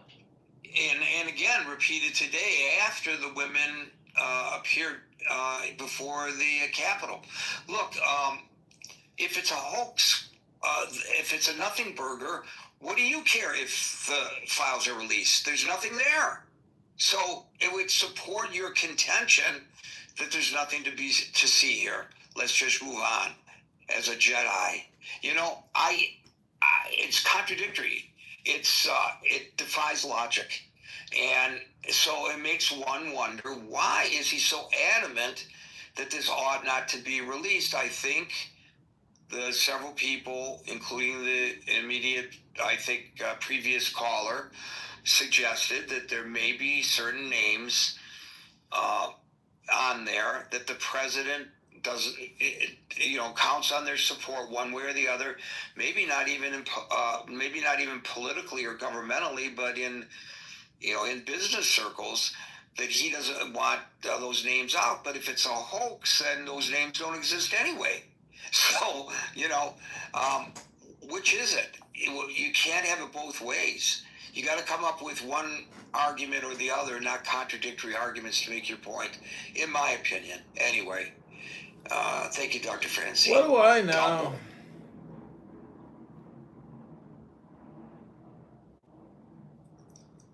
Double trouble. Double going once. Oh, can you hear me? Can you hear me? Now we can. I'm so sorry. Let me step outside. I gotta. Okay, sorry. I was just. Never mind. Gary, thank you for having me on your stage. I just wanted to say, I think something that still amazes me. Trump entered the political arena in 2016, and it's like people are still surprised at his tactics and everything. But I would just say with this Epstein thing, consider what he is holding. Like it's so visible. His entire base is angry. They want him to release the files. All the Republican congressmen want the files released. The Democrats, I bet you, are sort of 50-50 about it, but they're doing it because they think it's politically convenient. I would bet you that Trump doesn't actually care. Like, himself personally if they get released. But imagine the leverage he's holding over somebody or some small group of people. Just imagine. They can see how much he's doing for that. Like, look, he can just be like, look how angry these people are at me. All these people are angry at me. I'm doing this for you. Think about that type of leverage and how important this is for him and what he's getting out of the deal. He's getting something out of the deal here, Gary. You just have to think of him like a mob boss. And then everything else makes sense. But this clearly is very valuable to him. So people should really, really sit back and contemplate, why is this so important? What is going on here? What would change? Anyway. Thank you, Double. Another interesting perspective. Chris. Hey, what's going on, Gary? Hey, Chris. Hold on, let me start at this. Hey, Miro, I do apologize. And me calling you honey is a sign of endearment, not a sign of disrespect. Your backlog of the information. Oh, 1 second. Are you all right? Dog, just sprinted past me. Well, the backlog to the information you gave actually was important. I just understand that we've heard it a million times before, and it's probably going to be kind of, it just sounds repetitive. It sounds like, because you never even gave your take on what the actual situation was, which, again, your choice, not mine to dictate how you speak. All right. Gary, how are you today? Chris, I am well. How are you? Yeah, as a man, I had to apologize to Meryl, even though I still feel like she filibustered the time. It's her time, so Everybody I'm doing gets good, angry man. with I'm doing Meryl. good. Hey, remember just yesterday when I told you I'm tired of those conversations, Gary, and we got to figure out how to keep things fresh, but I do understand them. Remember that conversation just yesterday, about 24 hours ago? Yes. Gary, this is when you always prove me that you're doing something right. Because we got back to what I feel is important to society. And it is a repetitive conversation about Jeffrey Epstein and why the President of the United States decides none of this is informative to anybody anymore after he told his base, specifically his base, not me. I'm not his base. I am a United States citizen, but I am not his base. He told his base specifically, when I get in that White House, we're going to clean out that swamp. We're going to get those bad guys that did those terrible things to those little girls immediately. First thing on the agenda, we're going to get them. That and deporting those immigrants. So now we're here again. Now we're here at the time where the president gets to tell everybody, there's nothing there to see. I went through the information. You all know it. I know it. If you don't believe what I'm saying, you're an idiot. You're stupid. Do I think he's protecting himself? I don't know, Gary. Do I think, as the last guy Double stated, that he's protecting the wealthy people around him and maybe it's easier to have a little leverage over them doing it this way? Hey, Gary, I don't know. If I'm not like Jason, I believe, well, it's probably best to keep all the information tucked away until after his term because it could just tear down the country. Fine. If that's the terrible logic you think that we should protect pedophiles, I don't want to say the word, I don't know the logic, and I know that one guy is in here or what he was in here recording, but you know what I mean. The P word. If I feel like we need to protect them just so we can have some sense of status quo that we no longer actually carry in this country, hey, as long as that makes you able to sleep at night, you believe what you want to. Let's get to the question. The question is, should Congress release the Epstein files? Yes, we all agree. We all should agree. We all should agree it shouldn't take a minute longer, a day later, or a second too fast, or a second too slow, because those little girls, who are now women, are still sitting around watching their abuser get rich, their abuser stay under the radar, their abuser have to face any justice. Those little girls could be your children, snatched away from your house, leaving school, going to school, sent to a place she has no clue about, trained and tailored by a woman who has only tactics in her life is to make sure the man that she's serving enjoys the pleasure that your child who was kidnapped has now have to give. Working a summer job, and now your daughter from that summer job is being hit on by millionaires, offered gifts, and now she's being taken advantage of on someplace you don't see her anymore. again, if we're going to continue to try to protect these guys, just say that in your opening monologue, in your analysis conversation. Everybody seems to have analysis. Nobody has an opinion anymore. In your analysis conversation, just say, you know what? I don't want him to lose. And I'm speaking of Donald. I don't want him to lose in this situation. So we'll just protect the pedophiles. Because that's what we're doing when we don't bring justice for those women. Those girls are now women. Imagine that. Imagine your daughter having to do 10 years of having some type of sexual abuse from somebody that's not in your family also. A stranger, a wealthy man, a man you probably could not touch if you had the opportunity to. And now he gets an additional 10 to 15 years. And now he gets an additional 3 to 6 months. He gets an additional 2 or 3 days. He gets an additional week of freedom. Because the public's parties that we chose decided it's easier to protect them than it is to protect your children. It's amazing. It's amazing to witness. I did not see what happened today. I knew it was coming. I watched something just yesterday, and they spoke about having those women on the steps at 10:30. I was asleep this morning, but I plan on watching it the moment I get off here. Because I want to see the women who have finally spoken up about something that the American people are trying to be taught to forget about. They're trying to teach us to forget about it in real time. Yeah, I can't say the president has done anything wrong outside of what he's currently doing. Trying to belittle a fact that we all know are facts. I don't know if he touched girls. I know he's a creep. We've all seen evidence of that. He's been liable for that. I don't know if he likes little women. Little girls, not little women, little girls. But I'm watching him actively try to move the goalposts so little girls don't get justice. I'm watching him move the goalposts so rich, wealthy men don't have to face prosecution that they deserve. So maybe he's not on the Epstein files as some type of participant, but now he's participating at the highest of levels. And that's going to hinder, again, I said this the last time we talked about Epstein, and I thank you, Gary, for also, like I told you last time, you said it, when it hits the news cycles again, hey, it'll probably be back on the stage, and it did. So I commend you for that, because there's a lot of people that's still scared to have this conversation. And I'm not a Democrat or Republican at this point. I'm an independent. I voted Democrat the last election because they had the best options for us. And that's why you see the mug in my PTR. Because you had a choice. We all had a choice. The choice was right there for you. You can say, oh, I didn't like her policies, but you didn't know the other guy's policies outside of immigration and Epstein files. Now he's doing great with the immigration, even though he's harassing everybody. And now we're watching him duck out on the Epstein files. So he's 50-50 right now. But the last candidate would have been better, and you would have been able to sleep a little bit better at night, regardless of how you feel about our international affairs. But the truth of the matter is, we're now watching them, and I mean them as the Republican Party.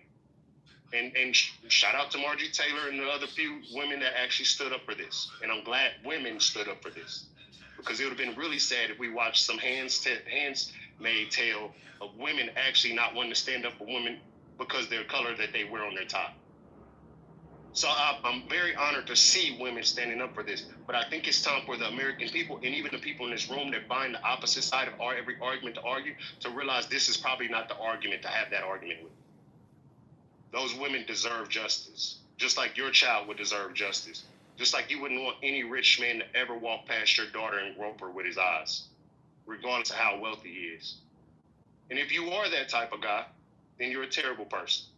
And I'm okay with saying that because I would like to protect women. Hey, Gary, again, Meryl, can you come off with, if you are in here, I would like for you to come off of mic so I can apologize to. Well, she heard you apologize.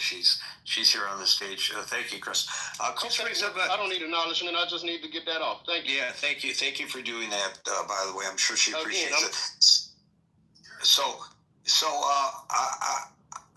I think Chris brings up a very interesting point because I mentioned correctly that the president never specifically mentioned that he would go after Epstein. But he did, as Chris pointed out, repeatedly promise to go after pedophilias. He actually created, by, I think, executive order, programs in the Justice Department during his first term of office. He later pledged to go after pedophile rings and traffickers. He did say in 2020 that he was, quote, saving the world from a satanic pedophile cult, close quote. Now, I don't know where we've ever seen publicly such evidence of a pedophilia cult verified than what we are seeing today with these women coming forward and with the convictions of Epstein and Maxwell. This is not a conspiracy theory that was disproved that a pizza restaurant near the White House had a secret tunnel and a dungeon where they were keeping children, so that when the Clintons ordered pizza, whatever they put on the order was code for what type of child they wanted sent over through a tunnel that extended from the pizza parlor to the White House. And as we all know now, that after that unfortunate man went to save the children, it was just a storage room and there was no basement and it was all made up. This is something that's not made up. This is something that's really happened. And yet the guy who claimed that he's going after saving us, not just going after, saving us from satanic pedophile cults, calls it a nothing burger, says it's a hoax. Again, a major contradiction. We are now at 6:01 p.m. Eastern Time, so we will no longer be inviting people onto the stage, but we go into extra time to give everyone on the stage an opportunity to speak, and we now go to Yang. Hi, Gary. I mean, at first, I really don't understand, because, I mean, Trump's been in DC for 10 years. I mean, he knows how politics works, right? But then I kind of like thought of that. I think, I mean, eventually Trump and Mark want something, I mean, very similar, right? So they want to drain the swamp, they want to tear down this establishment. But I mean, in the mind of Trump, he's having a war with those people, right? So I mean, I agree. The previous guy saying like, this file is the leverage he has, which he can use them to control and fight against them. I mean, what he always say, like, you don't have cars, so why would you give up the cars to? For this battle, right? So I don't think it's personally about protecting himself. I mean, he's already committed villain for having sex with a porn star, right? I mean, how bad it can be compared with that, right? So I think I think from his mind, he's playing a longer game. I mean, he's in DC for 10 years. He knows how to play politics with those people. So he thinks that this is a battle which obviously he can sacrifice for the ultimate purpose of eventually tear down the establishment. I mean, whether or not he will become a new establishment, we don't know. But right now, I think this is obviously what has happened. I mean, in terms of why he is so against his base, I think two reasons. The first one is like, I mean, campaign and governing are very different things, right? During campaign, you can say those very, wishful, you got your wish list, right? But when you govern, you have to be very careful. You have to be very calculative about each steps about how to achieve that goals. I mean, for those, people who say, oh, release the file. I think, to be honest, for a lot of those congressmen, they may secretly hope that file not got released. They just want Trump to look bad, because I think they also have very strong connection with those rich and powerful people. It's only the fact because they know Trump can hold those Republicans for now, and then they can just blame Trump for not releasing the file. So I wouldn't give them credit for for saying that release a five. I mean, from the Trump's perspective, I think he's confident that he has his base, so he can disobey his base a little bit, but it was his point. I mean, even during the peak of this like scandal, right? So I think his approval among MAGA and Republicans still like, if not 100%, but 90 to 95%, right? So from a pure tactic perspective, he has his base, and he can disobey his base a little bit without losing too much support. Why give up a car and then not using his car to his advantage? It just doesn't make any sense. So I think basically what happened is he made a deal with a lot of those people, and he used this as a leverage to press them to do things that he needs them to do. Maybe someone even in the Supreme Court, for example, maybe, we don't know. And now he has his tariff agenda. Maybe he's using this as one of the leverage. You never know, right? So there are so many things. I think from his perspective, he repeatedly say, let's focus on the big picture. So this is his agenda is a full MAGA agenda. So he's using this tool to achieve ultimate goal. I think at the end of days, when he achieved his objective, then those leverages become a more of a political liability for him. He may release a file. Yeah, so that's what I think. Thank you, Yang. Diogenes. Yeah, some of you may be familiar with the work of Whitney Webb. She pointed out that, first and foremost, Jeffrey Epstein was a financial criminal. He dabbled in sex trafficking. An important distinction that we need to make moving forward is that pedophilia is a term that comes from psychology and is used to diagnose individuals who have an attraction or exhibit an attraction to minors 13 years or younger. There is no accusation that Ghislaine Maxwell or Jeffrey Epstein was involved with minors of that age. What they were in fact convicted of was crimes related to girls who were under the age of 18. This is not a defense, but it's important that we understand the definitions. Ultimately, it's ironic that we're talking about whether or not some files should be released that may or may not shed light on whether or not Jeffrey Epstein had ties to important individuals who are currently representing us and holding powerful and important positions, including top secret clearances in our government. In 2008, there was a tidal wave of fraud. A tidal wave of fraud. Most of that fraud is right out in the open. Multiple people lied in testimony to Congress, which is perjury, it's a felony. And most of the large banks and financial institutions committed some kind of fraud. No one, not a single person has been prosecuted for that. Charges haven't been brought. Indictments haven't even been brought against those people. And so I do want to stress to listeners who are sitting here wringing hands and clutching pearls about whether or not some files should or should not be released and why Trump may or may not suddenly have reversed his position on this, that even if the files were released today, and the files said clearly these people were involved, which they won't, they couldn't. The so-called files could only ever be evidence. You wouldn't do anything about it.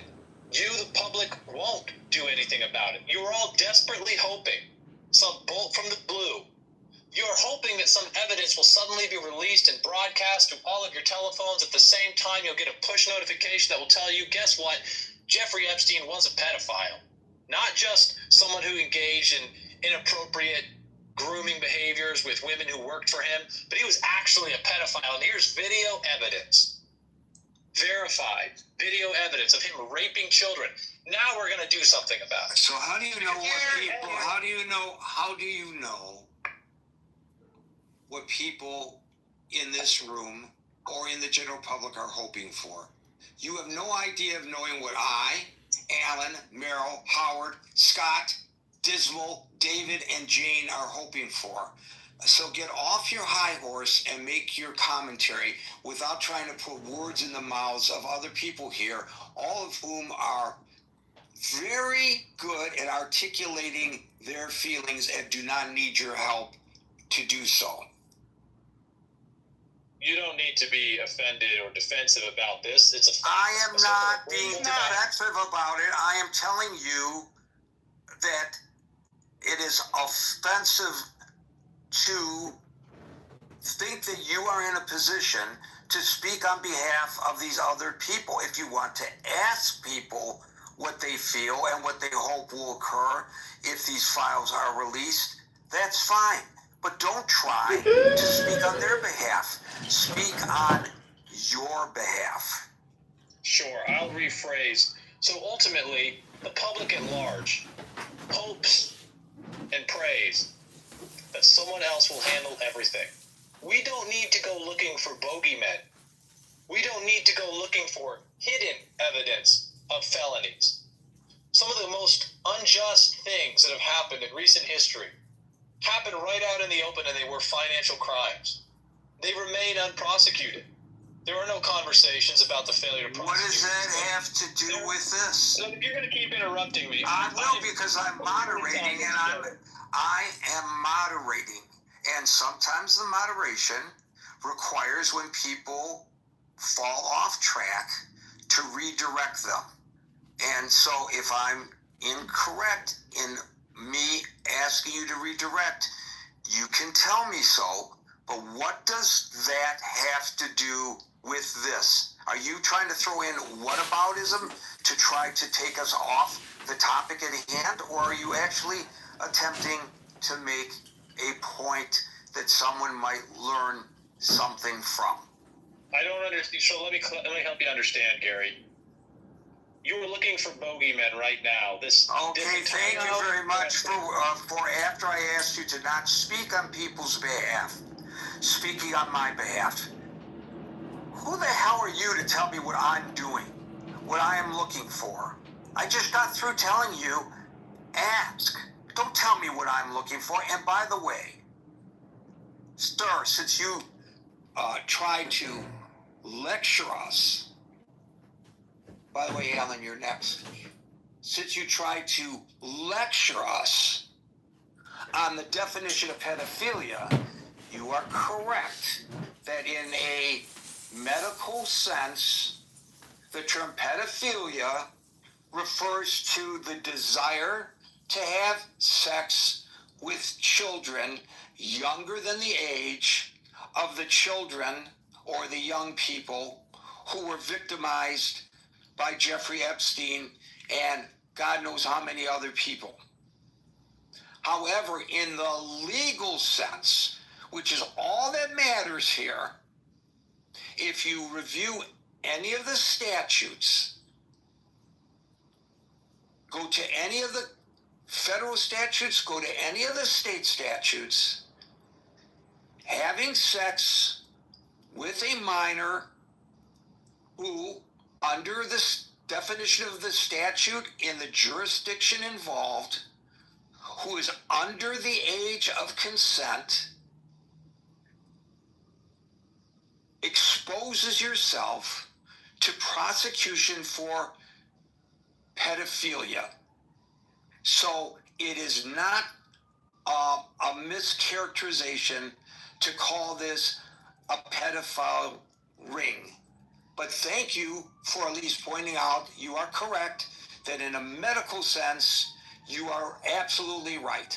A person who doesn't commit a crime can be a pedophile if he has these kinds of desires to have sex with children. From a medical sense, that's true.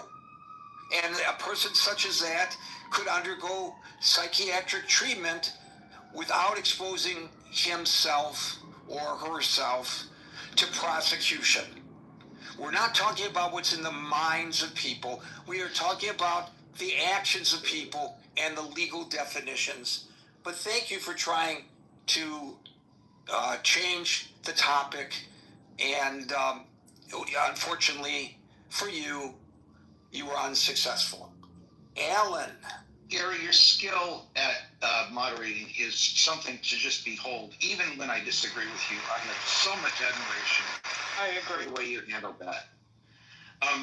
Gary, I need to apologize to you. The day that you removed me from the stage, it actually was me I was pretexting, and I will never do it again. I had worked out something with another one of your moderators who was not here at the time, which partially caused the problem, but I was doing a Nixon impression. And because I was trying to promote something else that I was doing. So I apologize for that. I think pretexting should be out of your room as well as mine, but that's yours to do. I was really inspired today by the autonomy these women showed in the press conference. They are going to take control of their situation regardless of what the president does, and that is great. And I think we should all recognize that the only way when you're powerless to have power is to just fucking take the power. I am not at all scared. Of course, I'm not really a Democrat. I'm actually a Republican in hiding, but I'm not at all scared that the Democrats are going to be found out in the Epstein files, because the Democratic Party is not a cult, unlike the Republican Party, which is a cult. And I'm not saying every Republican is a cultist, but clearly these women who are signing these petitions now, like Boebert and Green, sure, they need the cover, but it doesn't matter if they don't get the final signature. And so I think Mike Johnson is a coward, and I think he has demonstrated his lack of concern for America's women. And I think that if we get the full number of signatures, I'll have more respect for Boebert and Marjorie Taylor Greene. But right now, if you count noses, it doesn't really matter, right? Does that make sense? Well, I really love your initial comment that you respect, and I didn't mention this, and I'm glad you did, because I was remiss for not making this observation.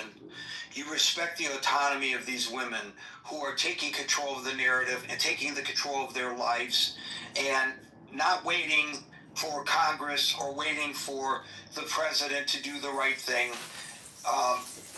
Their comment that, basically, F you, if you're not going to release the information, we'll compile our own list and try to stop us, because you can't, because we are too strong in numbers.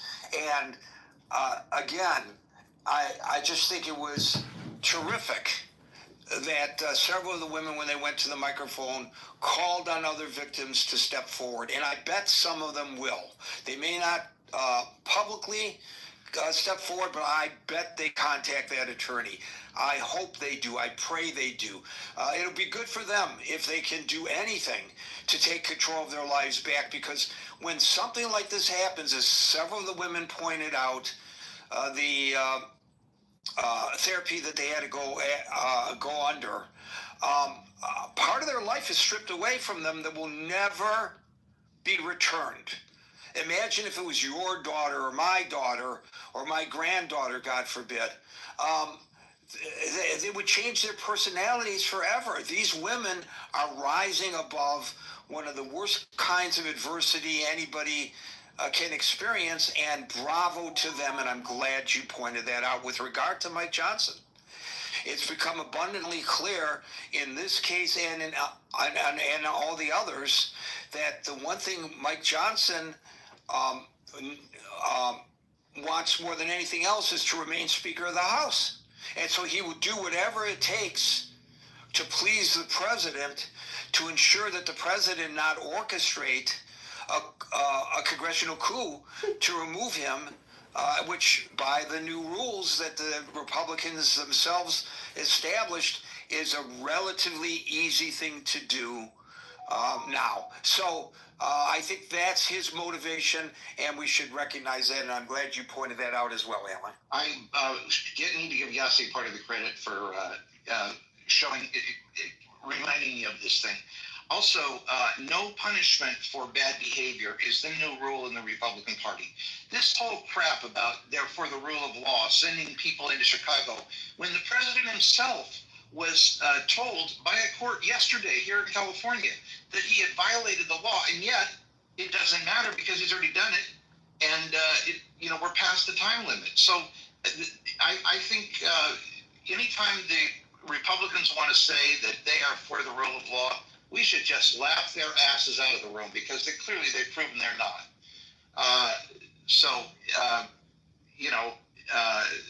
That's kind of my feeling on that one. And again, I apologize for the pretexting the other day. This platform is so unstable. Sometimes it's hardly even worth working with. But you do a great job. Thank you for having me on your stage today. Thank you, Alan. Dismal.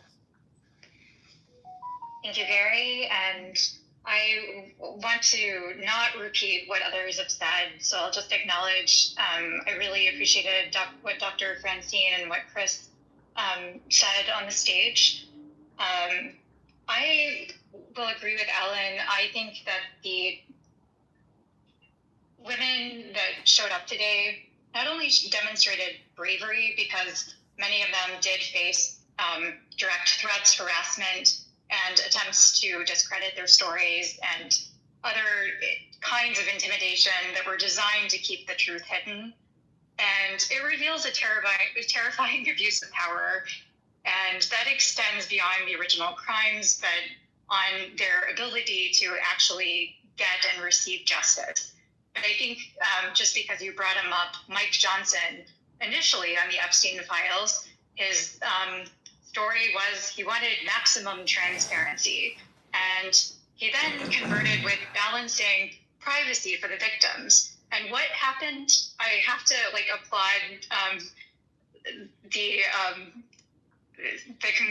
basically the supporters that brought these women to Congress, because these women have now upended that story, that narrative that he wanted to paint, that he's protecting the women, because he can't now state that when the women themselves, the victims, are actually demanding the transparency. So I think that was actually a brilliant move.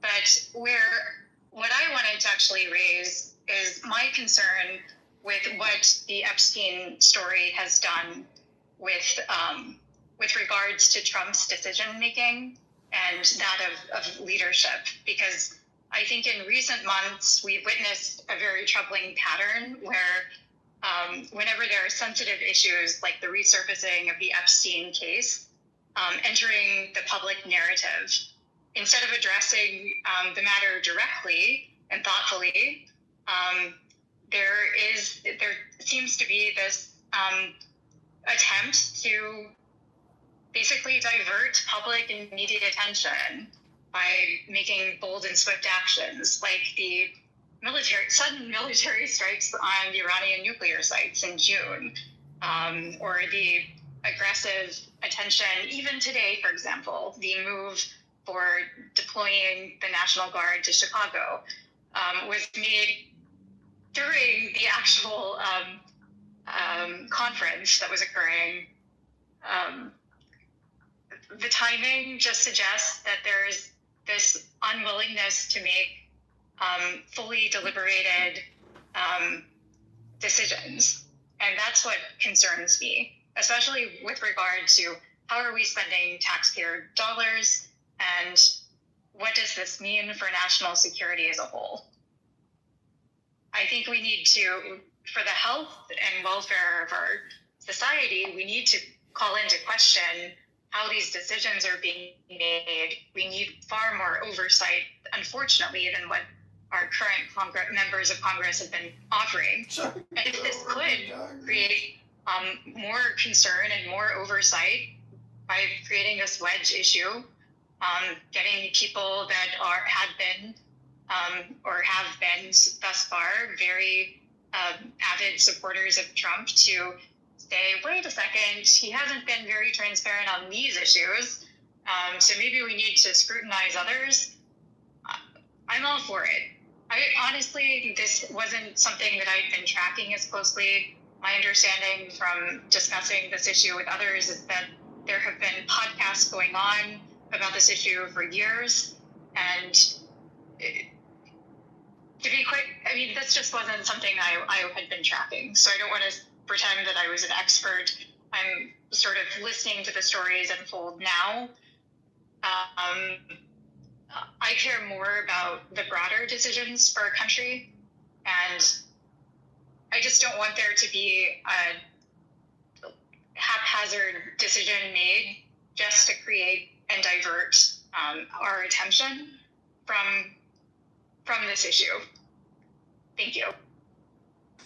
Thank you, Dismal. And for those who are trying to get up on the stage, I appreciate your interest, but we're past the time where we can bring folks on the stage. However, feel free to click on the link above, join the chat on Facebook Messenger, and make your feelings known there. David. Thank you. I missed a lot of it, but thank you for the topic. And to the person who used 2008, I think the only minors that were hurt by that were the ones that lost their inheritance. But to use that as a comparison is so apples and oranges that it's upsetting to even hear it. I don't have it in front of me. I'm in the car, but when I read, I think it was the FBI or whoever opened Epstein's safe after he was unalived. There is evidence in that safe of thousands, maybe tens of thousands of pictures, digital CD-ROMs, money, records. There's enough in there to put a definite answer to what happened and who did it, just from what the FBI has there. And that's all I'm going to say. Thank you. Yeah, nobody is interested in revealing the names of the victims or, God forbid, the images of the victims. We want to know who the perpetrators are. And by the way, the more I think about Diogenes' diatribe, how do I pronounce that? One of them is right. Diatribe, thank you. The more I find it offensive because it's dismissive of the concerns for the victims. Just totally dismissive. And how can we, any of us, be like that? I just don't understand. And I want to say really quickly, I mean, just because he died, certain victims were about to get some monetary compensation, and that vanished with his death. There was a huge amount of money in that estate, certainly that should have gone to the victim. So there's a lot there to deal with. You are correct. Thanks for bringing these issues up in a very succinct manner. Meryl, you get the last word. Jane. Is Jane still on stage? Nope. I don't want to take up her time. Okay. Very quickly, Chris was right. I did forget to say that to address yes, I do want Congress to release the files. Yes, no, I don't, to the other gentleman, I do not hope and pray for whatever it is that he thought I was praying for. And I do, regarding Congress, I think, and victims, I think we forget, and I tried to make this point, those victims were also victimized by Ms. Maxwell. And our president, this president, interfered with the actual, what the intent of the sentence was. And that was just one more. Some of those victims did testify, and that was just one more attack on those victims, because it's also given her the opportunity to say they are all lying. So I wanted to make that very clear. Thank you.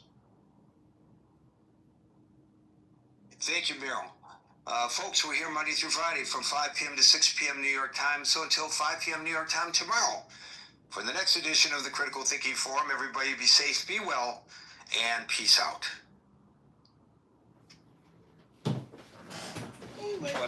Yeah, that's fucked.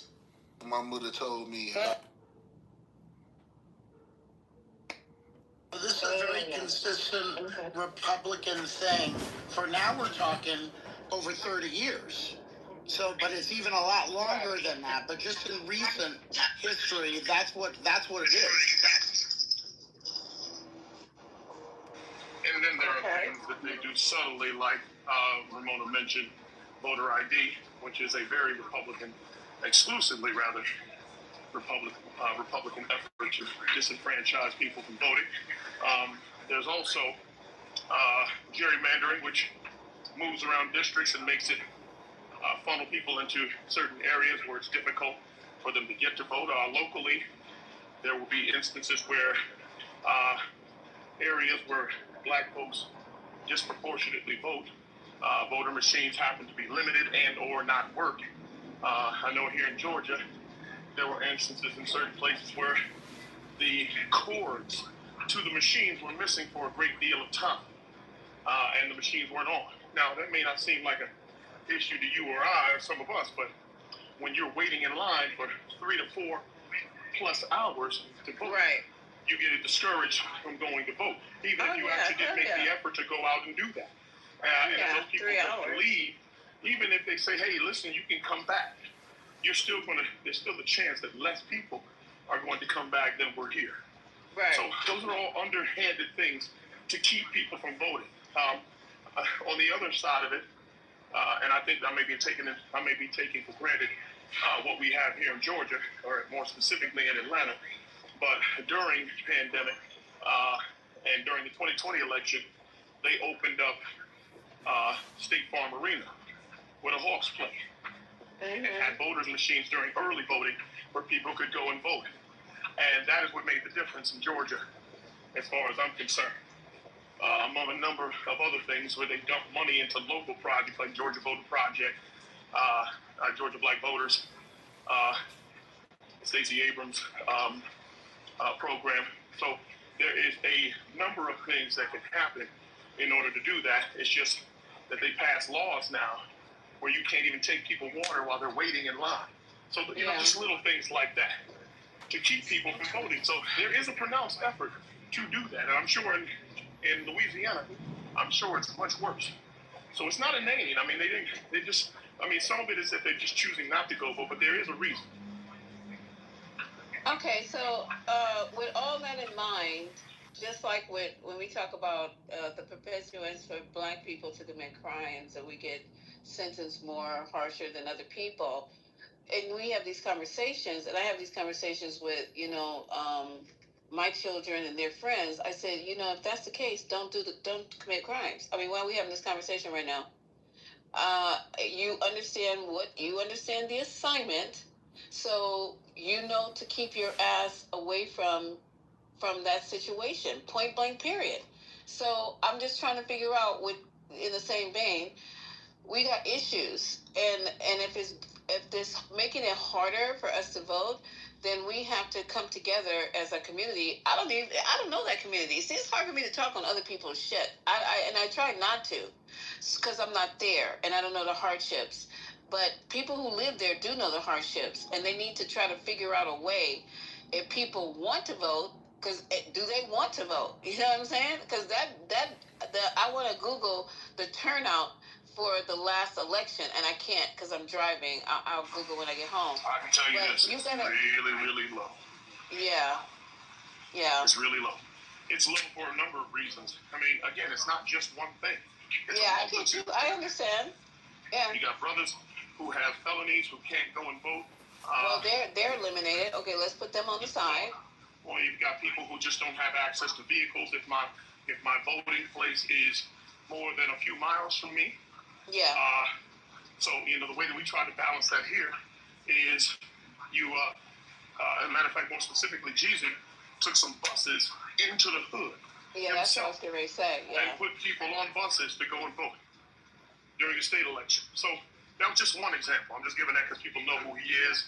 That's a pronounced effort. That's a very direct effort to get people not only registered, but they get them actually participating in the process in general. But I don't know that Boosie is going into his neighborhood because he can't vote himself, but chooses to endorse, at least verbally, Donald Trump, which is a whole other problem. If you got people like that, where ignorance just begets ignorance.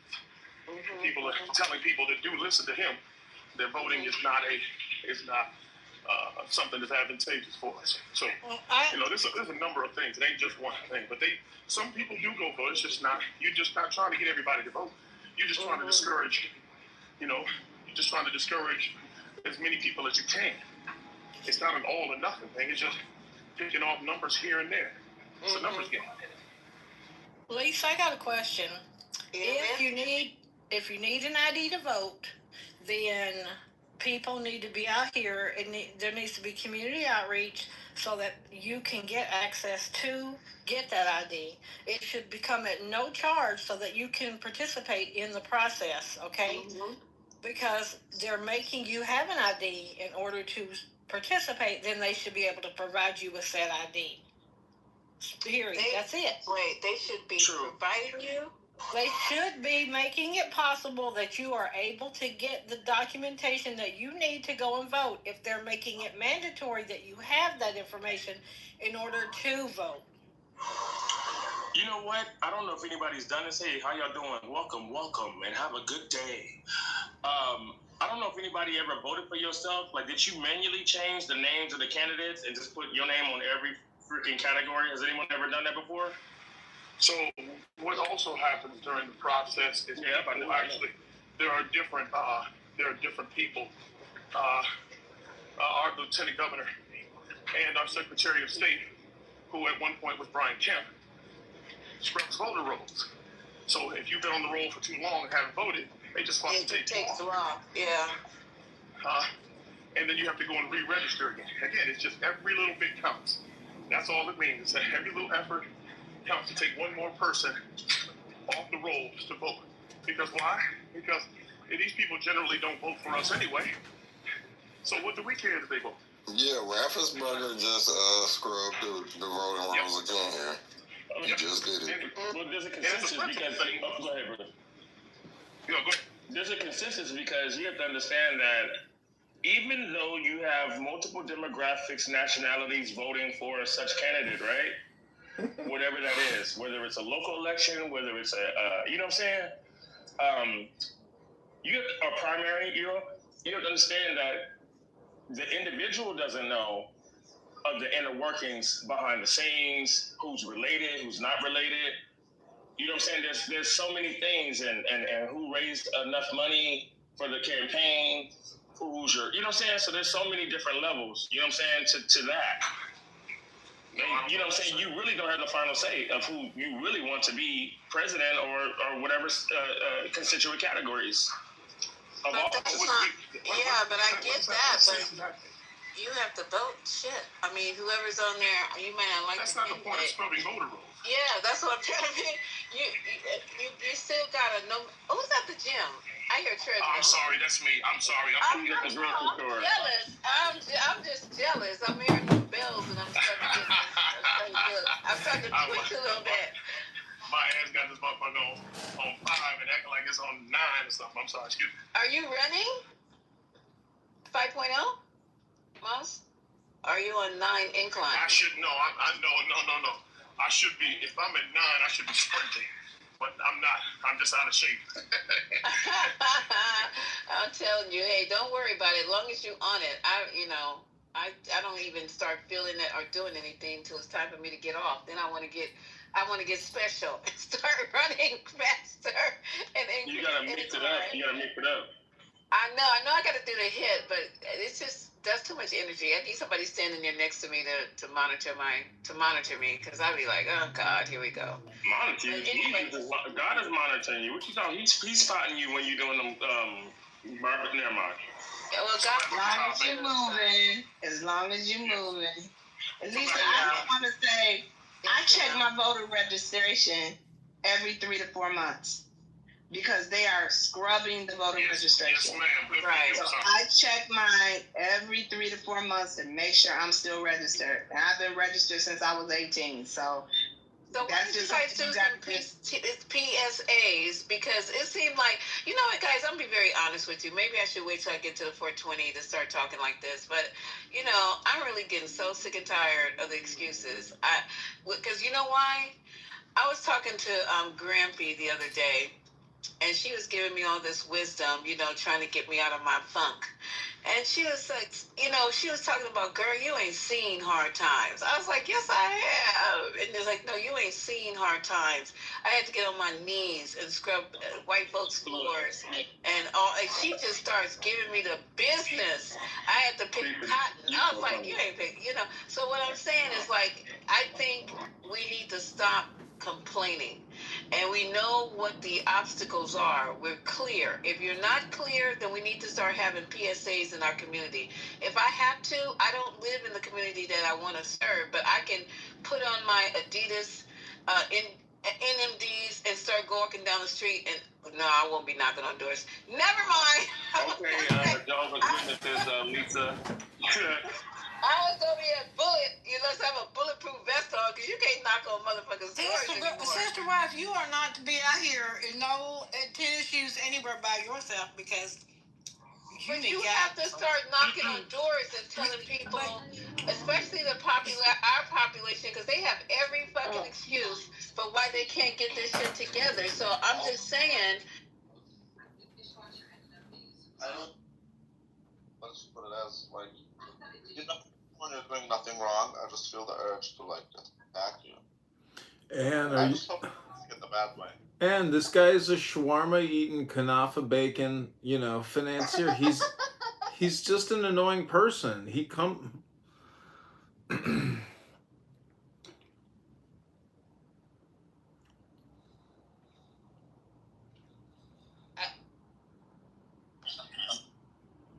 I'm just a narcissistic, selfish person. Yes, Buttercup. It's about narcissism. It's about you caring for your own ass, willing to sacrifice the Jewish people. We have a word for this. It's called couple.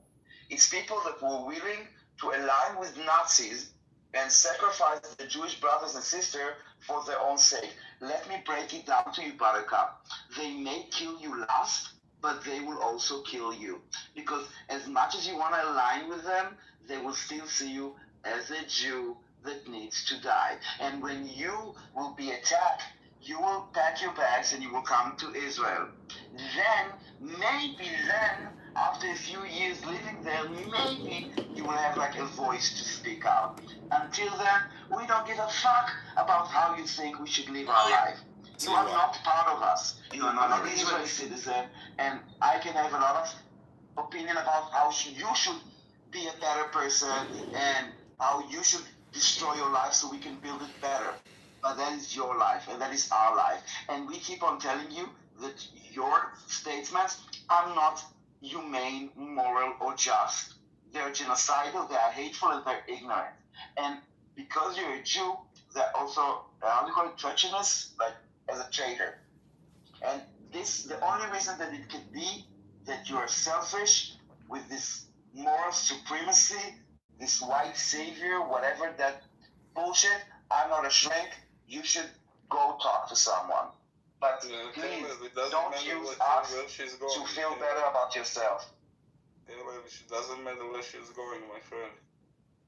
Doesn't matter. She's doing harm. And your halas, it's also doing harm. No halas. Give me back my brothers and one sister that are still there. Go on your knees, surrender, and then we will halas. Until then, no halas, my friend. No halas. You're living in a dream. A dream.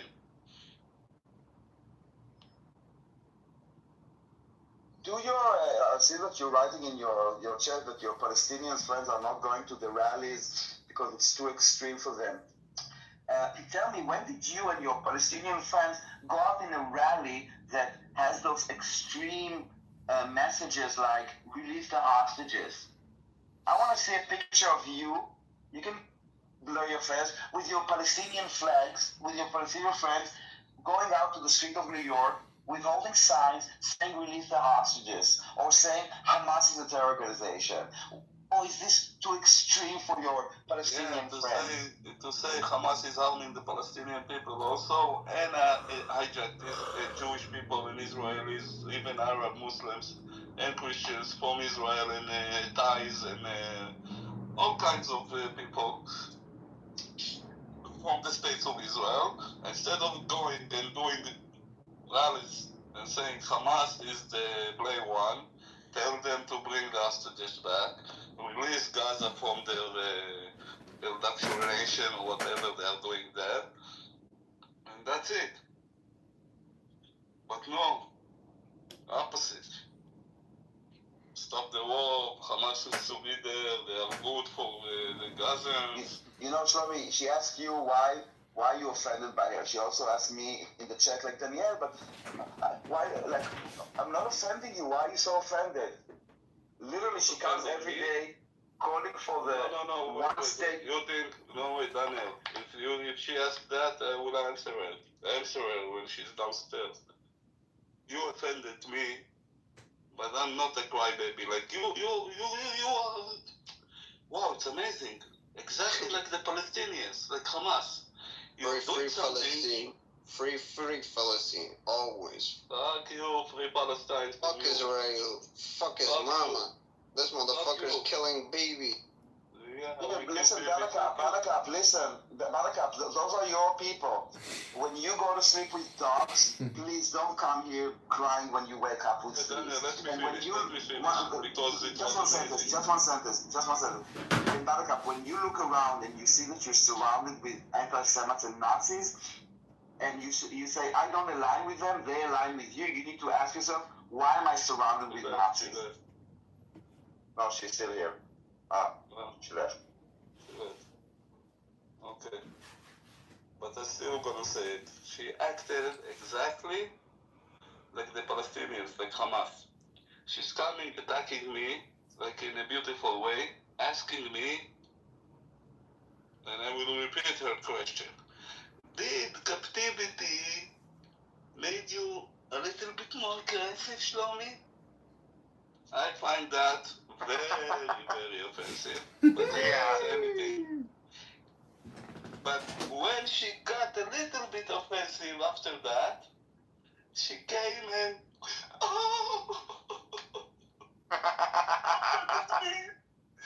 exactly like Hamas and the Palestinians. Exactly like that. Attacking you, stabbing you in the back, and then when they're getting back, not a knife, a dick in the ass, like properly dick in the ass. You're so cruel. You're unkind.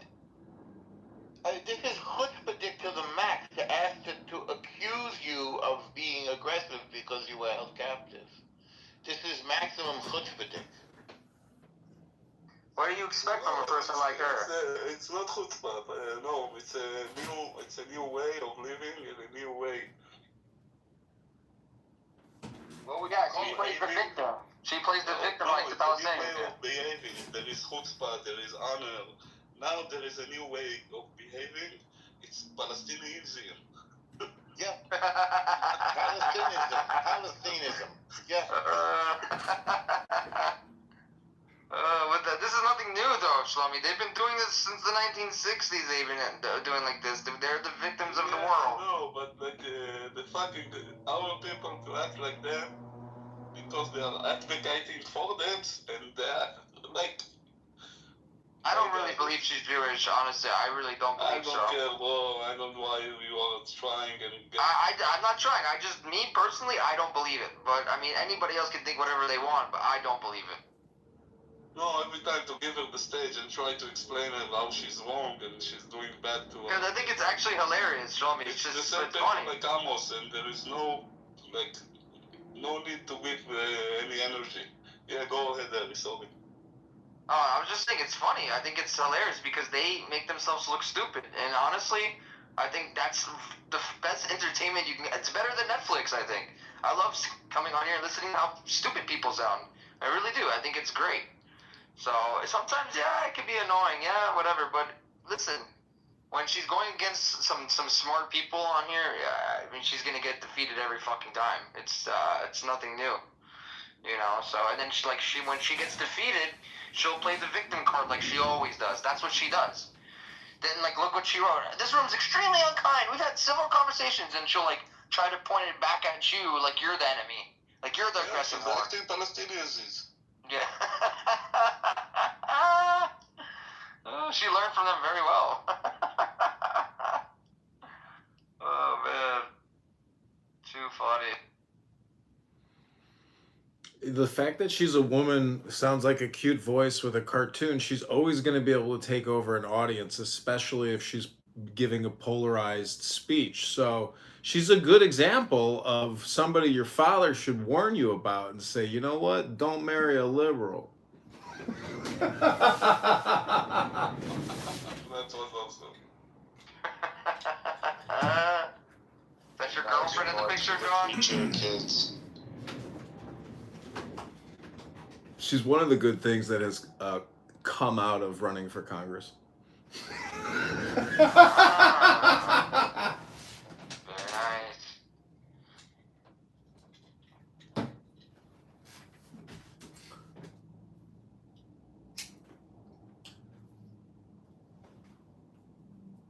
Well, this has been a very entertaining room today.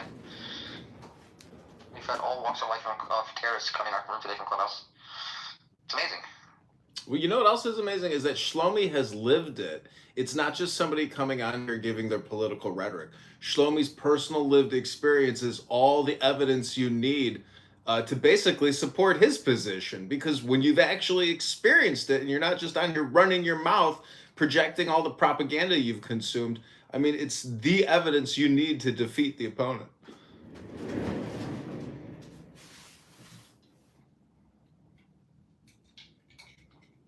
No, but she thinks I need to be kind of the proclivity, not aggressive to those people.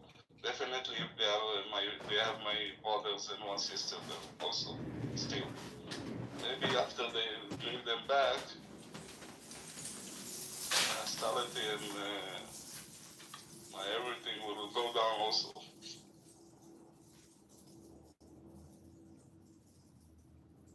I can't believe anybody has the nerve to open their mouth to you. I don't know. Maybe it's me.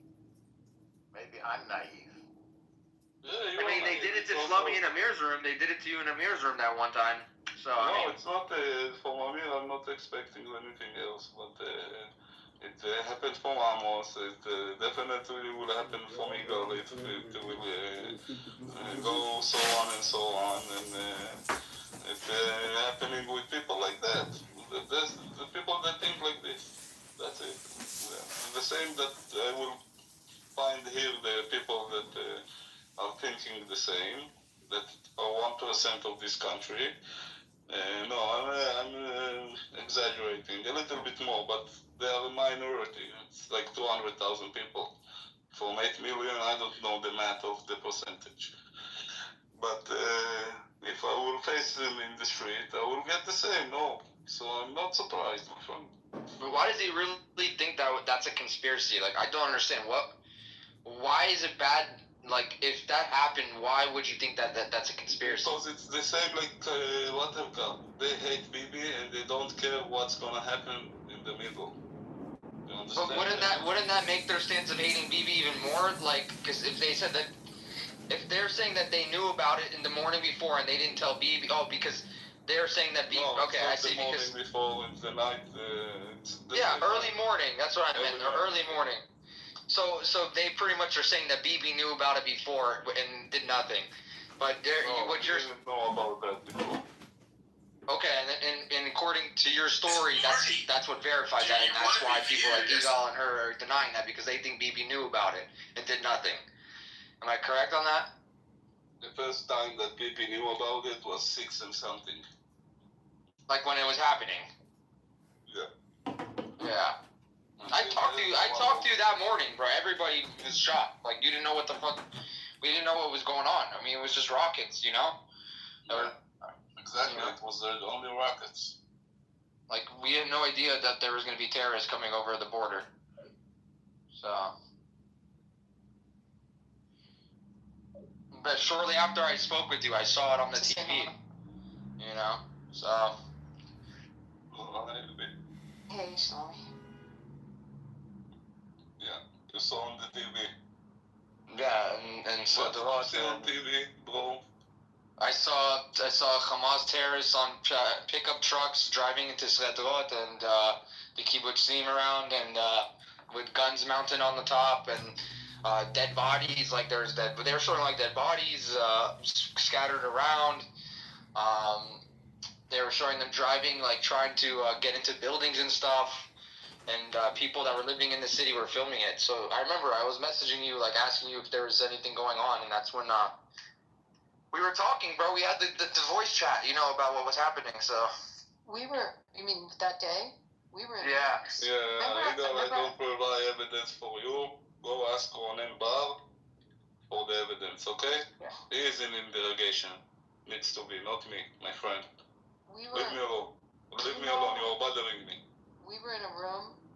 Wait, Abby, I'm gonna end my sentence and sorry. And what I told you, I heard in the media.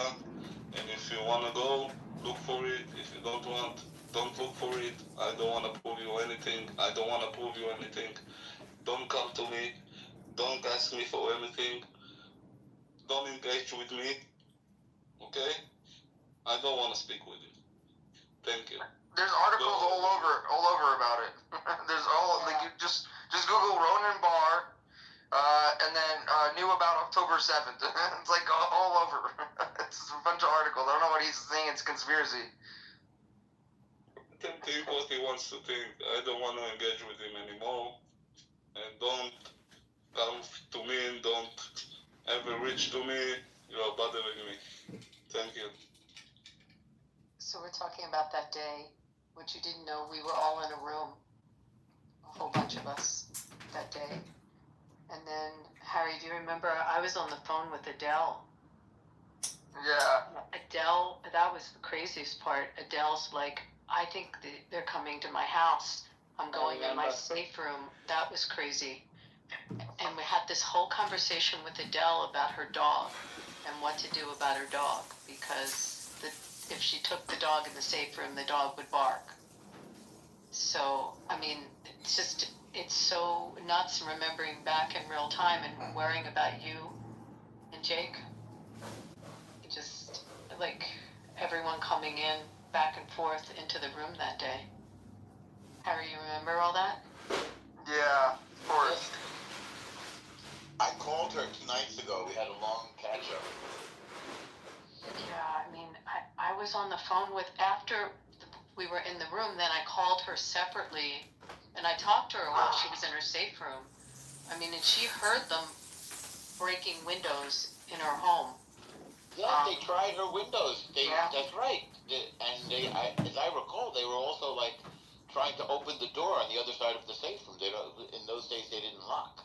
She had her son with her, keeping the door shut. Son-in-law. Was it son-in-law? Yeah. If you think that I'm lying and you care and that I'm spreading lies, go sue me. Leave me alone. No, Igal, think for a second. I was going to say this about Igal. Why would Shlomi lie? Of all things to lie, it's just inconceivable. We're all trying to figure out the truth to fix it. But I want to say about Igal that when you believe something your whole life with all of your heart and soul, and then the thing that you believed is shown to be false. Maybe some of our older guys remember the Firesign Theater. Everything you know is wrong. It's cognitive dissonance. It's suddenly the world turned upside down. And part of that is the idea, obviously, of the two-state solution. That No. Stop trying to convince him. Igal, we don't care if the people in the room that really wanted to find out if it's a lie or no went and Googled it or asked AI or ChatGPT and everything. We don't care that you're trying to do something else here to prove something else. Again, I'm telling you, if I'm lying and you don't care, and if you care, I see that you care that I'm lying, yeah? Go sue me. Leave us alone now. Because we're going to throw you from the room now.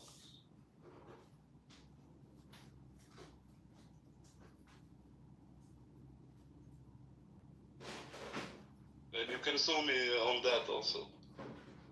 Hey, free representation here if he does. Remove from room. Thank you. Fuck off. לך תתבעתי, go sue me, lying, whatever, sue me that I... This is how the lefties are in Israel, man. Like, this is nothing new. Like, this is how they act towards people that were hostages, towards people that don't agree with them. It's fucking insane. They're delusional people. That's how they are. They're crazy, the lefties in Israel. Crazy. And Nikos and Amos are a great example of them. They're dangerous people.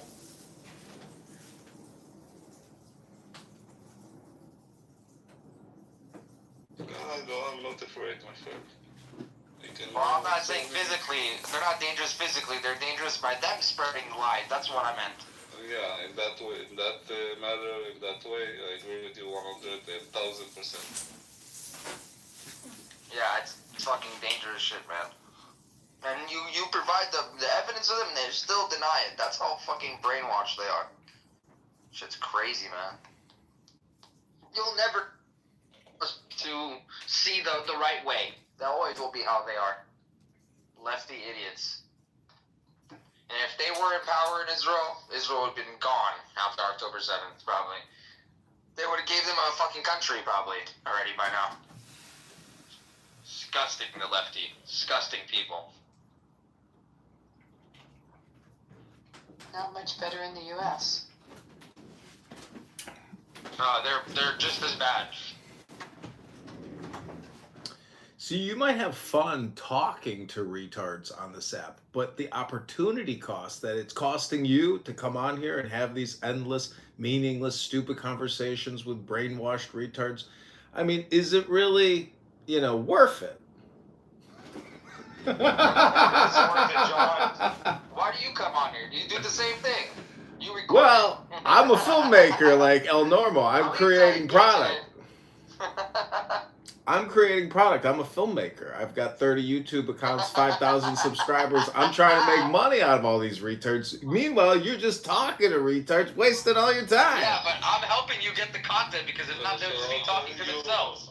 I'm telling you up front, John, if you will use my words or my name, I'm one get the percentage, my friend. As soon as Netflix sends me a shekel, I'll send it straight to you. Right, there's something called consent, John. It's a magic word. Look it up. I live in Illinois. You should look up the laws in Illinois, Abby. Hey, I really don't care what the laws are in Illinois. I care what the laws are where I live. And there's a word called consent. And if you will take something that I said without asking me and you should. I live in Illinois, Abby. You should look up the laws in Illinois. You should look up the laws in Illinois. It's gonna cost you pretty money. You'll own his home, Shlomi, by the end of it.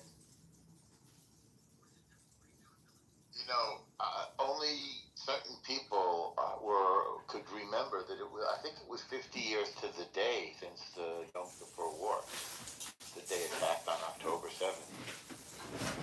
I'm not saying that happened on October 7th because I don't remember the date, but it was 50 years. Isn't that crazy? The sneak attack. Yeah, it was what's it called? Simchat Torah that day. Yeah. Yes. Shlomi, אני בארץ בסוף החודש. Yalla, for the wedding? Yeah, for the wedding. Yalla, בשעה טובה. מזל טוב. Thank you. אח שלנו, מי מתחתן? מי מתחתן? Who's getting married, Abby? Yeah, no, not me. Never again. Family member? She's, no. So, that's a really cute story. My kids were little babies. I had, בעברית, an au pair. I had au pairs. מטפלת. Metapellet, yeah. So I had, in the beginning from Sweden. Well, and they drank au pair is like a alcohol. live-in metapellet. A live-in, right. Yeah. So they like to drink too much, the Swedish girls. So I decided I'm going to get Israeli. And I had an Israeli au pair. And then, every year you get a new one. But this one I became very close to. She had an identical twin sister. And we stayed close over the years. So now they have their own children. Two of them are my au pair has two boys that are in Sahel now. And the twin sister has 3 girls, and one of the girls is getting married. So they're like my family to me. Actually, the get-togethers when I'm over there with Evan and Guy and I've met these girls. But so where is it? The wedding? it's in that really beautiful place. Oh wait, hold on. She texted me the name of it. It's I guess it's a venue for weddings. Should you be saying this, Abby? Should you be saying this? Yeah, what people are going to go to Israel and go to the venue. I didn't say when it was. Okay. It's just a venue. Wait, I'll tell you. I have no qualms in saying where it is. It's at. Let's see if you know this. I'm looking at the invite. Oh, damn it! It's in Hebrew. Wait, I gotta translate. It's north of Tel Aviv. Emek Hefer. Emek Hefer. Okay. Yeah. You know where that is? Yes. There's it's a venue. I don't know the venue. It's a place. It's like it's a city. K-A-H-I. Kahai. K-A-H-I. Google it. Kahai. K-A-H-I.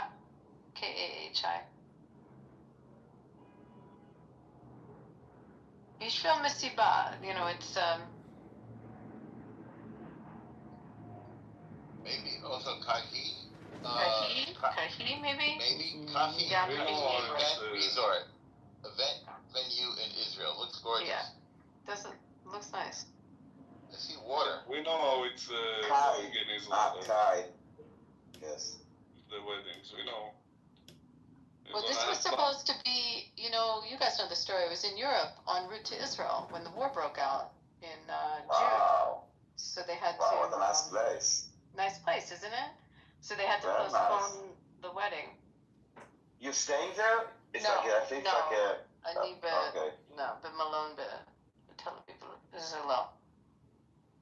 Now I'm not going to dox myself where I'm staying, but no.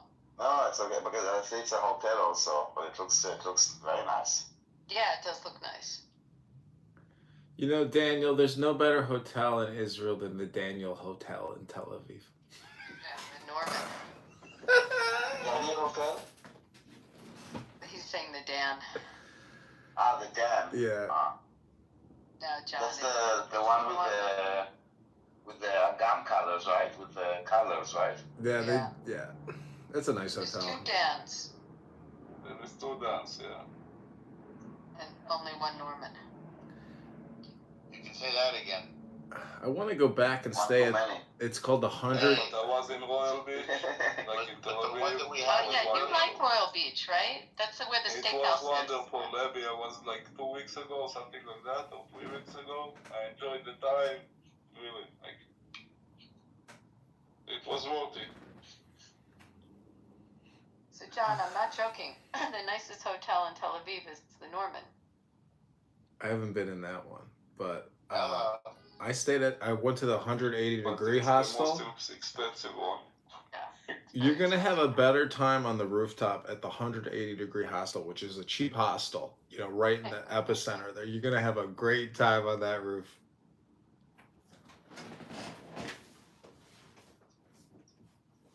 But maybe I spent one night, a week ago, last Shabbat, in Tel Aviv, for 600 shekels for a night. It was a nice room hotel, and then there is a rooftop pool, and it was only 600 shekels for a night. Really? That's really cheap. Yeah, it was cheap because it was last moment, But a lot of housing in the rooftop. You know what is RC? RC. They don't know. So try to explain to her. They're pretty much like widow. Yeah, yeah. That's a Yeah. good way to describe it. The ones that sitting in the pool and they will put the cry music of the Israeli music, like Mizrahi, but the heavy ones. Adidas tracksuit, and then we'll have a fight with And chairs. then we'll take the bottle of wine in the middle of the pool and try to let everybody drink from the bottle. And so, oh God, that's what happened to us in the last Saturday. And they all wearing like their hair slicked back with Gucci sunglasses or Prada sunglasses. Prada and Gucci and gold chains, all gold chains with Chais or Magen David. Just say the word in Hebrew and witnesses, which we can just call JW, the Mormons, and the Christian Scientists. And then I realized that all of these cults can be discussed together. And the reason is because there's an entire subsection of cults which are cults that are under the guise of Christianity. They claim to be Christian themselves, but in very specific ways, and similar ways to each other, in fact, they pervert mainstream Christianity to indoctrinate people and control people and bilk people and separate people from society and embody all the characteristics of what we would think of as being destructive cults. So we talked about Scientology a couple weeks ago. These organizations are all much, much larger than Scientology by their number of adherents. And I believe of the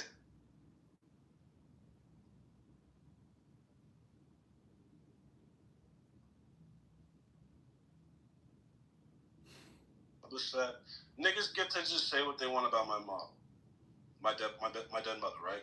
And that just is whatever. We kind of accept it. We look away, and if I retaliate to it, It kicked me out right away. what are they? Like Gruzim? What are they? No, it's Israelis. Which Druzi? We talk about Jews. The Jews have like mustaches and they're wearing like robes and hats, pretty much. They all have a long mustache. They have shit pants. Gruz. Druze, they have shit pants. G, Gruz, Georgia. Druze. Oh, Gruzinis. No, the Gruzinis are like me. We look artsy. Whatever we do, it doesn't matter. We look artsy. They look artsy and they all have bald heads. Maybe if I would try to be like hippie, I would still look artsy. Because I'm Georgian. Are you both sides Georgian? Yes. Oh, I'm With sorry. the wedding I have, they're half Georgian. Oh, nice. So you will see maybe Georgian music. What are you from, Atlanta? Tommy, did you see what I sent you? The little video from the Georgian restaurant? Where did you send it? WhatsApp. Which number? I only have the one for you, but I'll... It's the old one. No. I changed number now. We need to catch up. Okay. Shlomi, I can't get Abby to endorse me for Congress and the candidate that I'm running against. If she said no, don't try to convince me to Okay. Do you give me permission to get your number from Amnon? Yeah, go ahead. Okay. And then I can send you the little video. We've been going out Soon also the Scottish guy will reach to you. Yeah, I'll get it.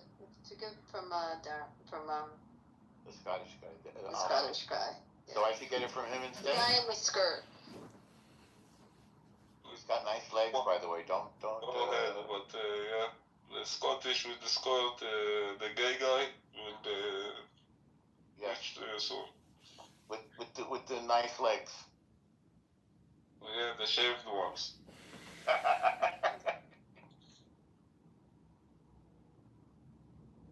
So, Ace is at 33% on the survey, so she failed at life. I chose needs a life, but see, maybe that's projection on my behalf.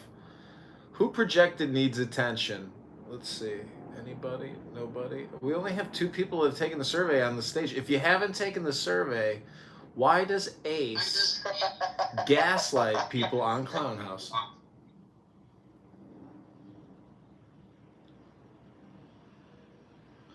Maybe you've heard her. She's got a very annoying voice. If you go to her Instagram, it looks like her lips are gonna pop. And apparently, she's an attorney. Oh, shit.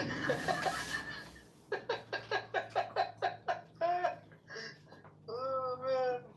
Is no one else entertained by Clubhouse, man? This shit is entertaining as fuck, bro. It's a roast app. People put themselves out here, and they're subjected to getting roasted. They get roasted. Her lips do look like they're about to pop, that's for sure. Oh, my God. How much lip filler can you fit in those lips?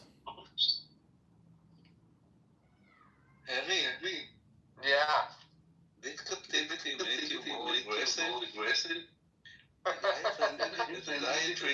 treated you.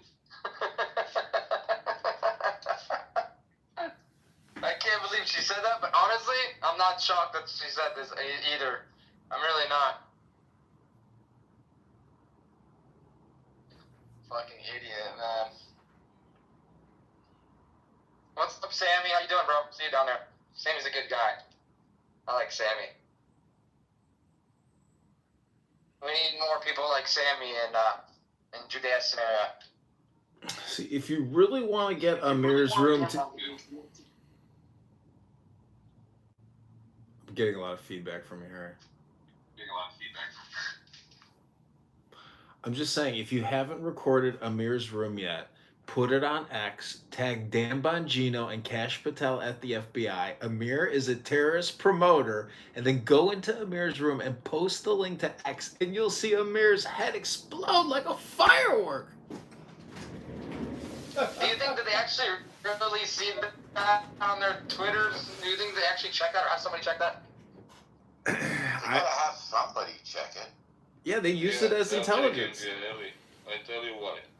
Because when things are moving in a way that I'm involved, like the lawsuits and things that I'm doing sometimes on Twitter that are affecting, things are happening here and there. An example I will give you is when I did the interview with Irene, I think. That's when Amir played my recording. So yeah, they are following everything. Well, he's working for them, 100%. Wait, he's working for who? For someone that is paid to do this propaganda. Yeah, I believe that also. I truly do. Because he's on here every day, and all he talks about is Israel. That's it. That's all he... There's like Jew haters on here, yeah, and Israel haters. But they're not always talking about Israel all the time. But his room is always, every time it has to do with Israel. It's very, very odd. Like you said, it's like he's getting paid by somebody to do it, you know? So, but every single room, every single day is about Israel. Something about Israel. Or Netanyahu or whatever. Crazy shit. But, I mean, I thought the same thing about that Soren guy. He disappeared off the face of the earth. No one has seen him on here. It's been like over 6 months. It has to have been. It has to be. Almost probably a little more than that. I don't know. I haven't seen that guy in a while, so. Soren. My suitor. Oh my God. That was crazy. That was a crazy battle that they had, a feud. You got on his nerves, that's why. You got under his skin, and when somebody comes after you like that, that means that you really trigger them. You know? We're debating. It wasn't more than that. Yeah, he did. So, yeah, like, I mean, real niggas who've been watching and paying attention, they know what's up, and they've said as much so far. So I appreciate y'all who've kind of been speaking up and like speaking truth to power against the nonsense and the fake narratives. But go ahead. All right, not trolling anybody. Scroll up in the chat. That was a 10-minute submission. 10 minutes submission. Yes, it's probably one of my only ones. Yeah, one of my only ones. I had a lot to get off. That was 10-minute submission. Hey man, sometimes it gotta be like. Exactly. All right. I know this punk ass nigga's not talking about long submissions. I know he's not talking about being long. I know it. All right, hold on. Next in queue is Solomon. Yo, knowledge. After Solomon, I heard you. Yeah, I read you. I read it in the chat. Yes, I saw that. Next in the queue is Solomon. After Solomon, it's Lion. After Lion, it's Joel. Yeah, what up, King Solomon? Yeah, what's good? Hank? Yeah, it's good to see you, buddy. So here's my thing.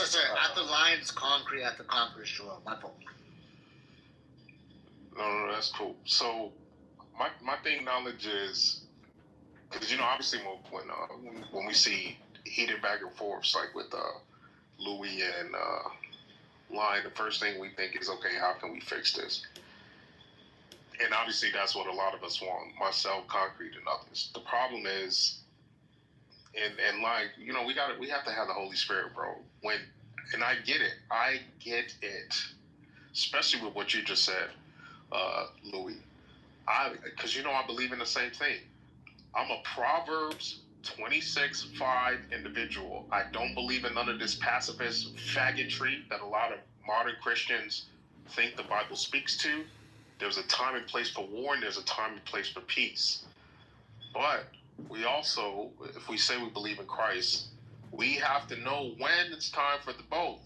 And if you're one who's instituting it, which Lion, I think, respectfully, you just did, in a way that you didn't have to, then yes, okay, I'm going to restart this live stream. This is Chillism. This is a group of brain rot sufferers.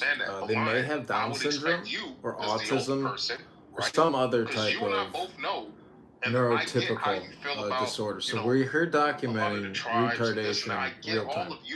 Hit that like button, share now. This is Chillism. There's a reason why you and I are cool. A group of super retards who can't figure out what else to do with their time, wasting all their time talking about nothing. Literally, this is a show about nothing. This is like the modern day social audio Seinfeld. So I hope you enjoy. But for some reason, you wanted to be that with Louis, right? And I would rather just have you two, and I get that that's not going to happen right now in the moment. I get that, especially, and that's the thing, Knowledge. I know we have our rules, but one of the other rule set that I think would fall into is like people's immediate dead relatives. I don't know why that's not included, but whatever, that's another conversation. I just think that in that moment, Lion, you didn't have to, in that moment, in this moment, and you know which moment I'm talking about, you didn't have to fan the flames. You didn't. There was no point in doing that, and you knew what it was going to do.